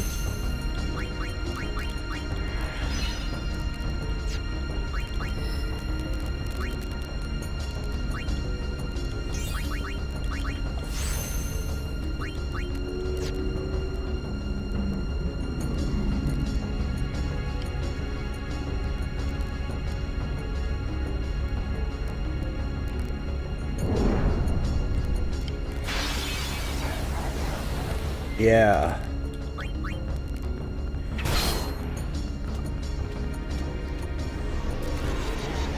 The Dark Aeons don't even exist in the original version. Those were added in the PAL and International versions. Ditto to Penance. Yeah. And these days you can just get HD Remaster at a low price. Well, reasonable price. Which is just modeled after the PAL/International versions.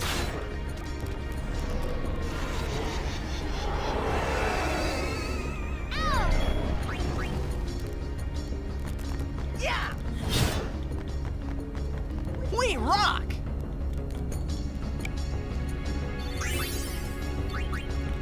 Oh, and by the way, if you leave this area before fighting Omega Weapon and come back, all of the platforms will have a fixed encounter again. But it'll be something different each time, I think.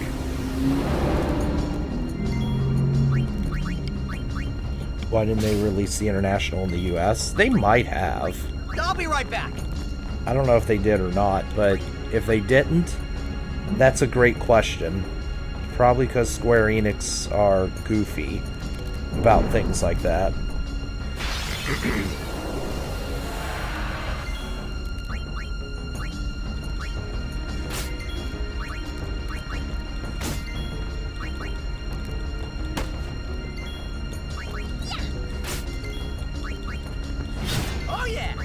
Now, these treasure chests here can only spawn during certain battles on the path to Omega Weapon.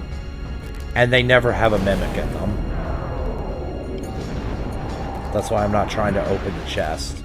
Although I could. Yeah, they never have... There are never mimics down here. Ever.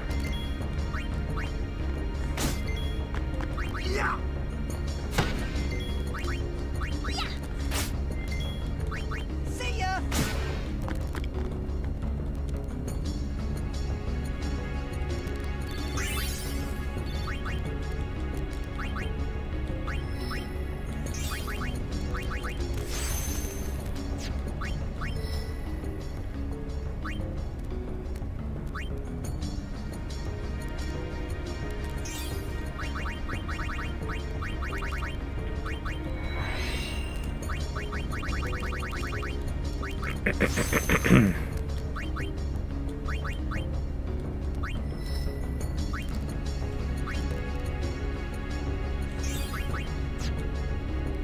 Okay, yeah, full health.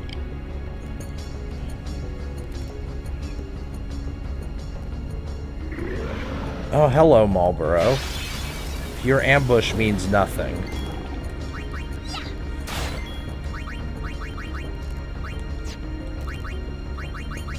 Provoke. You want some of this? Crifian said in the chat in a previous stream that Provoke is a low-key broken ability because it destroys many enemies, and he is not wrong.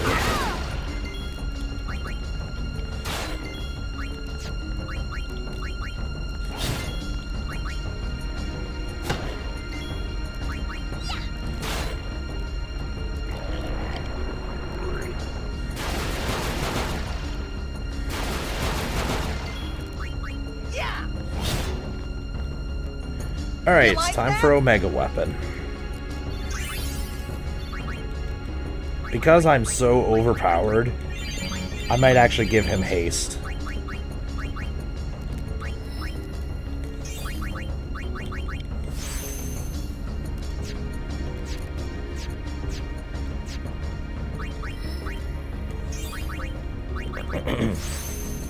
But I need to set up, though, before I give him haste.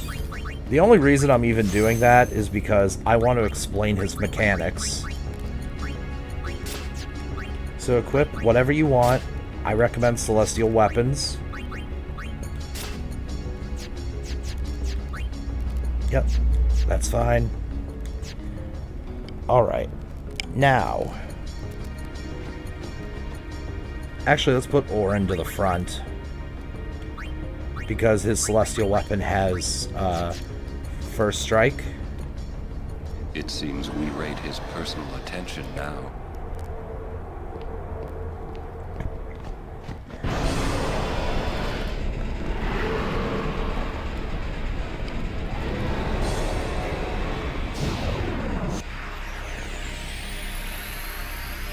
Okay. We're gonna bring Kimahri out just to lance it. The only reason we're bringing him out to lance it... And there we go. Was not released in North America due to a combination of factors primarily related to timing and cost. Original North American was released to meet something. Character limit.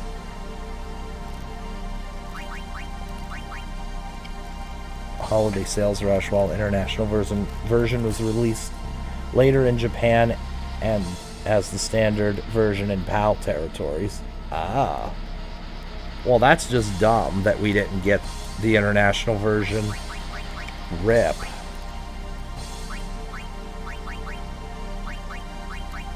Alright, well. Chocobo Wing. Give ourselves haste. And apparently I missed a white magic apparently I missed a thing somewhere for Kimahri. I'm not sure which one I missed. Aqua Breath. Doom. White Wind, Mighty Guard, Nova. Okay, I'm gonna have to look up which one I missed.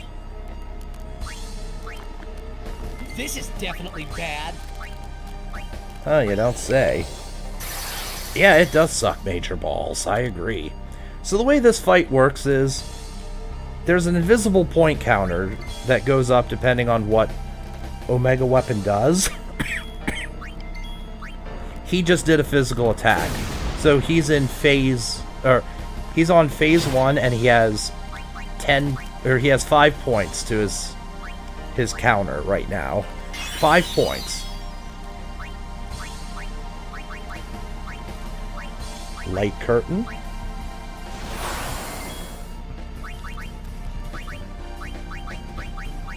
Light curtain.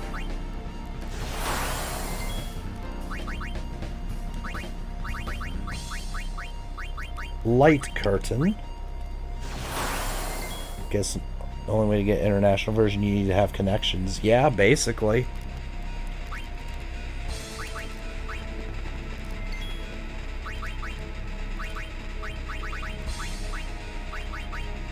Chocobo feather. Actually, yeah, we'll just use these 3. Lunar curtain for Shell. Light curtain, lunar curtain, and haste.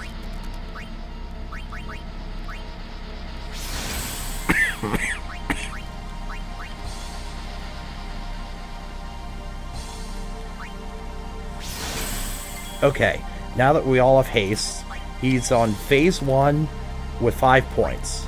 Core energy. Okay, so at each phase he will always do a physical attack or a miscellaneous second move, depending on what phase he's in. Right there, he just did core energy. So every move that's not a physical hit adds 2 points to his counter. And let's give him haste to speed this along.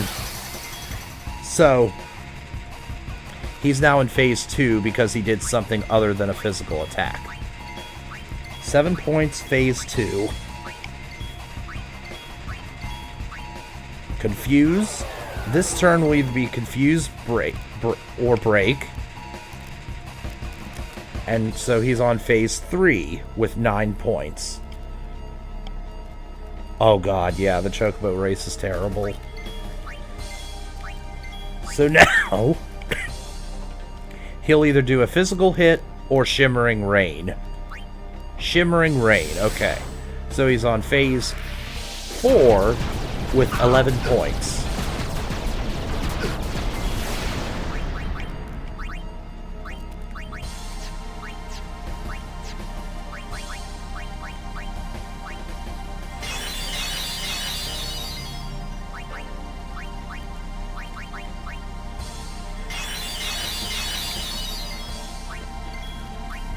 The next move, he'll either do physical hit, Demi, or Ultima. Okay, 13. So he's now back to phase 1 with 13 points.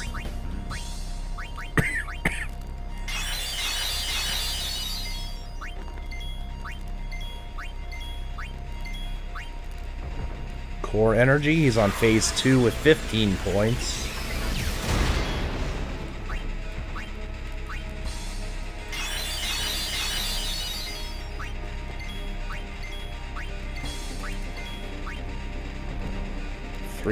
With 17 points.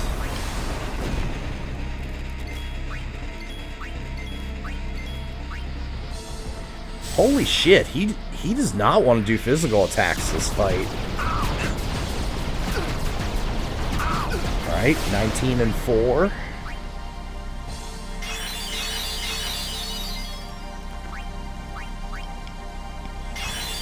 What are the points I'm mentioning for? I will explain that in a bit. 19. Okay, physical hit. That's 24, and he's still on. He's on phase 4.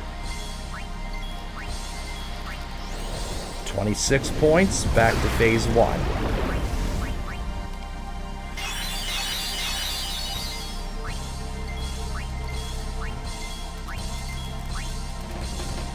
28 points, and he's on phase 2. Okay, so he'll do one more move, and then he'll fire off Nova, which will do a crap ton of damage. Okay, he's at 30 points. If he's at 30 or more points... If he's at 30 or more points and he's on phase 3...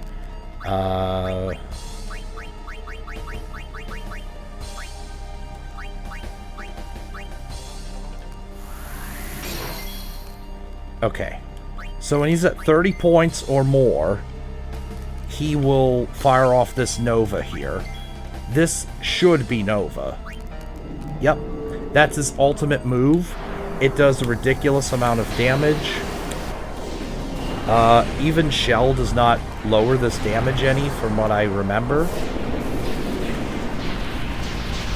Titus might actually die here. Oh, Jesus. It really high rolled on Titus. Holy fuck. And he'll still be on phase 4. So he's back to 0 points. So that's how this fight goes. Until he's dead. So Chocobo Feather him.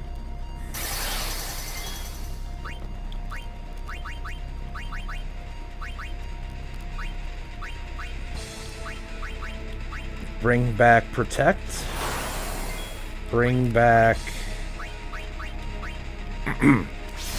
Shell, and we'll use a Mega Elixir to heal that off. Alright, and now it's time for us to stop playing. Now it's time to stop playing with my food and just kill him. Use Quick Hit if you have it.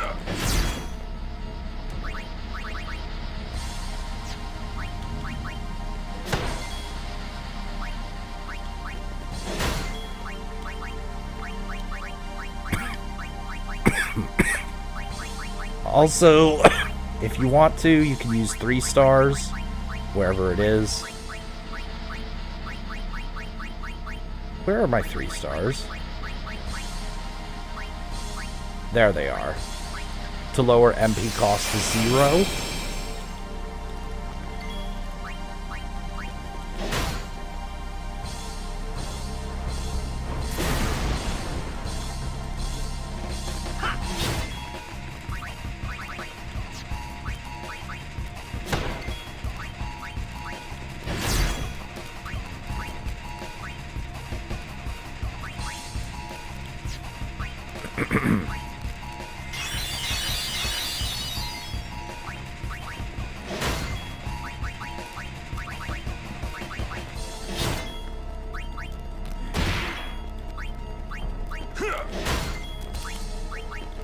So, I think we can all agree at this point that I'm going to win this.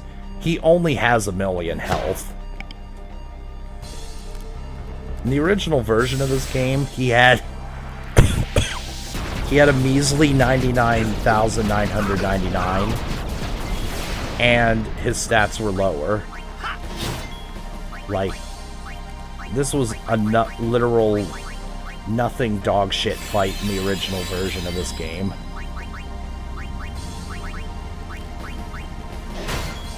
To make things even better, by better I mean more laughable, Evade and Counter actually worked to dodge his attacks back then.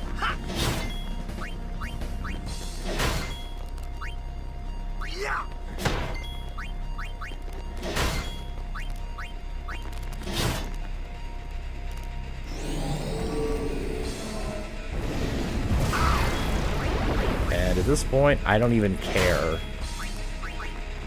I'm not even counting how many points he has, because I don't care. I'm gonna kill him before he hits 30. Normally, I come in completely stat maxed, and I just, like, raffle stomp him before he can even move.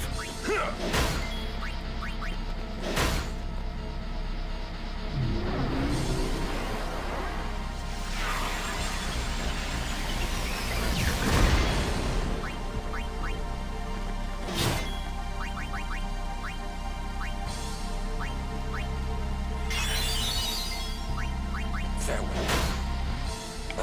Alright. Omega Weapon is dead.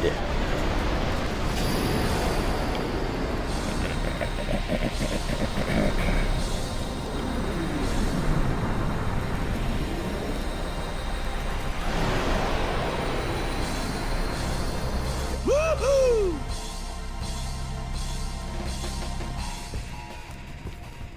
Find your peace on the far plane.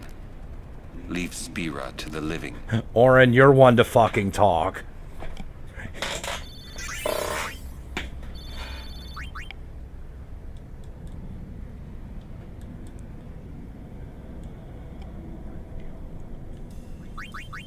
Now, before we depart the Omega Dungeon, there is one thing I forgot to pick up. Also, if you go back to Omega Weapon's chamber, I'm sure you saw that chest in the cutscene. It is a purple magic sphere.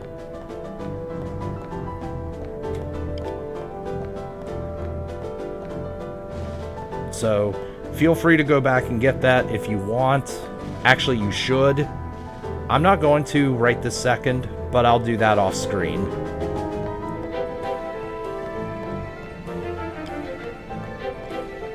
So, we'll fight Sin.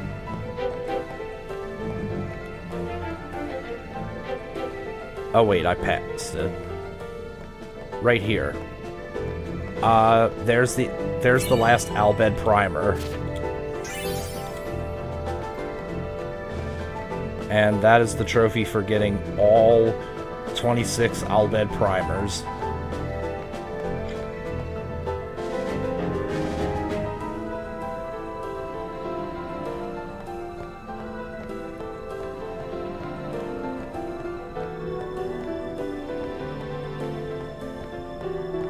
Right, so I think we'll end the stream on Seymour Omnis. Because Omega Weapon, like, the Omega Dungeon went far longer than I expected it to. And I don't really want this to be a 6+ hour stream. So, at this power level, I can easily just raffle stomp everything else in the game.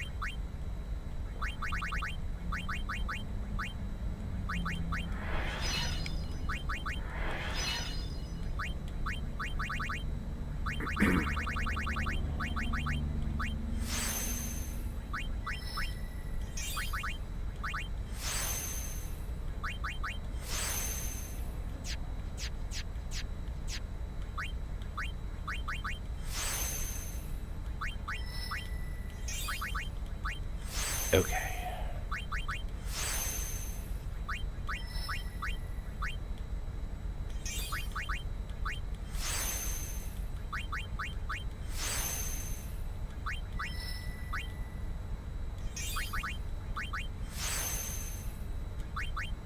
Okay.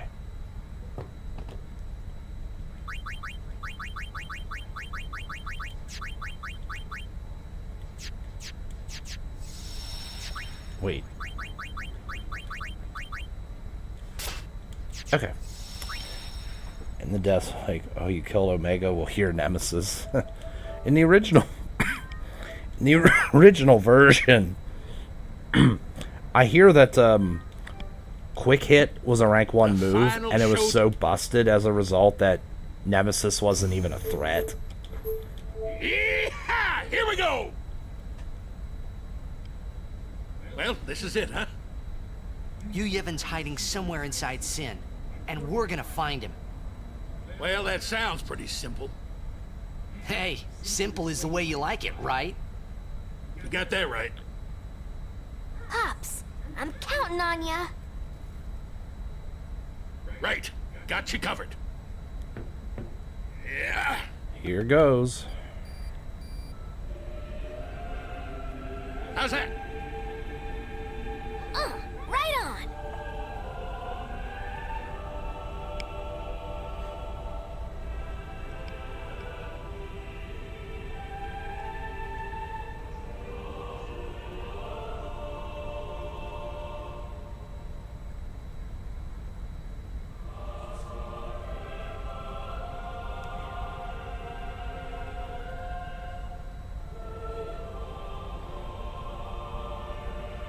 A singing ship in the sky. I hope everyone got the message. Treen!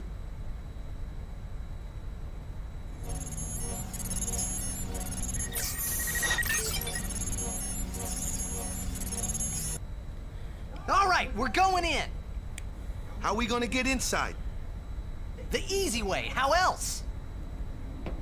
Figures. Well, let's go. Okay.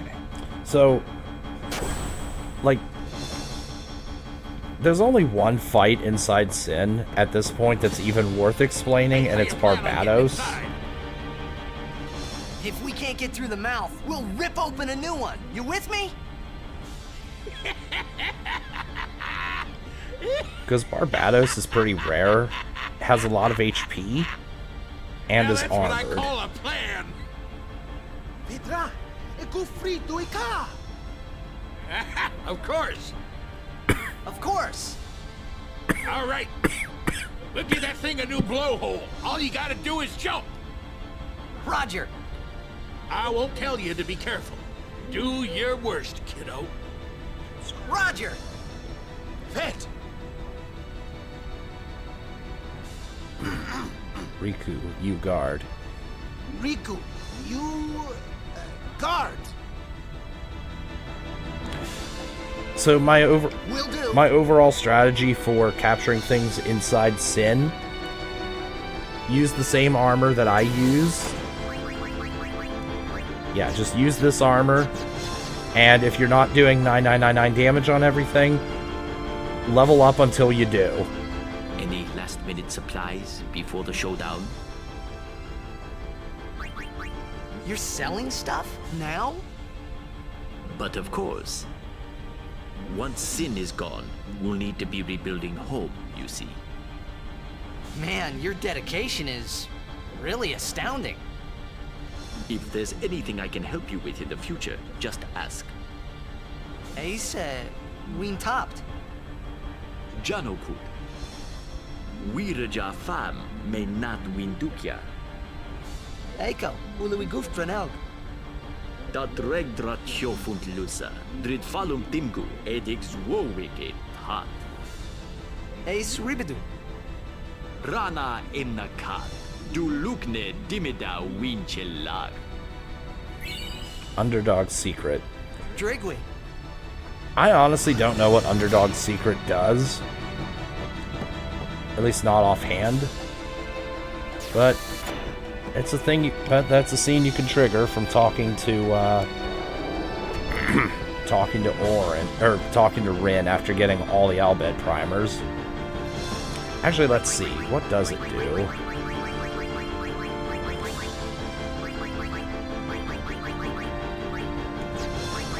Let's see. Do I have a weapon to customize?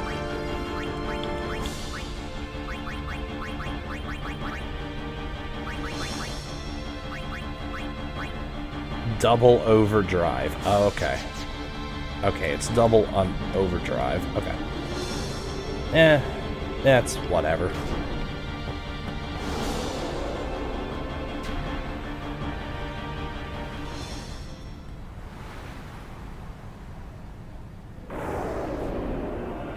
I can hear the song! Yes, I can hear the hymn too. They listen to us! We won't let them down.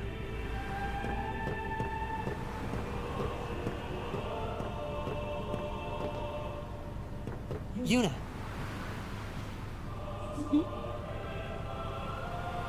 You don't need this anymore, right? Oh! Right? Huh.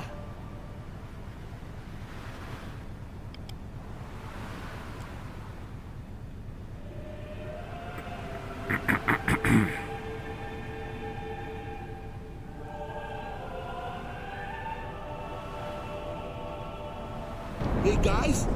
Guys, that's not good, yeah?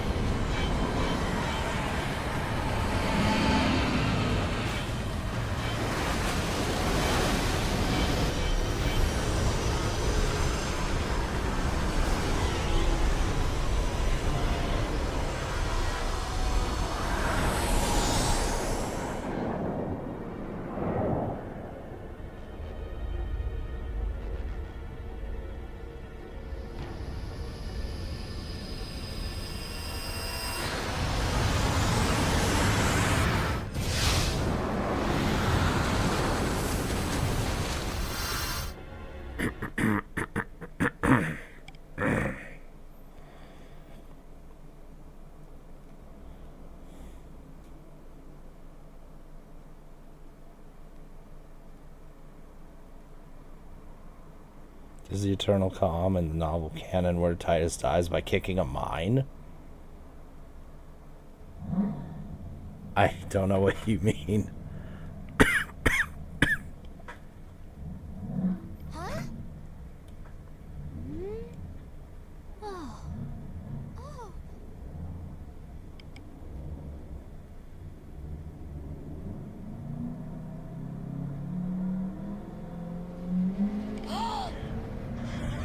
But I have a better question here. How the fuck does the party survive this?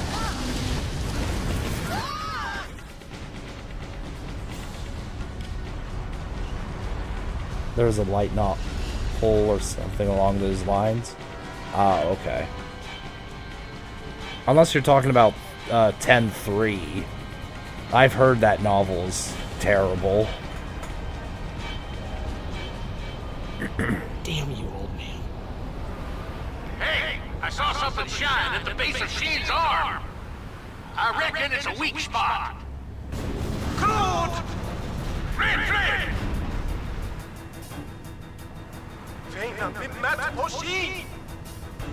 Sin's pulling us in! Everyone, back inside!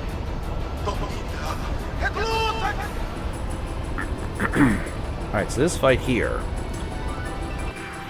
you can choose to pull away or move towards Sin, like in the Evray fight. Go near more. Or you could just have Wakka attack from range.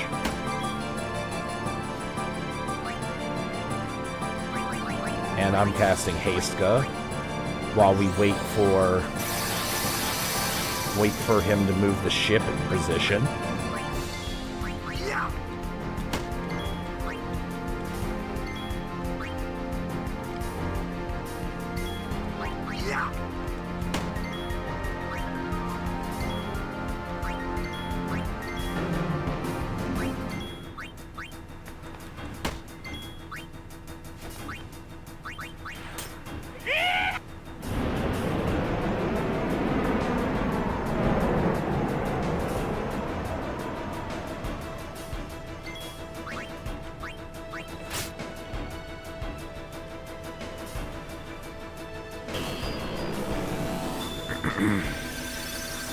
And rip haste. Wait, what? Oh yeah, rip haste.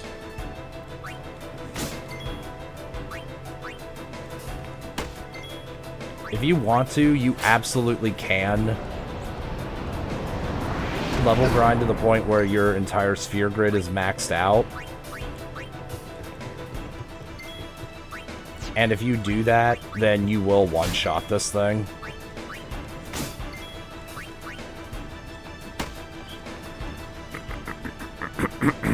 I dare you to use...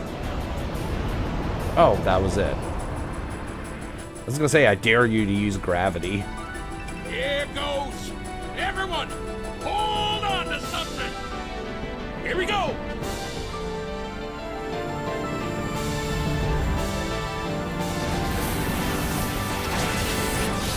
Red has spent most of his time waiting for it's not actually fine, because him and Yuna had a fight. Yeah, I heard Yuna... I've heard Yuna was really awful to him in that novel. And Yu Yevon comes back somehow. Not only does that sound really stupid, Easy for you to say. but more importantly, like, okay, people defend like, there are people in the fandom that will defend anything and everything. I have yet to ever hear one person say a good thing about that novel. Closer! Just a minute!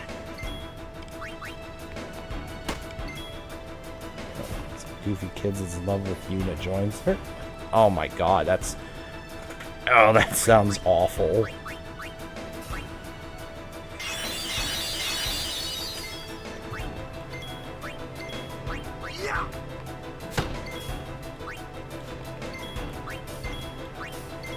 Like, just the fact that nobody in the fandom defends that goes to show you how bad it is.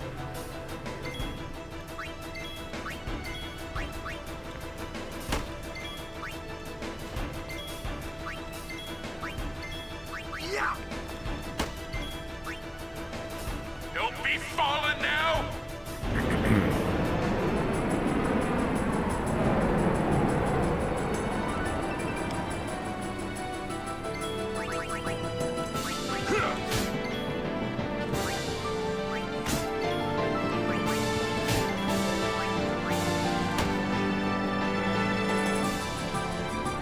There we go.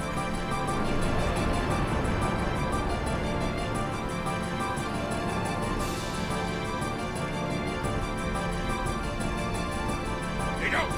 Ida!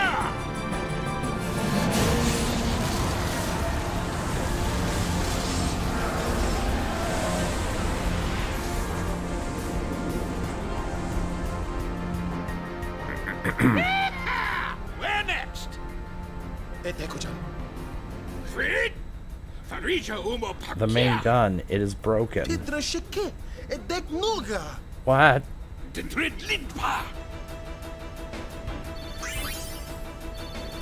Everyone back inside. The main gun's busted. The more of a fanfiction canon that ships throws 10 and 10 to Oh yeah, I've heard Orin's daughter is a thing and that. We're going in. I just got Every Yuna. blitzer knows. When you got the ball, you gotta score. Let's go. Oh, apparently. Hey, star players first. Apparently Yuna has the highest affection. Okay then.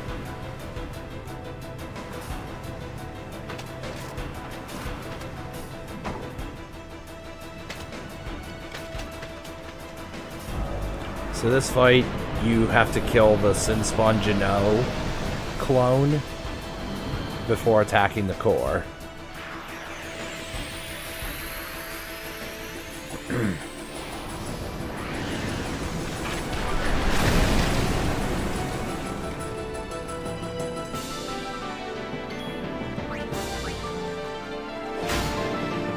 Jesus. Well, that sure was quick. So I guess Sin is armored. Like, the left and right fin, I guess they're armored. I actually didn't know that.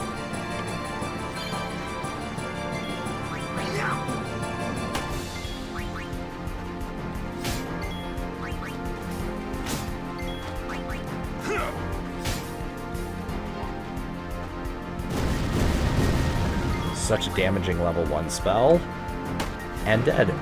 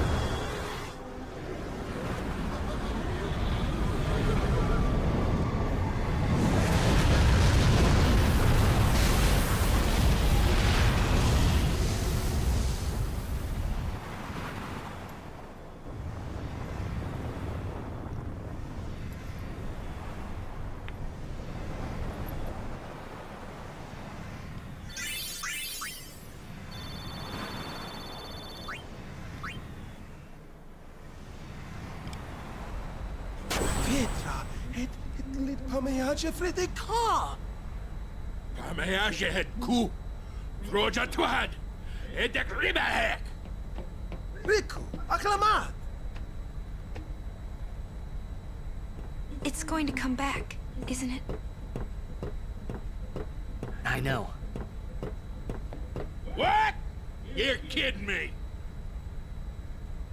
No, we have to beat the guy inside Sin. The Crusaders would be out of a job if it was this easy, huh? But it has weakened. I'm sure of it. Yeah! We're winning! All right, I'll do what I can with the main gun.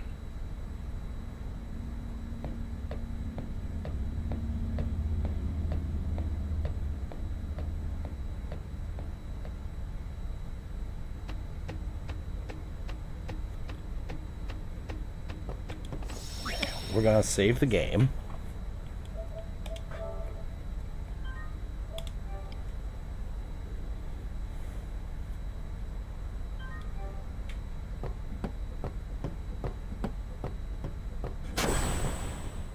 We're gonna kill the last form of Sin, which is Overdrive Sin. So we go to the deck of the ship to trigger this. And then there is a cutscene, so I will be right back once the scene starts, because I need to go to the bathroom and I'm gonna get some more water.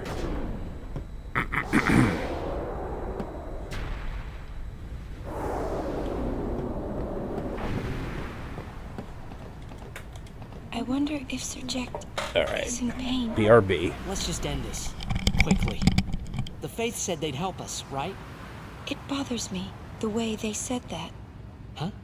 I mean, they've been fighting alongside us this whole time, but now they say they'll help?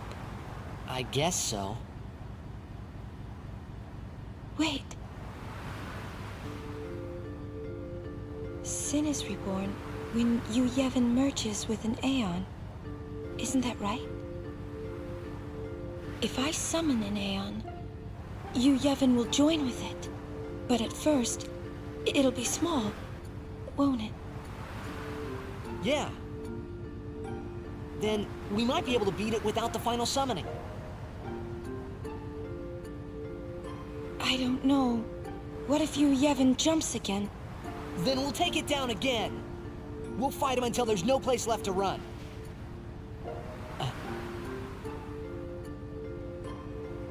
I never thought it would come down to this. Yeah, I know. Hey, the Faith, they're tired of this whole thing too. Let's let them rest. The Faith said it's pointless to keep dreaming. The dream will disappear, he said. What did he mean? And what is it that Yu Yevon is summoning from within Sin. The dream of the faith. You won't go away, will you? You guys! Come look! Something's happening to Sin!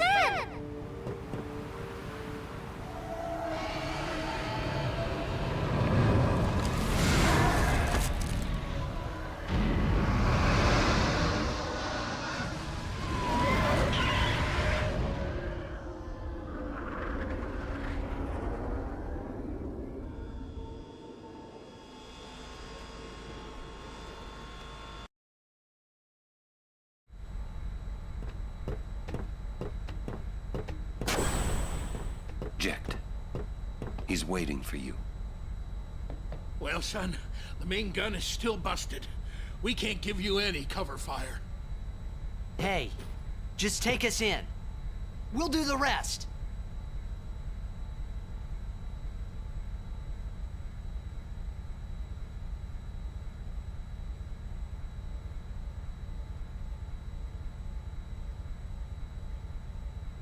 All right. Take us up, flush to the mouth! No mistakes, or I'm gonna tear out that mop you call hair. Trust me. Me take you there. No problem, yeah? Let's get ready to blitz! Our father's wishes. Let's make them come true.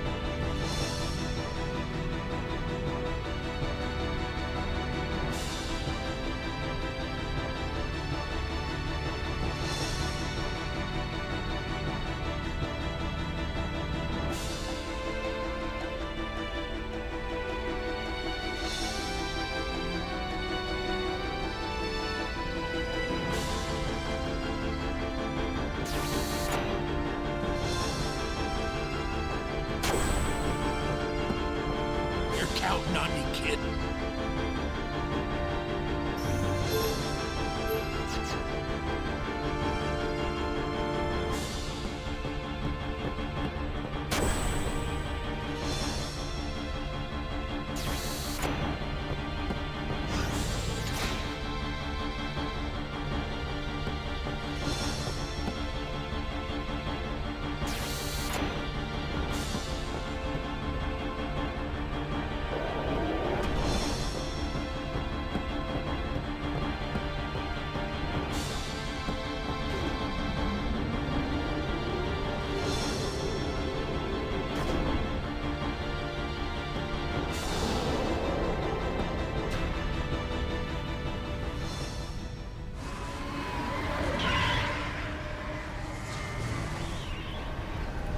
Okay, so, has gone a little longer than expected.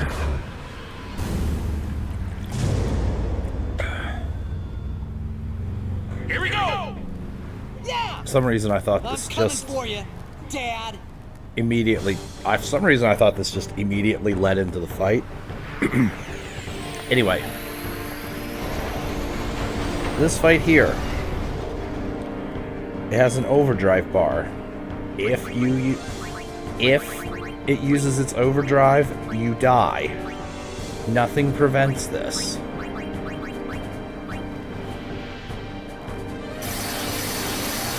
So you have to kill it before its overdrive fills up all the way. Okay, we'll just defend with Riku. Wakka's gonna throw his ball from a mile away.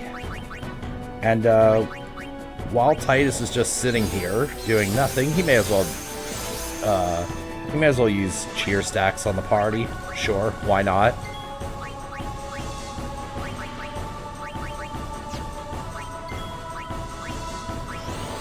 Alright, so 1. I'm counting 1 because Orin needed 1. 1,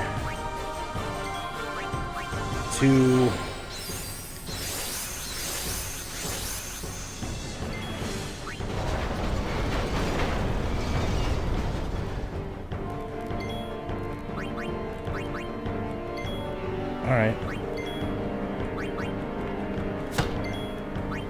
3,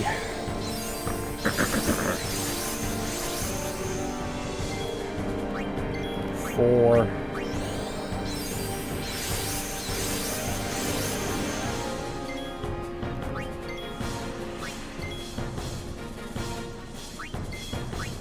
5.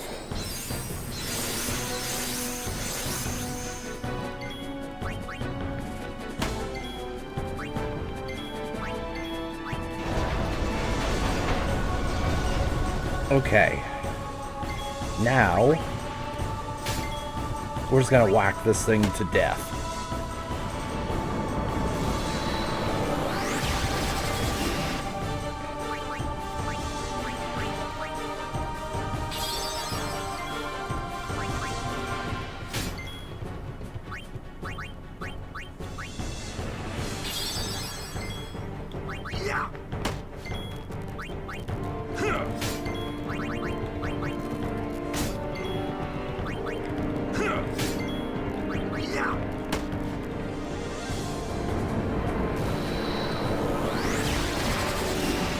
So that thing can inflict a good number of statuses. Well, most notably petrification and I think one of them can inflict confusion. But yeah, we have proofs for that, so it doesn't really matter.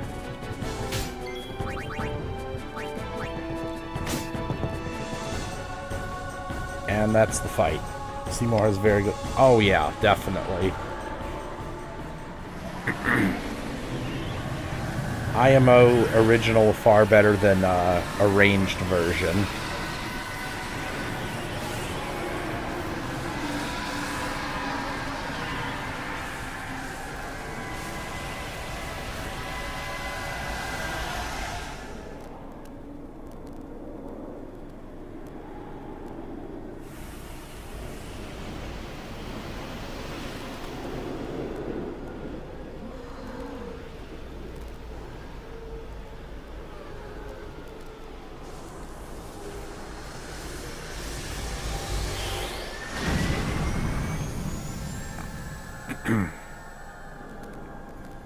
Yeah, someone I'm watching actually prefers the arranged version over the original, and I even wrote in the chat, I have to respectfully disagree with you. Though it's still not as bad of a new theme as Omega Dungeon. The arranged version of Omega Dungeon's music is just, it's bad. Same with the Thunder Plains theme. Dad, where are you? We must go to him. Then we will. Let me take front. Good luck. Follow me. So I am actually going to kill some things in the Omega Dungeon, or I mean, in the Sea of Sorrow, on the way to...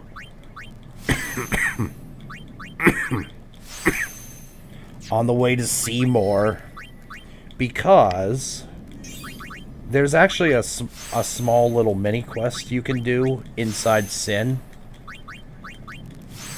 where you have to kill enough fiends to open up new paths in the City of Dying Dreams. They don't lead anywhere, they just lead to treasure if you want to get them.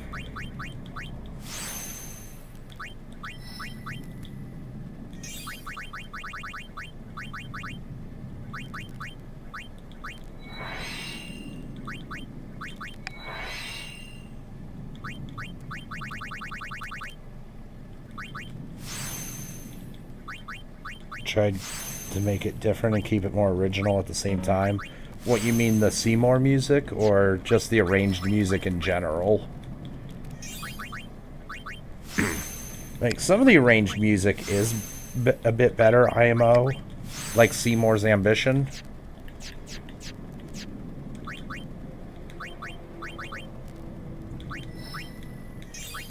But yeah. Although it's definitely not as bad as the absolute dog shit music of Resident Evil 1. The director's cut music, that shit was terrible.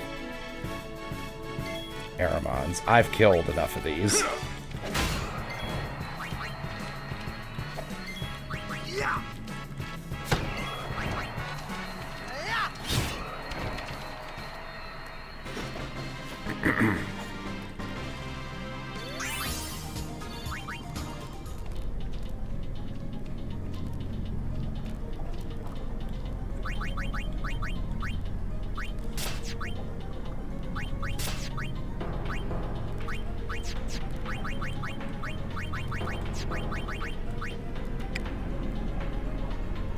Oh, that's what you were thinking too.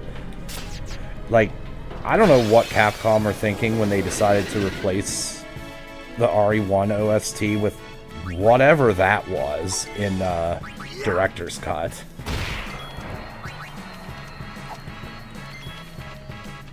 You know what? It doesn't matter how I kill these, so... Petrified Grenade. If it isn't broken, don't fix it. Yeah, exactly.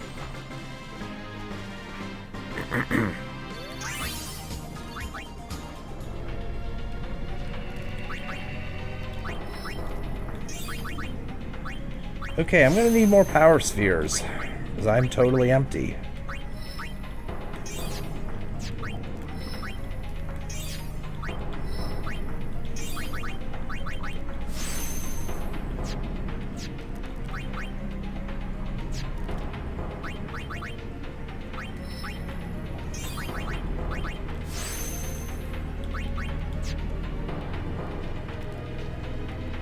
Now, there's a bunch of items inside the... Okay, well, there's these guys.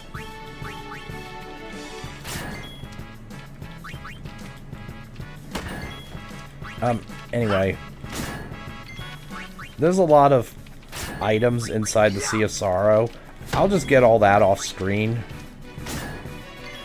I think the most noteworthy thing is a Phantom Ring for Yuna that gives a bunch of Ellie absorb.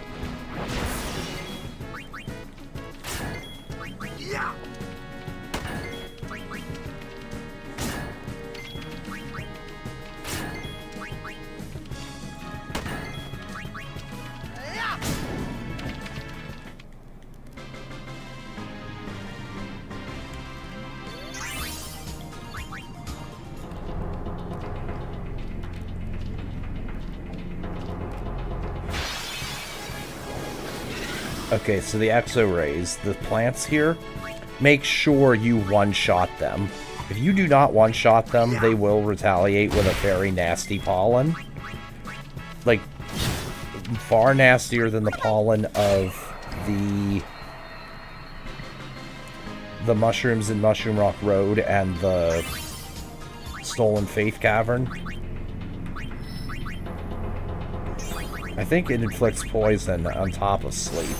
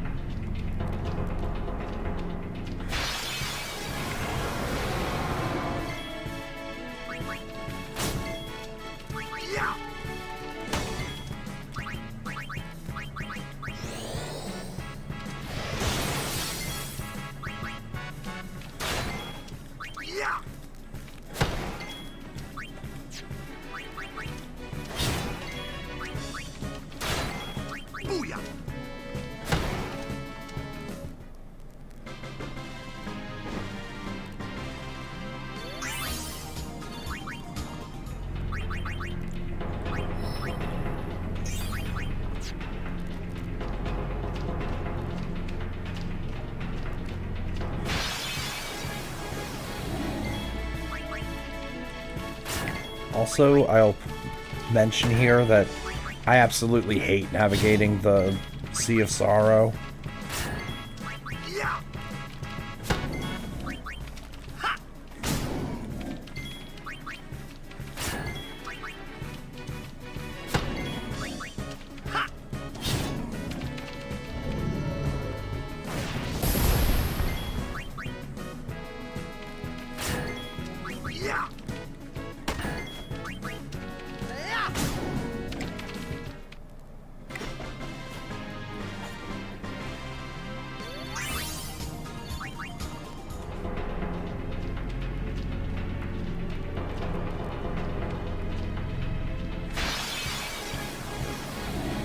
Okay, well, I'm sure encountering a lot of these now. It's good for my power sphere supply.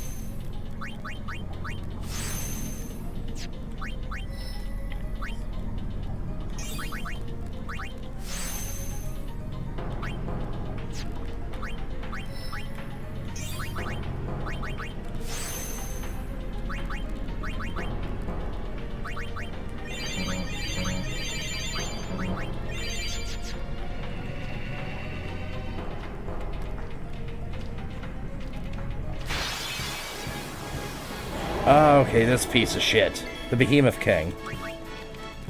Fortunately, I'm strong enough to just do the damage limit every hit. If you're not, you might want to come back when you do. Because this thing has no real weaknesses. It'll cast Mighty Guard once it gets below 2/3 health. And this thing fires off Meteor when killed. Which, in my first playthrough, definitely most certainly did lead to a game over. That pissed me off. In the original version, I hear that if you captured it, you have to deal with the Meteor. Fortunately, in HD Remaster, that is not a thing, along with the PAL version.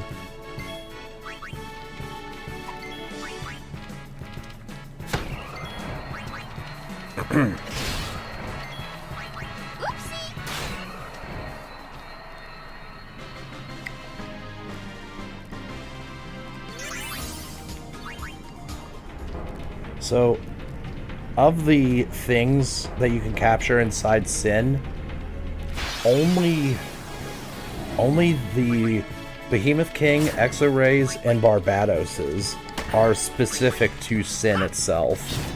Everything else can be found in the Omega Dungeon. In the case of the Demonolith, in greater quantities.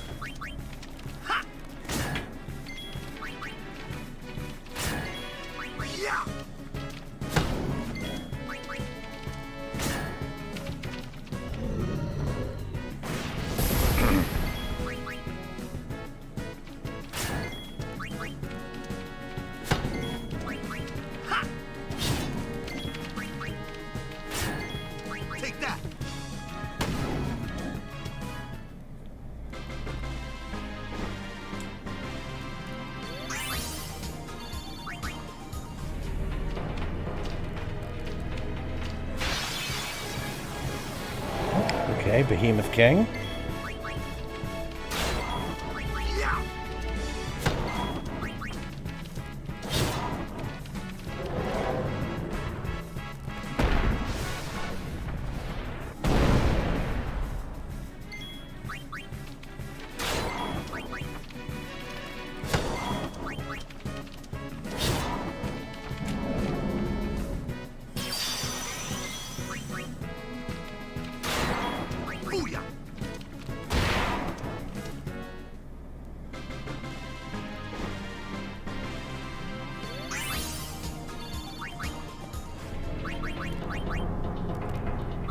Those things suck to fight in no sphere grid.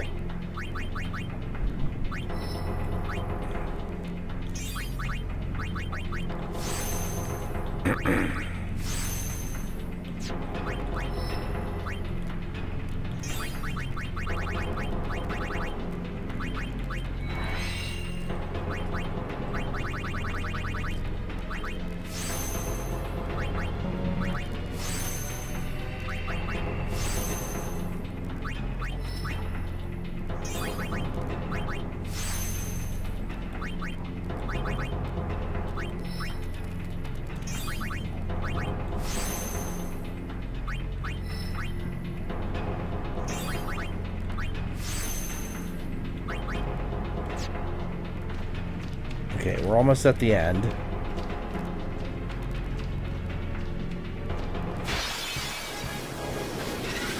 All right.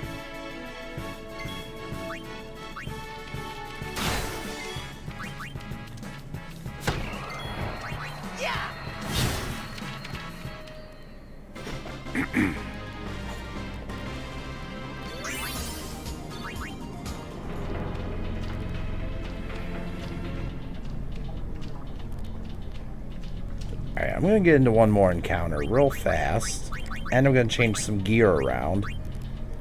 Victorious, this is, Victorious is the armor you get for typing in Victorious in the computer. Fireproof, this you can find from a merchant inside Luca.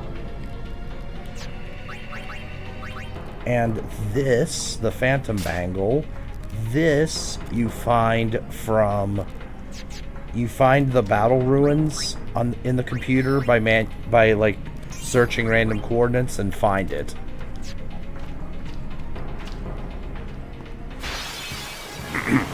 That's the gear we need for this strat that I'm about to show off for Seymour Omnis.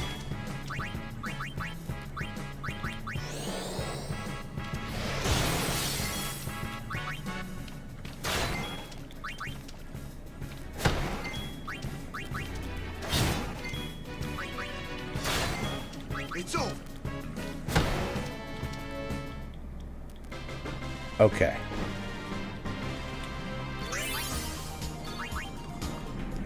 So, Riku, Auron, Lulu. You can use anyone that has fireproof if you want, but you're guaranteed to find them for these three characters if you've been following along.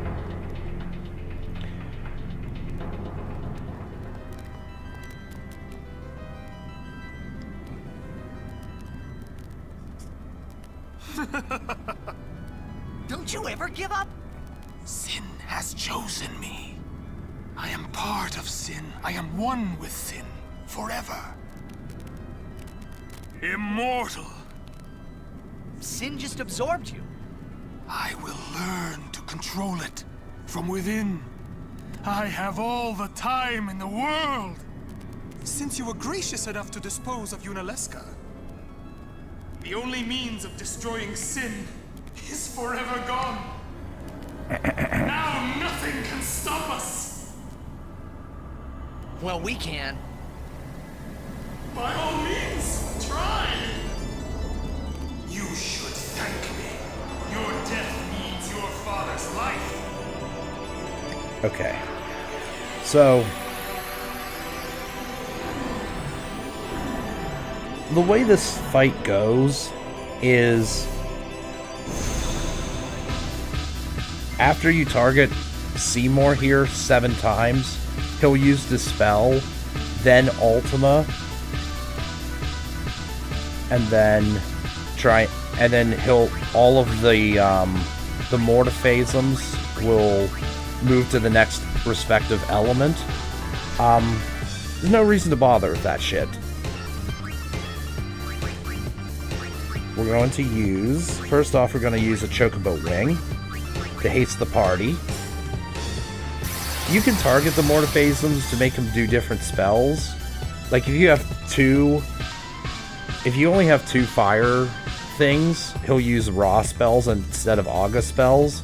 But again, none of that shit matters, because we have Fireproof, or Fire Eater. All he can do is spam Fire Raga, and do no damage whatsoever to us. And we just lob Supreme Gems. 1, 2...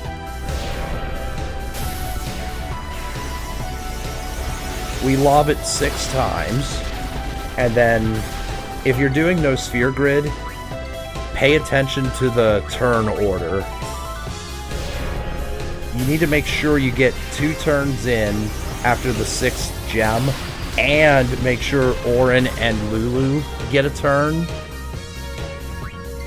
Auron needs to have the Masamune equipped, preferably with no health, or I should say 1 HP. And hopefully Lulu still has the magic booster, which I did not buy.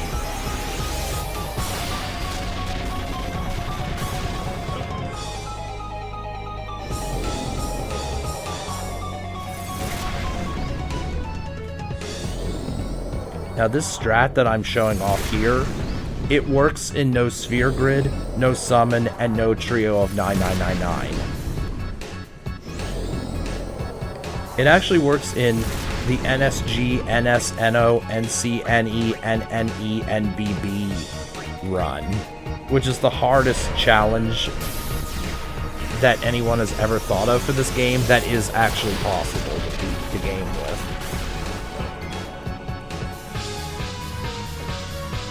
Also, these damage variance rolls are awful.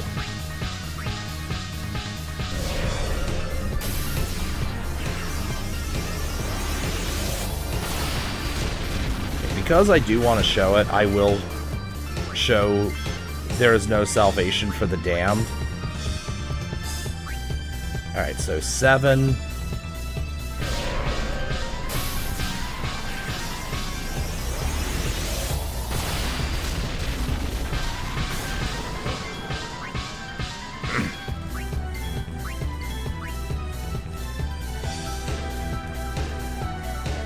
But there is no Salvation for the damned. Rest in peace in Eternal darkness. Okay. Then there's the Dispel.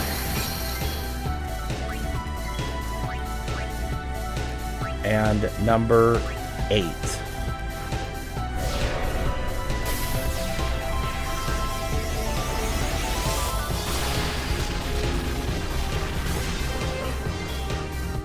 Now these Supreme Gem rolls are fucking awful. It has been a long time since I've seen damage variance this bad. Let darkness take you. If he fires this off and no sphere grid, no summon, you're dead. I'm pretty sure there's no way to prevent that. Ooh.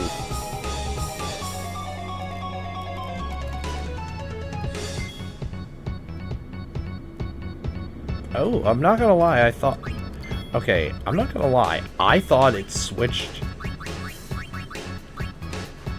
I'm not gonna lie, I genuinely thought it switched over. Like, once he fired off Ultima.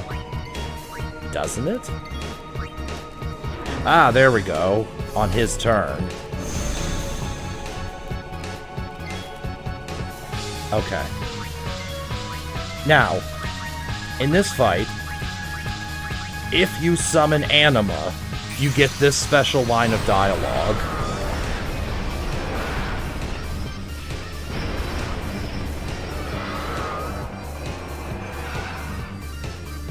You would oppose me as well? So be it.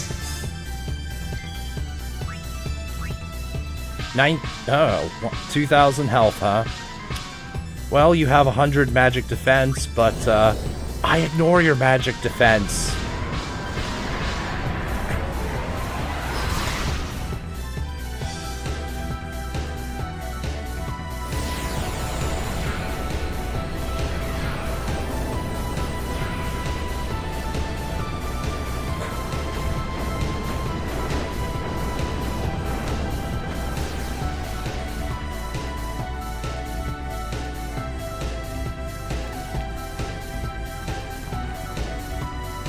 That achievement is for winning this fight.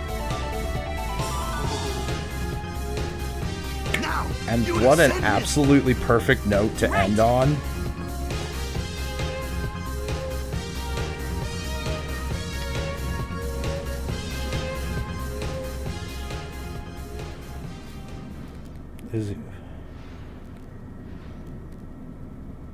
So, it is you, after all, who will send me.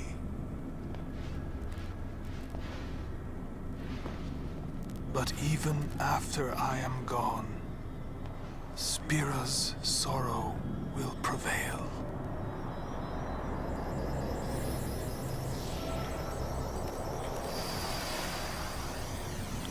Now, before I end the stream, real quick... Sin will be right behind you.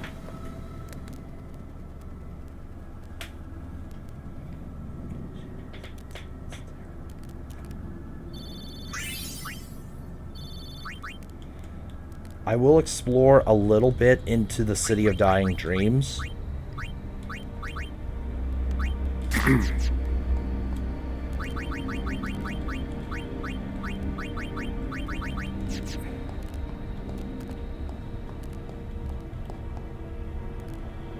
Oh, maybe? Okay, you have to kill fiends in this area. Okay, so apparently the Sea of Sorrow doesn't count. Oh. Oh, whatever.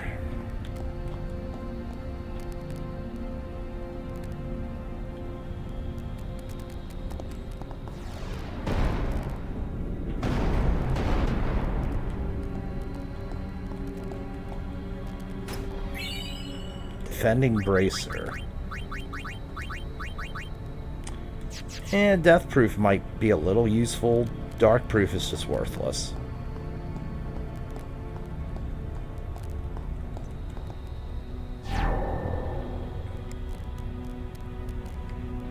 So yeah, as you kill things, the counter will go down, and you can access different areas.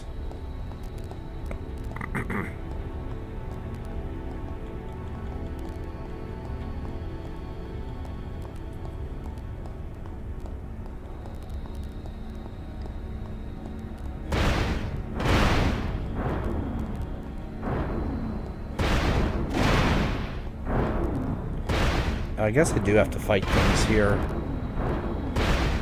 in order to trigger the thing I want to trigger.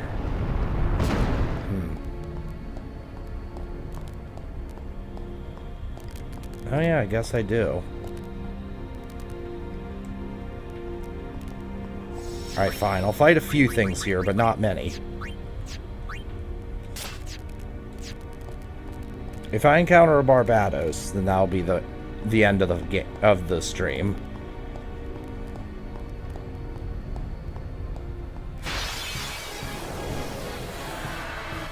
Actually, on second thought, fuck it. I mean, I'll fight this, but then, yeah, I'll do shenanigans off screen. So it's been pretty close to 6 hours. And really all I have to do is grind and do other stuff, so righto.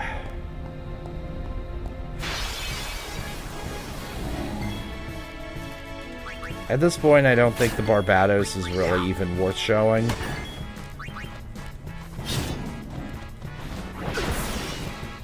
But I will show killing it in the monster arena.